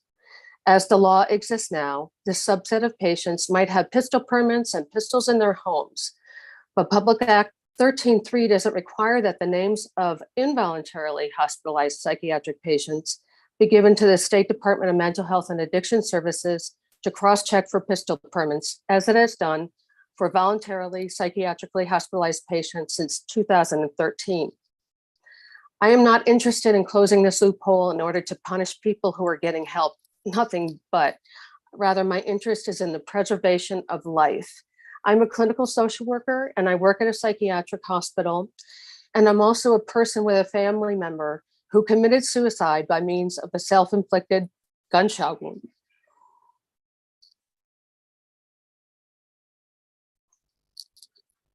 I am intimately aware of the fragility of early recovery from an episode of acute mental illness. Those in early recovery are improving. However, their improving states could be easily fractured by transient crises. For example, job loss or divorce, things that can't be seen when they're leaving the hospital. These crises might produce increased transient mental health systems that can produce the recurrence of suicidal thoughts. A suicide attempt translating to death depends on the lethality of the method used in the attempt. We know that firearms are extremely lethal.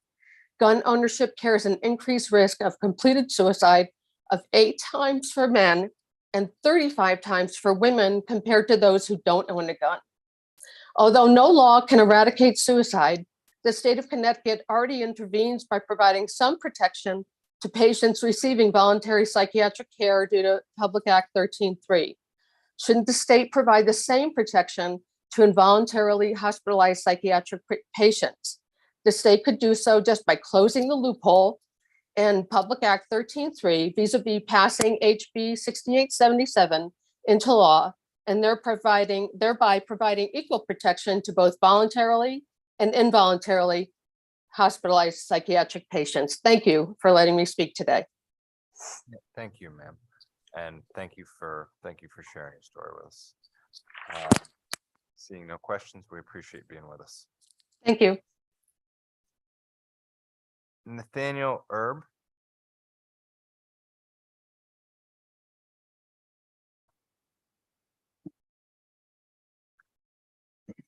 Good afternoon. For the record, my name is Nathaniel Erb. I'm here on behalf of the Innocence Project in support of Senate Bill 1071. I think there's a stack of questions that have been building up for me throughout the day, so I will endeavor to keep my testimony short so as to not keep everyone here. I'll try to address some of the questions that have been brought up. Well, first and foremost, we're here as the Innocence Project because as we work to exonerate people here in Connecticut and across the country, my department, the policy department, is constantly working with our researchers to see what are the causes of false confessions, what are the causes of other types of contributing factors that lead to people being wrongfully convicted, and what are the procedures in place that are intended to catch those false confessions or other factors that are not working adequately. Ultimately, we come to working on deceptive interrogation and interrogation reform generally, because the Supreme Court process that's set up by the United States Supreme Court to assess the credibility of confessions is inadequate.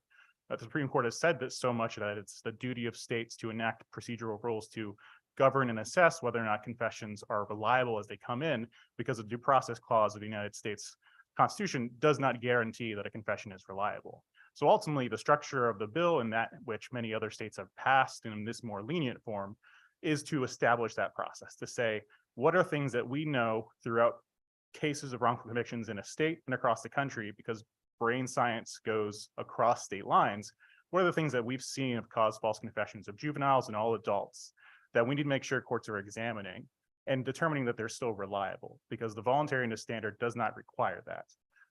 Part of the reason of cabining the bill itself to custodial interrogations is because, for the same reason I know Rep. Howard, you were mentioning earlier, having recorded interrogations. Our office is actually exclusively focused on pursuing this type of legislation in states that already have recorded interrogations, because of the purpose of not having a swearing contest between officers, between the prosecutors and the defense attorney about what happened, who said what, where did it occur, what was the nature of the statement, under what circumstances was it said, after how many hours, where there's a clear record of what did and didn't happen.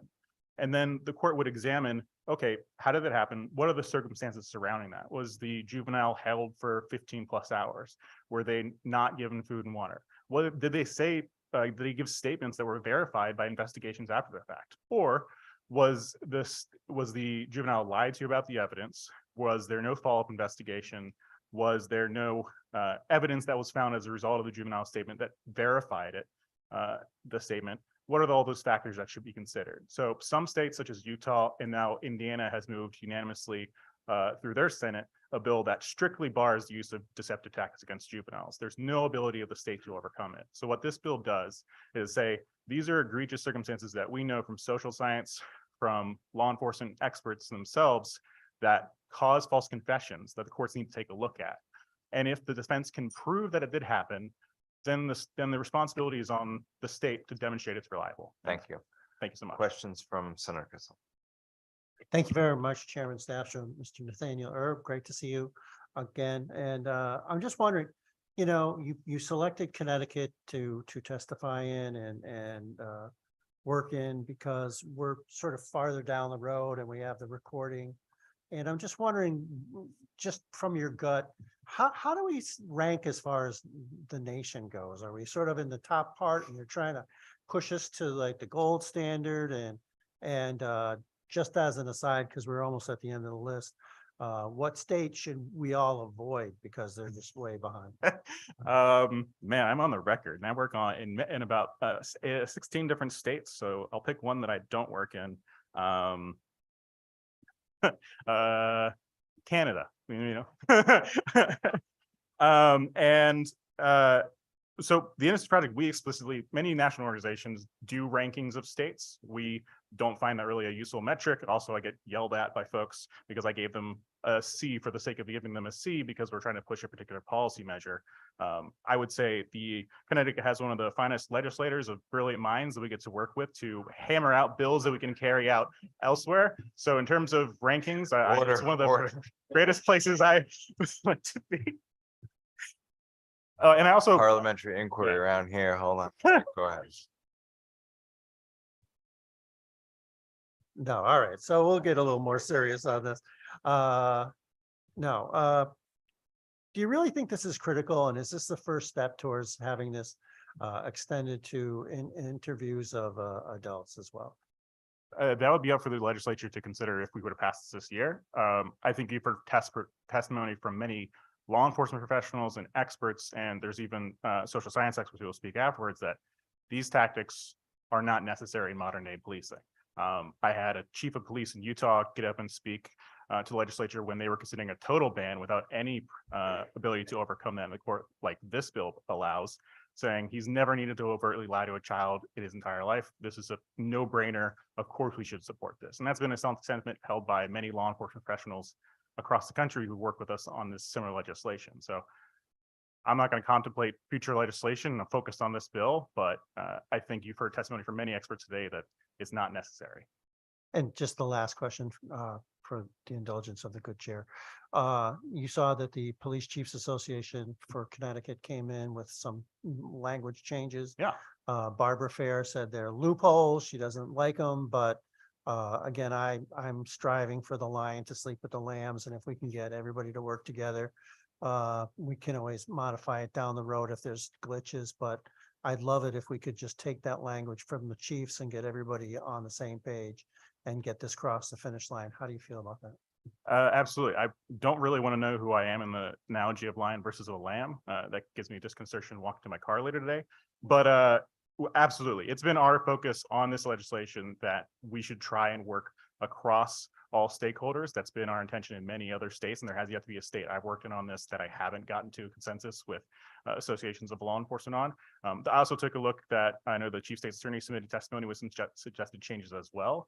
So I know there's some language that's in conflict between those two drafts, so I don't want to pick favorites over one or the other, but I see no reason why we couldn't work on each of those changes I'd want to run it by and make sure our local public defenders who have to work on this under this pretext every day, it works for them. But there's nothing in there that I was wholesale objection to.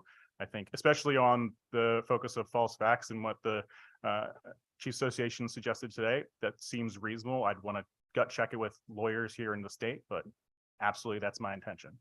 Thank you so much. And my oldest son's name is Nathaniel. It means he was without guile. And so that's a plus on your direction. How does So it thank spell you, it Mr. Chair. biblically or IEL? IEL. Right, he spelled it right. Well, you spelled it right. Representative Howard? Thank you, Mr. Chairman. Hi, Nathaniel. I've been taking vigorous notes today and I lost this. So what percentage of people falsely convicted were based on false confessions? You probably know off the top of your head. In Connecticut, it's 29%. So 29, there's been that's 7 cases. Nationally, I forget the exact number, but there have been almost 400 cases so far of The oth- wrongful convictions with false confessions. The other 71% of wrongful convictions, what was the circumstance of that? It's a range of factors. I don't know off the top of my head, but factors that are often looked at as prosecutorial misconduct or just general, whether it's a defense attorney, prosecutor, judge that failed. It could be faulty scientific evidence. So What's the percentage on faulty scientific evidence? I don't know off the top of my head. I could easily follow up to you later today and just pull it. Well, my question becomes, so the good senator has alluded to this already. This bill came in form last year of getting to all people, not just juveniles. I believe you were, you testified in favor of it last year. Yep. For everyone. We'd be the only state in the country that did it that way. Is that right? Not necessarily. It depends on where we end up at the end of this year. So Vermont has now advanced legislation covering under 21. They also are creating a mandated state policy that bars deceptive interrogation tactics as state policy for every agency in the state without the judicial backstop of this bill, with the intention that they are going to adopt legislation in the years to come that goes for everyone. And there's a couple other bills. Minnesota right now has a bill that's introduced for everyone. And so as of today, all states are under 18. All states prohibit. All states that have passed legislation on this. So 5 states so far in the last couple of years have under 18, but the trend is easily going above that. Well, pending legislation doesn't mean it's going to pass. And we have a lot of pending legislation here that's probably not going to pass. Which is why I clarified. Right. Thank you. The other thing. Want me to go through the list from today? Yeah, if you want to. It would certainly take time. So the other, my concern becomes, I think we're in agreement, wrongful conviction is a major problem, right? That we cannot have that. We have to do everything we can to avoid that from happening. But, I don't want to see next year, we're going to do away with the state crime lab because, some percentage of wrongful convictions are based on misinterpretation of scientific evidence. And there does seem to be, my concern is I don't want to move to that we can never hold anybody responsible for the crimes that they commit. What do you say to that? I think we have never advocated in that respect, and making sure we get the right people for the right crimes is just as much about public safety as about protecting the innocent. Mhm. And you've heard a lot of testimony today that these tactics lead in all different directions and that there's better models out there. So in the interest of doing justice for victims, why would we not want to pursue better methods of interrogation? My final question is, are there any state that consider this legislation, and then ultimately decide to put a training mandate so that officers are trained in the new tactics that we've heard about today without giving this codified potential manipulation of a law by defense attorneys to throw out good confessions? The only state off the top of my head would be California, but they immediately followed up the next session with a bill that goes far beyond this one. That's shocking. Okay, thank you. Appreciate it. Thank you, Mr. Chairman. Representative Blumenthal? Sorry. Representative Blumenthal, briefly. All right.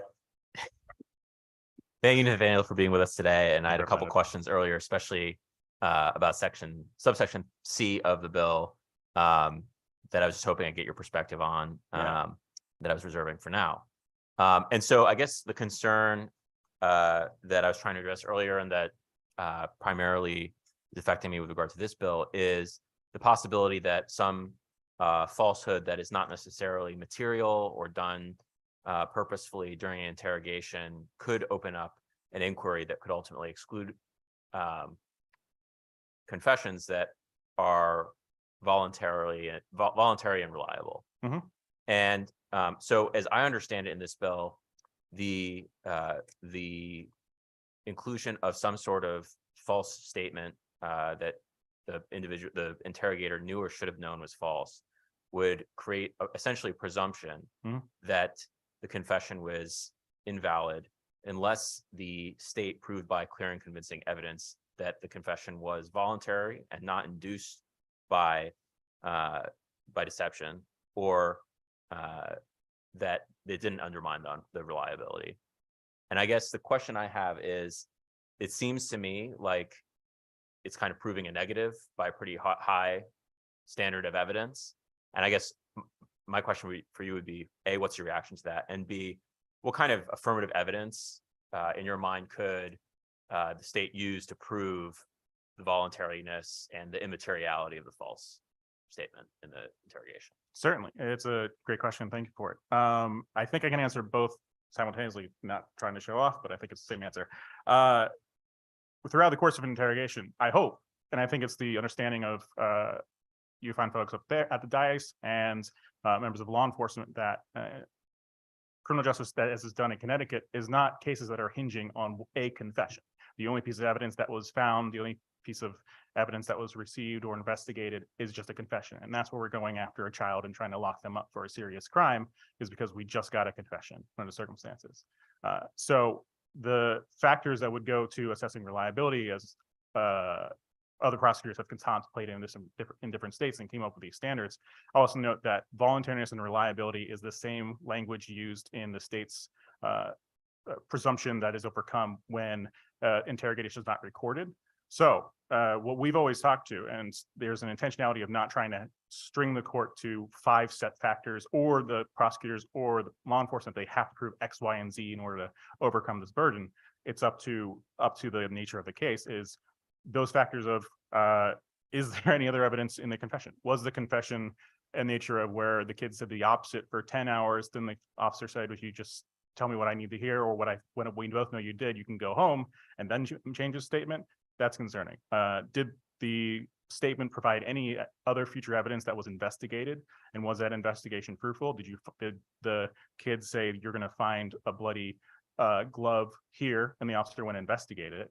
Did the facts surrounding, as we've seen in the cases of exonerees here in Connecticut, did the nature of what the kid is saying they did actually fit the fact pattern in the evidence? Did it fit the ballistic evidence? Did it actually, the kid say, oh yeah, I went and murdered them behind the gymnasium with a baseball bat, whereas it was 20 miles down the road with an entirely different weapon and completely different circumstances? Well, all these different factors that should be part of the investigative record already, because I don't think we're going forward with investigations here in Connecticut just based off a confession. Otherwise, we're having a lot more serious problems. We've seen that in our cases of wrongful convictions, that's the reason why we need good backstops like this, is because those outliers where people are breaking protocol, they haven't done the work. But all those different bits and pieces, the court would consider and say, this is clearly proven to be reliable. Yes, they did lie. Yes, they did withhold food. Yes, they did X, Y, and Z that violates this act. But clearly, even though we don't like that, under the circumstances, the kid still clearly knew what he was saying. He still clearly knew about the nature of the crime, and still confessed in a way that fits all these other factors. Well, thank you for that answer. I appreciate it. And so I take it, based on your answer, that you would not object if we included perhaps some of those factors explicitly, whether in the language or through legislative intent, as examples of how the state could prove that a confession was ultimately reliable and not obtained via these methods. We'd have no objection, as long as it wasn't explicitly tying to, it has to be these 5 factors, both for the sake of prosecutors who are trying to prove it through other evidence. There could be a type of reliability factor that we're not thinking of that we didn't include, but if it's including but not limited to these types of factors, that could be considered. Thank you very much, and thank you, Mr. Chair. Further questions or comments? Seeing none, thanks for being with us. Brittany Lamar. Good afternoon, Senator Winfield, Representative Staffstrom, Ranking Member Senator Kissel, Representative Fishbein, and distinguished members of the Judiciary Committee. My name is Brittany Lamar. I'm a resident of Cromwell and a leader with the ACLU of Connecticut Smart Justice Campaign. I'm here to testify in support of Senate Bill 1071, an act concerning deceptive or coercive interrogation tactics. No one, including children, should be imprisoned because police coerce them into a false confession. I teach my young children to be honest. Honesty promotes trust, fosters healthy and strong relationships, and prevents harm. And naturally, honesty stands in contrast to lying. It is the opposite of deception, manipulation, and coercion. SB 1071 would end the use of deceptive interrogation tactics by police against children by creating a judicial check on confessions if they were knowingly obtained through deception. It gives courts the discretion to determine if a confession made by a child is reliable. We must strive to ensure that confessions obtained by the police are accurate and not the result of deception and coercion. I am also a person who has been impacted by the criminal legal system. When I was 22 years old, I was arrested. When I was questioned by police, officers made promises to me that were clearly not real, like telling me I could go home after I confessed to them, that I would be given a bond that I could afford, or that people I knew had said things about me that were not true. While I was not younger than 18 years old, I wasn't much older than the ages of children we are talking about in this bill who give confessions that are not true and result in wrongful convictions. I have been fortunate to have been able to complete my sentence and am now in law school at the University of Connecticut. When I become a practicing attorney, whether working with clients or in a court, or preparing incarcerated people to exchange ideas in educational spaces, lying or deceiving will never be an acceptable way to interact with people. That could not be more necessary for children who are vulnerable to deceptive tactics, especially when they are in the custody of police, people who should otherwise be protecting them. I urge this committee to pass Senate Bill 1071 to prevent further deceptive interrogations by police on children, interrogation tactics that have harmed children and cost our state millions of dollars. Thank you for listening to my testimony today. Thank you. Questions or comments from the committee? Seeing none, appreciate you being with us. All right, Chief Neil Dreif.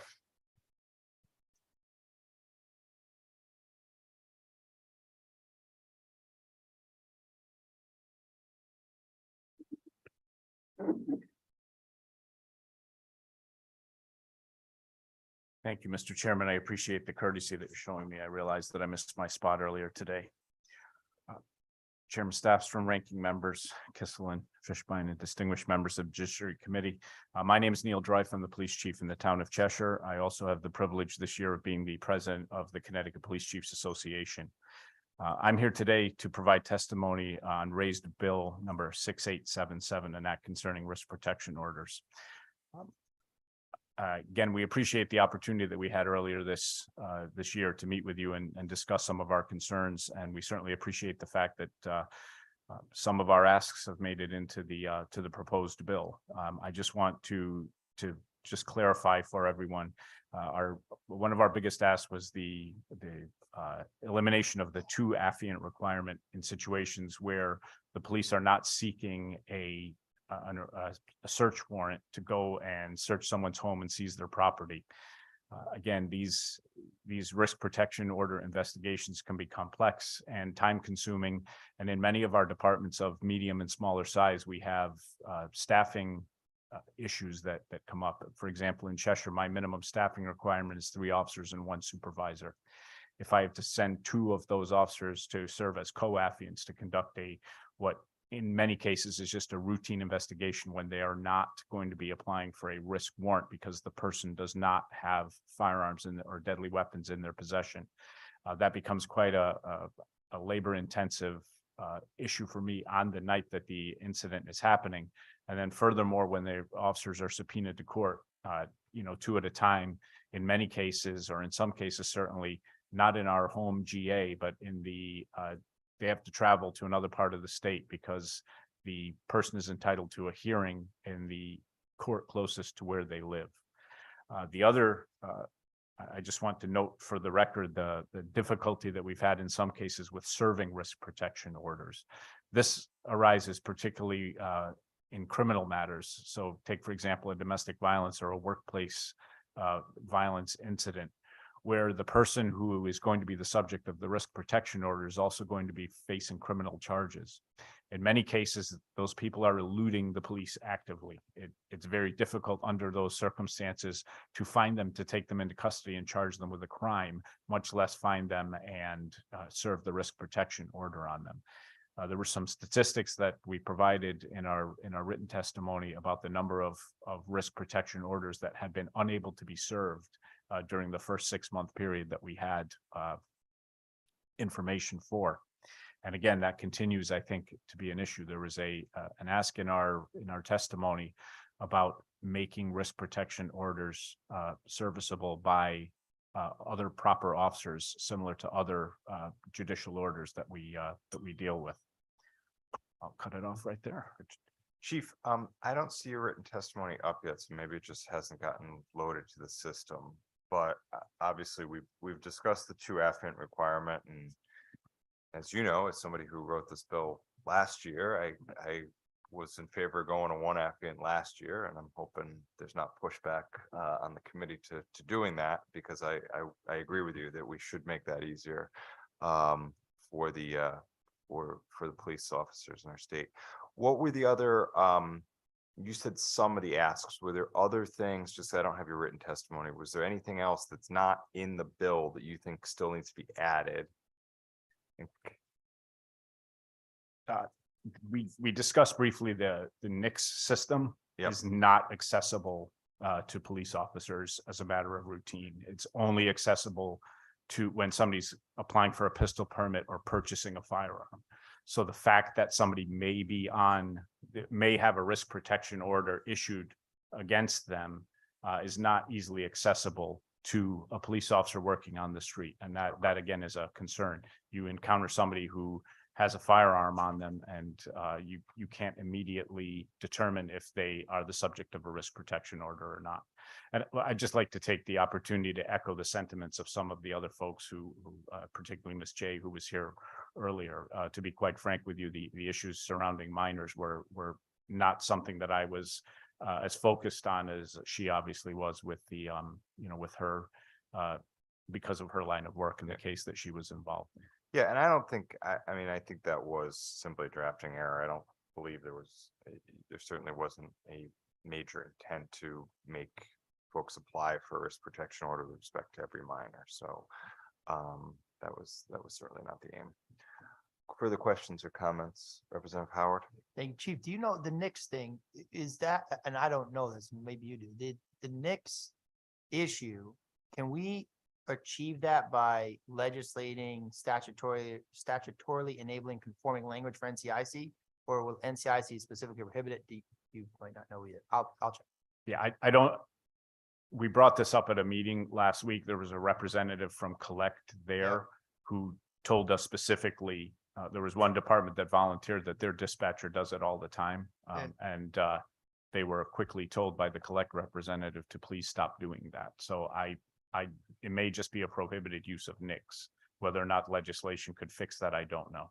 All right, we check, because a lot of times, we see this with like fingerprint supported background checks and whatnot, where we just have to have the right conforming language in our code that NCIC then approves, and then we can do it. So it's an interesting thing. We'll drill down on it. Thanks, Chief. Either that or some kind of searchable database that, as part of Collect that, Or part of SLFU or something. Yeah, could all right, yeah. Thanks. Further questions or comments from the committee? Representative Quinn? Thank you, Mr. Chairman, and Chief, thank you for being here. I'm next door in Meriden. I've heard from our department that there have been some issues, particularly late in the evening, very early in the morning, with finding a judge. Are you guys experiencing that issue as well? I've heard that it can be difficult. We're fortunate that it seems judges like to live in Cheshire, probably because we're in the center of the state. I'm sure it has nothing to do with anything else. And we've had, some occasions where you talk to a prosecutor and they're hesitant, depending on the circumstances, to send you to a judge's house late at night. But for the most part, we've been successful with that. But I can certainly understand it being an issue. Okay. All right. Thank you. Thanks, Chief. Appreciate you sticking with us. Thank you. All right, I think we have a few folks who are still online who missed their spot to testify, so we'll ask them, make a courtesy to them briefly to testify. Haley Cleary. Yes, good afternoon. Can you hear me? Yes, and like I said, we're going back over folks who missed, which we don't always do. So I would ask you just to Be brief. If you've submitted written testimony, please summarize and don't read it for us. Yes, I appreciate it. Thank you for letting me speak. My name is Dr. Haley Cleary. I'm an associate professor of criminal justice and public policy at Virginia Commonwealth University in Richmond, Virginia. So I'm a developmental psychologist by training, and my area of expertise is interviewing and interrogation of adolescents. So I heard reference earlier in the testimony to, adolescent brain science, and the brain isn't developed until the mid-20s. All of that is true. And what I wanted to highlight for you today is a couple of reasons why that is particularly pernicious for kids who are being questioned about crimes. So research shows that adolescents who are in custodial questioning are more suggestible than adults in the same context. So they're more likely to come to accept messages that are communicated to them, either explicitly or implicitly. They're more likely to change their answers in response to negative feedback, which again can be implicit or explicit. And they can also be more compliant than adults. So compliance is different from suggestibility. Compliance means going along with a request from someone else to avoid confrontation. And so a wide variety, a strong body of research suggests that compliance manifests among teenagers in police interrogations. The last point that I'll make for you has to do with a particular piece of the adolescent brain that's relevant to their decision-making under distress. So the adolescent brain is primed to favor rewards over risks, especially those that are immediately salient. So what that means is that kids make bad decisions under stress. The parts of their brain that help them regulate their emotions and think about the future literally isn't finished baking until the early to even mid-20s. And so when you combine this with research showing that actually kids and even many adults don't know that police are allowed to use deception, it creates a power imbalance. It perpetuates a power imbalance between investigators who do know the law and do know the parameters of interrogation, and kids who don't know that police are permitted to lie and who don't have the neurobiological tools, so to speak, to make informed decisions about their legal outcomes. So there's so much more to discuss, but I'd be happy to answer any questions that the representatives have. Thank you for allowing me to speak. Questions? Seeing none, appreciate you being here. Andrew Reynolds.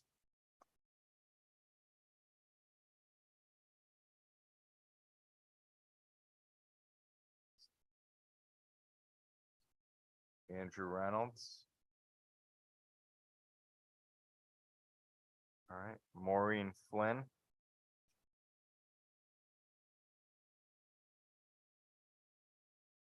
Maureen Flynn. Hello? Andrew Reynolds. Yes, sir. Go ahead. Thank you very much for allowing us to speak afterwards. I am in support. Senator Winfield, Representative Stafford, Senator Kissel, Representative Fishbein, and the members of the Judicial Committee. My name is Andrew Reynolds. I'm a citizen of Wallingford, Connecticut, and I'm rushing. And I am testifying in support of HB 6682. This proposal seeks to add murder committed to the course of a family violence crime to the general statutes 53A through 54B, murder with special circumstances. I would be quick. It's a felony with a mandatory minimum sentence of life without the possibility of release. According to the Connecticut Coalition Against Domestic Violence, an average of 14 people are killed by intimate partner domestic violence in Connecticut every year. My personal story is to represent victims. My niece Jessica was murdered, and I support victims everywhere, including my sister. I know how necessary a sentence of life in prison is important to confinement to victims' families. Unfortunately, Connecticut courts and lawmakers are more concerned about the rights of concerned killers than the rights of the victim. Knowing that I have a short time, I'd be happy to take your questions now. Thank you. Are there questions? Seeing Representative Fishbein? Thank you, Andrew, for coming here today. I just wanted to say hi, and I understand what you want us to do. So I know you and I correspond quite frequently, and I just want to thank you for holding out till the end so that you could let us know how you felt about the bill. So have a good day. Thank you, Representative, and thank you, sir, for sticking with us. Thank you, Craig. You keep on doing a great job. Maureen Flynn.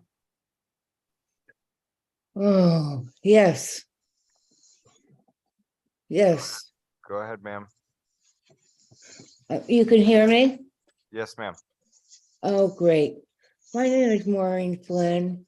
I'm the sister of a person who was required to register with the Connecticut Sex Offense Registry after completing his sentence in 1988. At that time, there was no public registry. Years later, he was required to register for life. He was never arrested before or since the incident occurred. Being on the registry continues to emotionally, financially, and socially hurt him and the ones he loved. Because of the extreme emotional overload, he suffers from chronic tiredness and fatigue. I'm a 70-year-old disabled widow and have lived all my life in Fairfield County until 4 years ago when I moved to Oklahoma. I bought a house that needed work, and Tom offered to come here to help me. He notified Connecticut Department of Emergency Services and Public Protection that he was coming, and Oklahoma when he arrived. He was told he couldn't stay with me because I lived too close to a school, and he could only stay at one of 3 flea bag motels on the outskirts of Tulsa. He was mortified and went back to Connecticut the next day. I had to pay for repairs to the house, and his opportunity to help his sister was taken from him. Tom lives in constant fear of being harassed. Our 92-year-old mother suffers daily because of this. She may not be with us much longer, and it truly breaks my heart that she has to endure this. She wanted to come today but couldn't because of her health. When she received a letter from one standard of justice informing us of the Paid in Full campaign, she cried. Tom has been unable to work because of being on the registry, and his wife was fired from the job Thank because you, of ma'am. it. Thank you, ma'am. That's the bell. We appreciate you sticking with us and appreciate your testimony and advocacy of your brother. Seeing no questions, appreciate it. That concludes our public hearing. We are adjourned, and we'll see everybody on